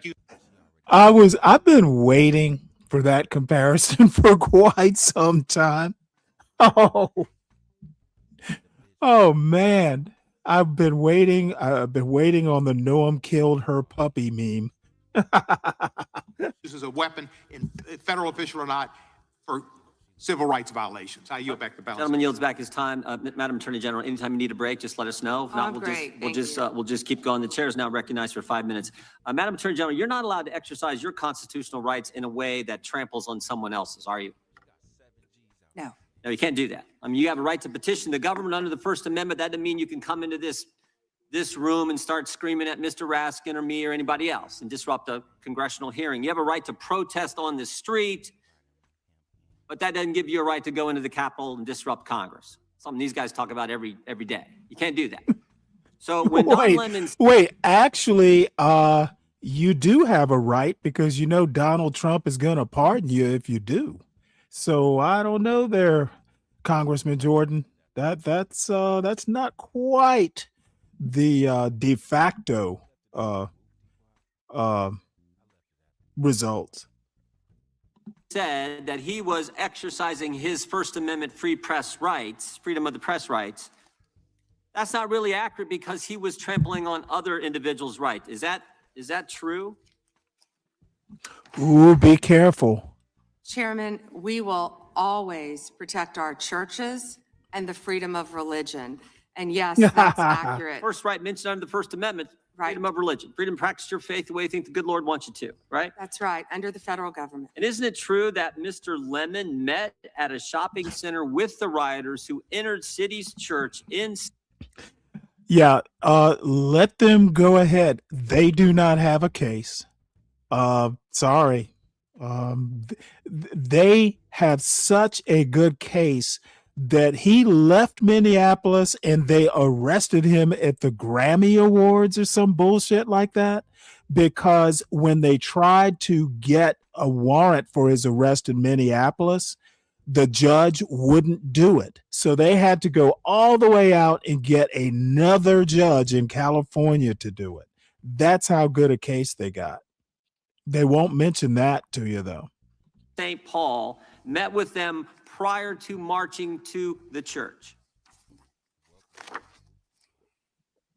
He did meet, and this is a pending case right now, so I will only stick to what is in the four corners of the unsealed indictment, if I could, Chairman. Yeah, I'm There's a lot more that will come out, but under the four corners of the indictment, yes, he did. They had an operation called Operation Pull Up. They said they were gearing for a resistance. They met in a parking lot and they caravanned to a church on a Sunday morning when people were worshiping together. And Mr. Lemon said that he live streamed before entering the church with the rioters. Didn't he say we're going to head to the operation? Didn't he say this he said this on camera? Is that right? Yes, Chairman. Yeah. And more. That he was in Minnesota and that, as you said, they were gearing up for an operation. So you can't do that. This is why this is, I think, so important that this guy be held accountable. And I think why you guys have charged him and indicted him. Moving to the second subject here. Will John Brennan be indicted? Mr. Brennan lied to the committee, which you're not supposed to do, last Congress, and we deposed him. He definitely, 18 U.S.C. 1001, we're all familiar with it. He lied to the committee, and the committee, the Congress, and I think the country would like to know if, in fact, he's going to be indicted for lying. And here's why it's so important. I'll give you a chance to respond. Here's why it's so important. See, this is why MAGA is so stupid. Okay, all Brennan's, if it comes to an indictment, all Brennan has to do is show this clip, and he is on his way to talking about malicious prosecution or whatever. It's malicious something or another. MAGA is full of fourth-rate intellects. Okay, you don't do this. You don't put the political stuff out there because it will be used against you. God damn, these people are stupid. I'm not even a lawyer, and I know this. It wasn't just that he lied to us, it's what he lied to us about. He lied to us about when all this weaponization against the President of the United States started. He lied to us about the dossier, and specifically what role the dossier played in the intelligence community assessment. Because we know back when President Trump was first elected, first term, This is when it all started, which led to the Mueller and to the impeachment and to the Jack Smith and all the stuff that's happened in the last decade. But it began here, and he lied to Congress about the role he played. And I just want to read a couple of things he said during that deposition before I give you a chance to respond. Mr. Brennan, when asked a question, said the CIA was not involved at all with the dossier. He said it was their purview, FBI's purview, and not ours. He also said the CIA was very much opposed to having any reference or inclusion of the Steele dossier in the intelligence community assessment. Well, that's interesting because declassified information that was declassified this past summer by the CIA says something entirely different. It says, Brennan, I want to put this one up if we have it. It says, Brennan ultimately formalized his position in writing, stating that, quote, this is released by the CIA Director Ratcliffe. My bottom line is that what I believe that information warrants inclusion in the report. He was further asked by an CIA official. The same officer said when he approached the director and asked that the director refused to remove it after being explained this wasn't good. With the dossier's many flaws, he said, yes, but doesn't it ring true? So this is John Brennan using that document to change intelligence community assessment, which I think led to all the stuff we've seen over the last decade. And I think this committee in the country, Congress in the country, like to know if Mr. Brennan is going to be indicted. What I can confirm is that we have received a referral from you, Chairman Jordan, to investigate John Brennan. His attorneys have made some public statements, but the department is still bound, of course, by our longstanding policy of not discussing matters. What I will say today, I can't confirm nor deny whether there is a pending investigation, but what I will say is no one is above the law. Mr. Chairman. Weaponization has ended. Yeah. Point of order, Mr. Chairman. Gentleman from New York is recognized for a point of order. If we want to know whether Mr. Brennan will be indicted, you should just ask the president. Not a point of order, but I appreciate you trying to make it one. The gentleman from Georgia is recognized. Thank you, Mr. Chairman. General Bondi, it's been reported that there were at one point 1,000 personnel assigned to the task of identifying and scrubbing Donald Trump's name from the Epstein files. Were those reports accurate?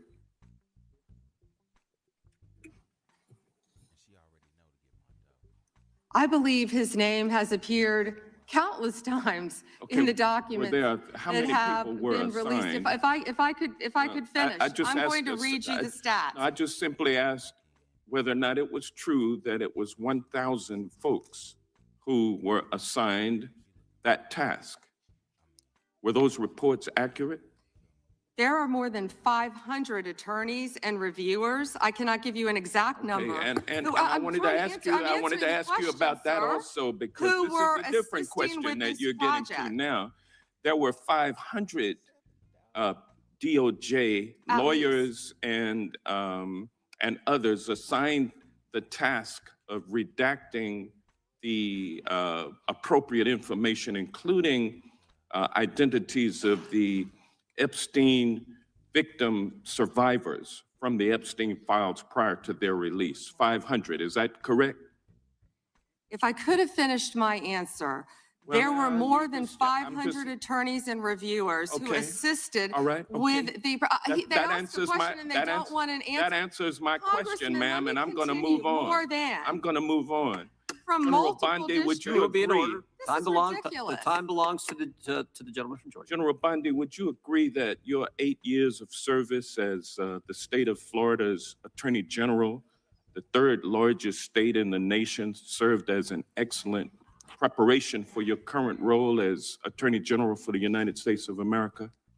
Not only that, I was a career prosecutor for 18 years. And for 18 years. And for 18 years, He you asked a question and doesn't want an answer. This is theatrics. Well, no, for 18 years, you prosecuted serious felony cases, including drug cases, correct? Oh, I prosecuted homicides. I prosecuted capital cases. I prosecuted domestic violence cases. I prosecuted multiple cases, and that's why I feel for all of these victims. And did you ask Merrick Garland this when you were sitting before him, sir? You also prosecuted sexual assault cases and child sex trafficking cases, correct? I answered that question earlier. I prosecuted multiple cases when I was a prosecutor. Bottom line, If I can you're an answer the question, experienced and seasoned. for 18 years. Mr. Chairman, will you a reminder of the rules? The time belongs to the member of the committee. You I are a think I've said that a few seasoned. times. This is hilarious. We probably need someone more serious as Attorney General. Hopefully she's next on that list. An experienced prosecutor, correct? I think we've established that. Yes or no? Does he want an answer or not? I think he wants to say When I want a answer, yes I or get no cut answer. I think he wants to say I want a that. yes or no answer, but I'll live with what you have already said. Let me ask you this question. Clearly, In you the don't have any. prosecution of sexual assault cases, you are acutely aware of how important it is to protect the identity of victims of sexual assault, correct? I have addressed this multiple times. I think others were cutting me off when I was trying Well, to. I just simply asked, are you aware of the fact that it's vitally important to protect the identity of sexual assault victims as you prosecute the people they accuse of assaulting them? Isn't that correct? Excuse me. As we have said multiple times, Protection of the protection of all identity victims of the victims are is so protected. very Who are important. protected under? Do you want me to answer or do you want to interrupt? Well, because you're not answering the question. You do a Jekyll and Hyde kind of routine around here. And I just want you to answer my questions. What does Jekyll and Hyde mean? Can Well, you it explain means that? you're nice to the Explain that. Republicans and Wait, I'm waiting for him to call her a racist. You can't let a black man speak? you turn like Hyde on Democrats. But let me ask you this, man. No, go ahead. Go ahead and say it. All those white people you answer, but when a black man asks you, you get all racial. Have the Epstein victim survivors here today. Representative Jayapal asked a simple question. If you would be so kind and honorable as to turn around and face them and apologize to them for outing them. I mean, how many lives have been derailed because your department was either sloppy and incompetent or willfully trying to intimidate and punish these ladies Your time for is coming up. forward? Which was it? The time of the gentleman has expired. The gentleman yields back. The chair now recognizes the gentleman. Your time is up. Oh, yeah. This is now, I have to say, Natasha, in my opinion, this is way better than a YouTube panel. This is like national. This is like a national federal government big time YouTube panel. And the thing is this type of YouTube panel actually can solve problems if they get around to it. Not like these actual YouTube panels where it's all talk and they don't pass legislation or anything like that. At least if these people are going to be petty, they do have the potential to actually work together and, affect people's lives. Not so much on your standard black YouTube panel. From Wisconsin for 5 minutes. Attorney General Bond.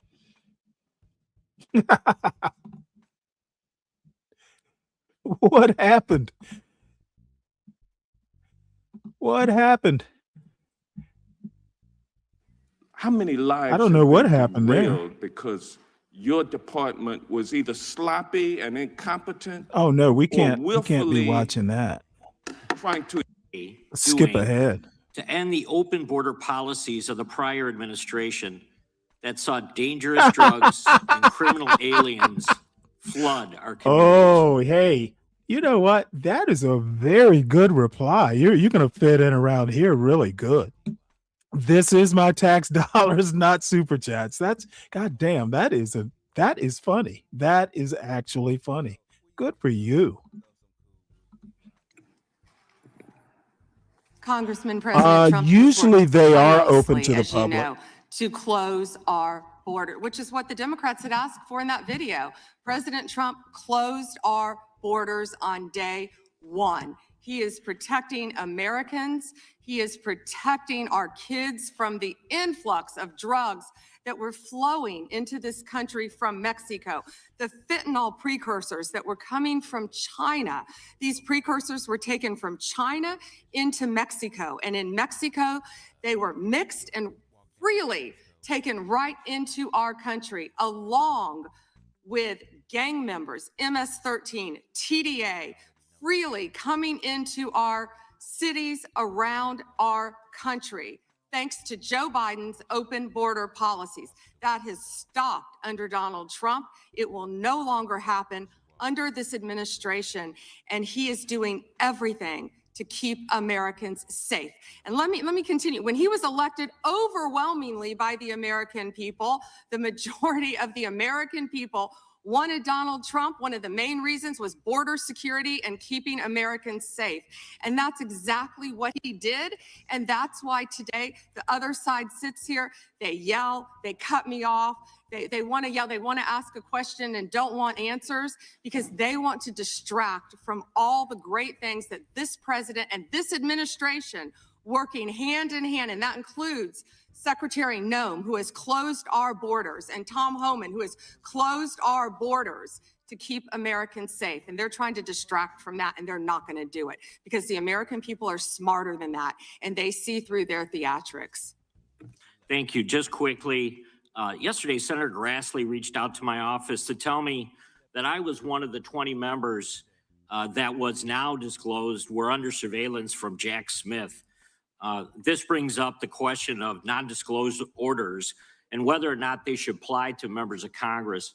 But with my phone records being surveilled, as well as looks like 19 other members of Congress, just wondering how DOJ views that.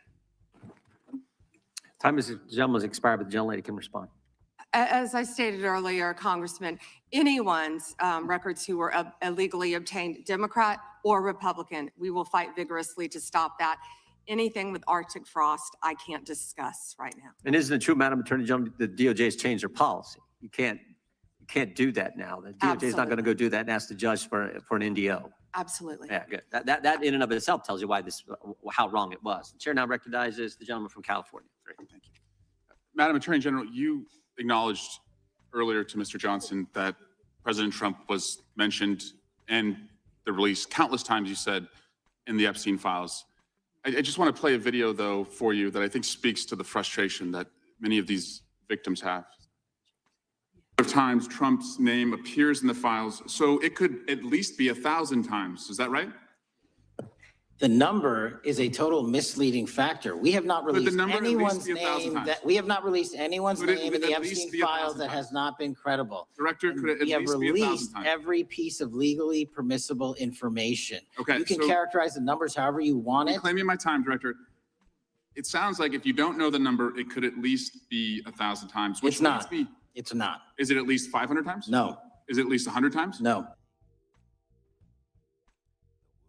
They must be showing what's a the number? video clip. I don't know the number.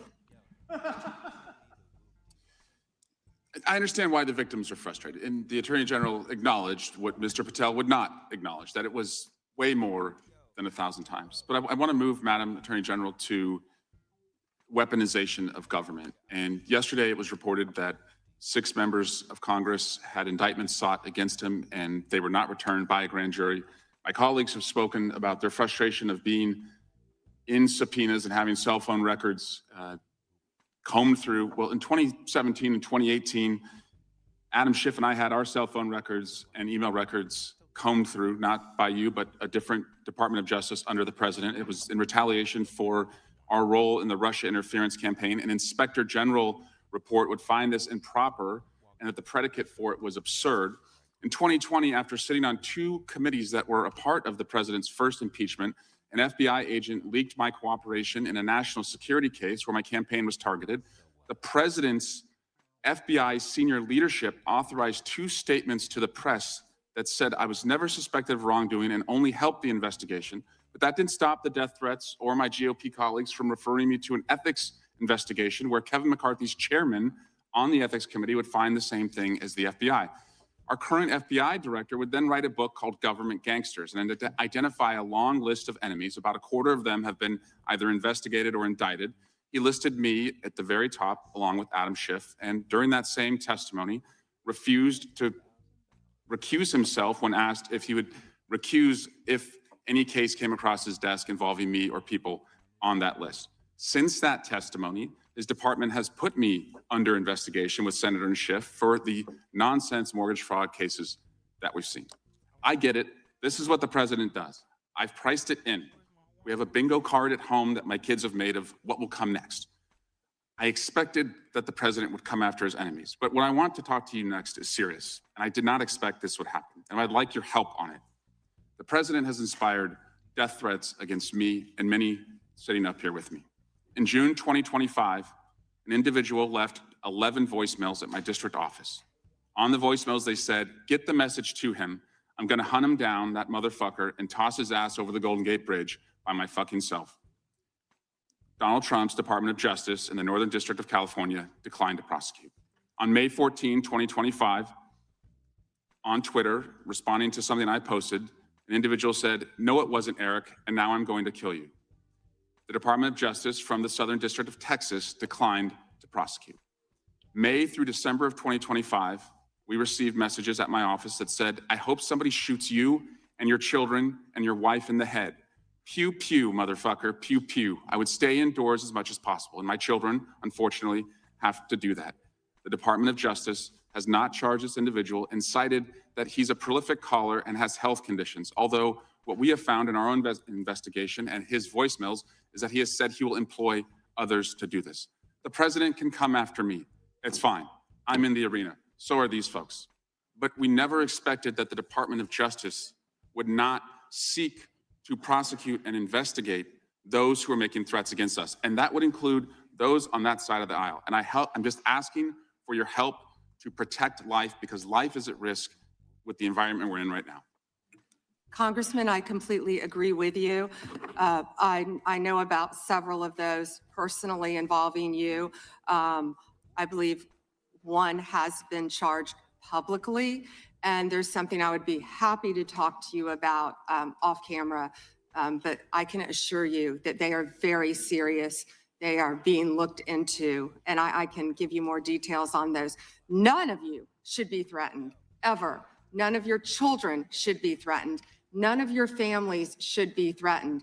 And I will work with, you can come into my office any day. I will work with all of you on both sides of the aisle if you are ever threatened. And I'll gladly talk to you after this hearing about your cases. But I can tell you some of them are very active. Appreciate that. And I yield back. Gentleman yields back, and we're sorry for what the gentleman and his family have had to go through. We appreciate what the Attorney General said. And I think some of the things that the gentleman from California related, we can all relate to, and it's unfortunate, it's wrong, as the Attorney General said, and we appreciate the help we get from the Justice Department. With that, we will now recognize the gentleman from New Jersey, Mr. Van Drew. Thank you, Chairman. I don't know where to begin. Thank you for being here, General. Might see me when I'm right in front of you. I have to mention this first. You know, I use this word. Just a show note here. I am going to be wrapping this up in a few minutes. I put the link to Soul Provider's show. I didn't realize tonight is supposed to be Big J's trial of some sort. So I will probably tune into that at least for a few minutes. So I have posted that. We are probably going to watch. Well, you know what? Might as well just wrap it up here, I guess. So y'all go over to, oh yeah, well, absolutely. Hey, Dave, you know, did you watch any of Sharon's show today? Just out of curiosity. It's the first time I've watched for any long length of time Sharon's show. And the reason I did is, it was Big J related. So, of course, I had to, I had to deal with the the ratchetness. This, to be honest, I shook my head the whole time. I just cannot believe that, things like this actually happen in the world of 40 and 50-year-olds. But it is what it is. I should be used to it by now. And yes, of course I want to watch it. I do not want to participate. C-SPAN with Stanley. That's actually a good, maybe that's got to be a segment. That's a good idea. Boy, Natasha, I've gotten a show title from you and now a future show title, or maybe even like a segment thing. So boy, this has been a productive collaboration there, Natasha. So I will be back tomorrow around 2:30, somewhere between 2 and 3 in the afternoon Eastern time. No idea what the show will be about. There will be a Saturday show. No idea what that show will be about. But if you do catch this show on a replay, please make sure that you hit the like button. Also, if you have any comments, always feel free to do that. All the links to the stories and most of the shows that I put on display are in the show notes if anybody wants to follow up on any of that stuff.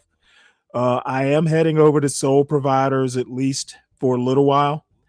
And wish me luck on my sourdough. It's in the oven. It's almost done. And onward and upward. I will see you all tomorrow.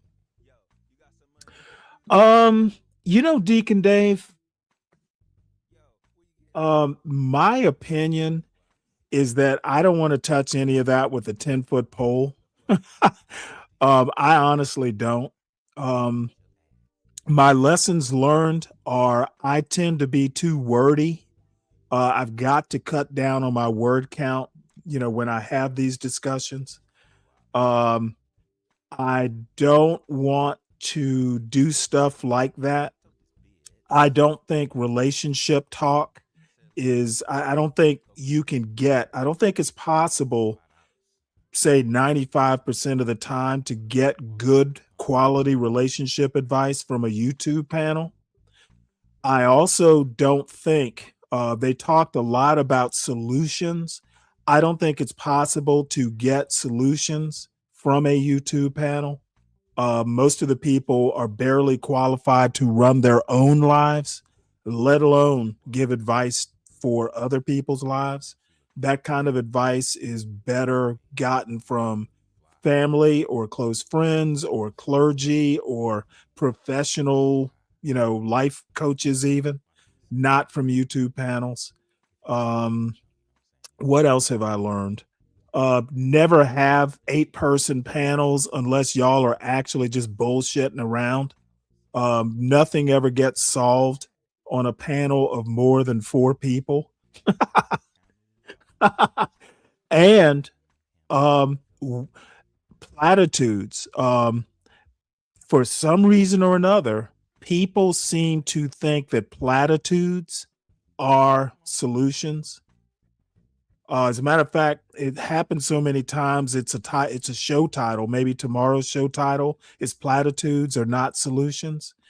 If the advice is men need to, they need to eliminate lust and things like that from their behavior. That's a fucking platitude. We all know you shouldn't sin. You shouldn't lust. However, that sort of thing is human nature. Really, you're not going to be able to get rid of the instinct to lust. What you can do is learn to control it, learn self-control, learn to not say shit that's inappropriate. But I mean, that's home training. If you had any modicum of home training, not to do that. So I think it's a platitude. I do not think it is a solution. So, what some of these people want to call solutions, they're not solutions. And I suspect it's because they don't have a command of English. Um, that's the other thing. I will not take advice from anybody who says acts. I simply will not. So, what's up, Anton? So, that's Stanley's snooty take on this sort of stuff. But you know what? I have my limits, and I did learn lessons, and I do appreciate Sharon's show for teaching me some things. So that is that. The mismanagement of instincts, oldest instincts themselves. Well, I don't think you're going to eliminate lust. I do think that you don't have to act on it. I don't think saying, hey, men need to get rid of their lustful behavior. I don't think that's a solution. I think it is like the golden rule. So, yes, all is well here, Anton. Hopefully all is well with you all. Dirty, Deacon Dave, Natasha, congratulations. We enjoyed having your input today. Please don't be a stranger. Same thing with SB and Dawn. And who else was here? Brian Nichols was here. Deacon Dave, of course, was here. It is so heartening to know Sin 7 Sin was here. Mella was here. CKJ3 was here. It's so good to know that people have a high tolerance for boring political, Senate and congressional committees. I am heartened to know that there are fellow boring people. Slick Rick, salute. And Deacon Dave, Ryan dropped by for a pretty good talk today. So I was glad to see that he's doing okay. So I will see everybody tomorrow. Go over to Soul Provider. I seriously want to see how he conducts his mock trial. So everybody have a good night. Wish me luck with the sourdough.